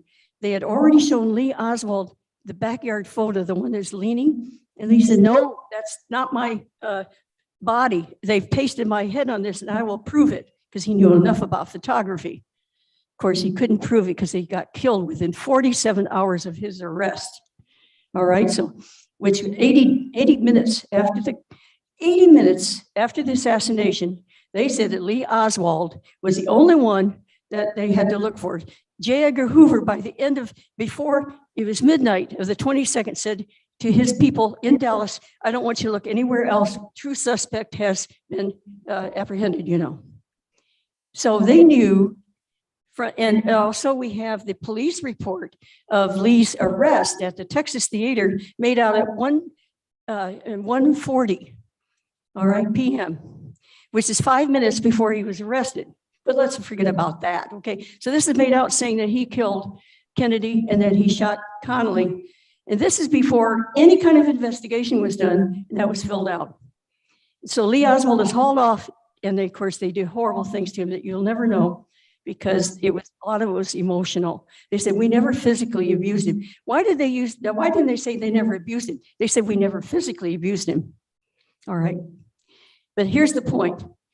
When Lee is, after he's been arrested and all that, they come up and show him the backyard photo, and he said that I didn't do that. Michael Payne actually told the Warren Commission, it's right there in his depositions and everything. Oh yes, on the 22nd, the police showed me the photo, the backyard photo, the same one that they showed Lee. And he said, I recognize the address. See, one of the things, how are you going to prove where that picture was taken to put Lee Oswald in that? 8 months after this photo was taken, Michael Payne, who had been there only twice, okay, to Elspeth Street residence, said, I recognize that because of the thin clapboard, the siding on the house, of which he could see about 2 feet. Okay, and from that, he correctly gave them the address of the front of where this was located out of pure memory, right? Okay. And so the police went there and took pictures in the backyard, and you see the police, with holding a gun and all that kind of thing. in the same backyard. And boy, I mean, Michael Payne has a fantastic memory, even though he couldn't remember a whole bunch of things that Lee and he did together. He said he didn't even like Lee, but he takes Lee to the ACLU meetings. He takes him to a Walker meeting. He takes him to other meetings, but he doesn't like him. Right. Okay. Now, why I'm stressing this about Michael Payne seeing this backyard photo on the 22nd is that officially Gus Rose found the backyard photos in Lee's sea bag in the garage on the 23rd, the morning of the 23rd. That's on the record, even though the other stuff is on the record.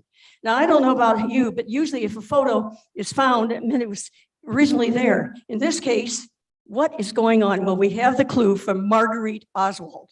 Marguerite had to spend the night at the Payne residence because then they went later to the Flags Hotel or whatever it was.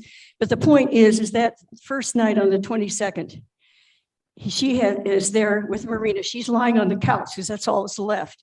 She's trying to sleep. You can imagine the poor woman who's made fun of, and they've been really cruel to Marguerite Oswald.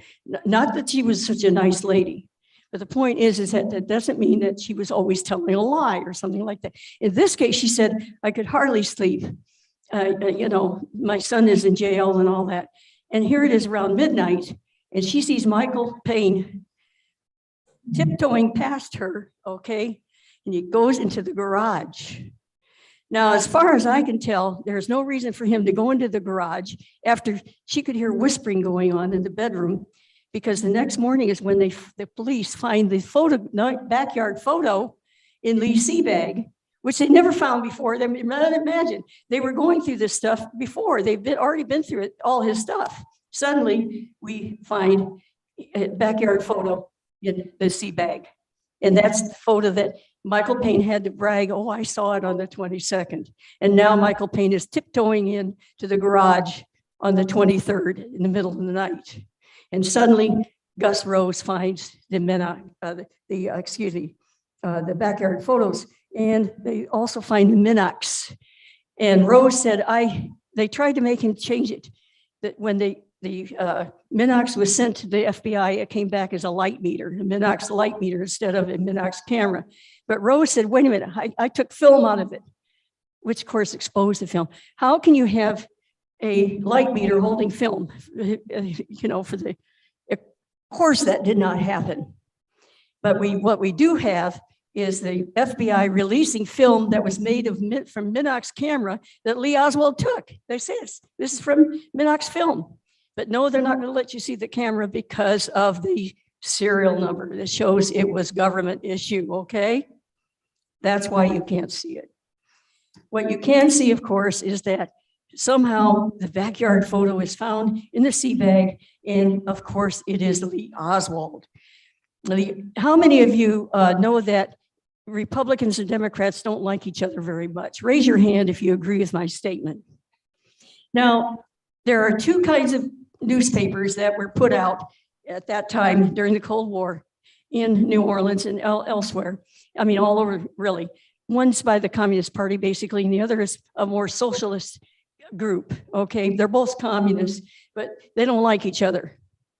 It's sort of like the Republicans and Democrats. The fact that he's holding both of them is the silliest thing in the world. He read both of them, but he would never, I mean, you're going to make somebody mad at you who's looking at that photo if that's really going to Communist Party. It shows both of them. That's like, can you imagine if you have a Republican and he's holding up a picture of Biden and Pelosi here, and then a picture of Trump, and you see like that. And the same thing, take a picture of me. I'm sure everybody's going to love him, seeing that he's going to divide your opinions.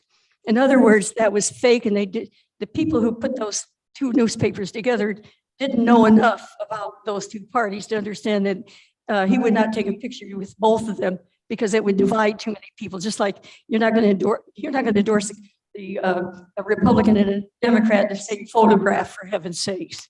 But that's what they did, because they're stupid, because they weren't understanding the difference between Marxist Leninism, okay, and the basic communism.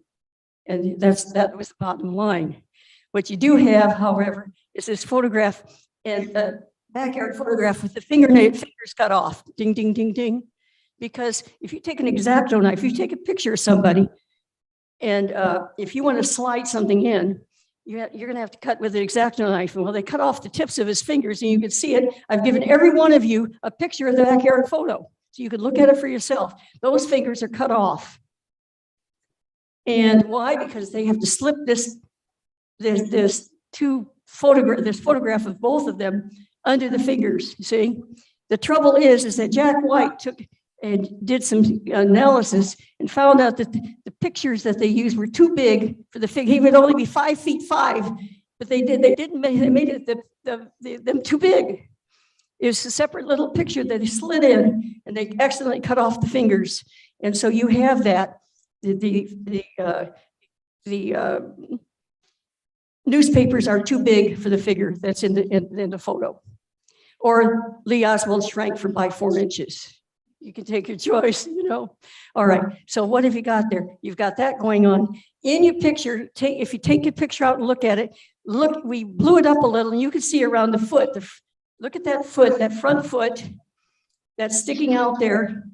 You'll see a little bit of white at the bottom there, because when they cut that out, they did cut and show all those little grass leaves. You know, you have the bits of grass that's going up. Well, you'll notice all around somehow around the foot, there's a little white line. Do you see it? Because they cut that in and put it in. There's no grass coming up against his feet. There is not a blade of grass that is coming up around his shoe, because that thing was just stuck in there. You see the little bit of a white line around that shoe, around that front shoe? Who sees it? Can you see it? Raise your hand if you can see that little white line. Where are the pieces of grass? Where's the grass? It's not there because this was inserted. This photo was inserted. Okay, I'm going to now, I don't know how much time I've got left. I hope that there's a lot more I can say. I have documents for everything I'm talking about. A lot of this is in the book called Kennedy and Oswald, The Big Picture, one of my books that was written with Edward Schwartz. And we actually put that book out real fast because he was dying of cancer. That's why there are typos in it, because it's whether he see the book in print while he's dying, or we go and fix it real pretty and then he won't see it before he's dead. So that's why there are typos. I hope I have said enough. If you have any questions, I will provide for any researcher here the documentation concerning what I've talked to you about. Any questions? Any? All right. Do you think that Lee Oswald used the Imperial reflex camera that Marina Oswald took pictures? Raise your hand if you believe Marina Oswald took pictures with this camera. Thank you. God bless you. I'm doing this because I love him, okay? And I'm not going to let him get away with it, killing off his name like this. I can't take it anymore. Thank you. All right, ladies and gentlemen, please give it up for Judith Mary Baker.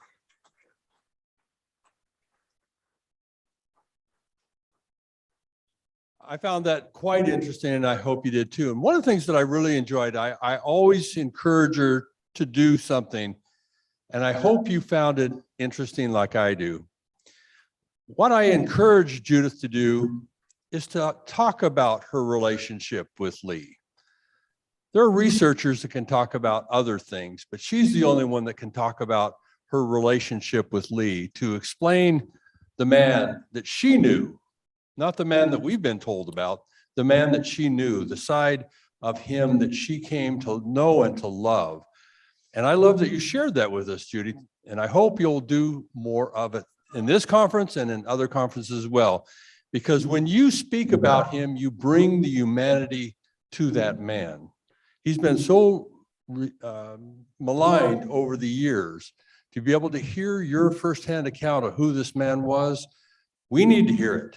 We need to know who he was through your eyes and through your heart. So thank you for sharing that with us. All right, ladies and gentlemen, I hope you feel like you got your money's worth today. And today's only the first day. We got more time, Saturday and Sunday. So if you would come back tomorrow, get some rest, have your questions ready, and we will see you. Thank you very much. Good night.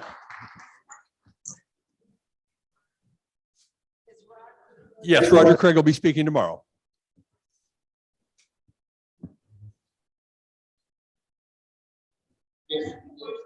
Well, yeah. The original Russell.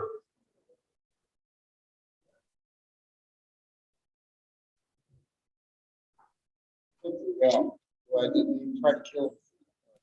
Times because this was the last time. So. You know, I don't know what to tell you. Yeah, that was sad, because they have, you saw the video, this was Roger Craig, explaining it. And they were so sad. Yeah.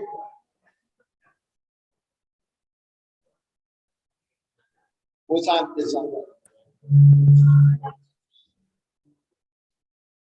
He had an illustrious law enforcement career. And, yeah, until then, and of course, you know, they cut it short for him, obviously. Yeah, yeah.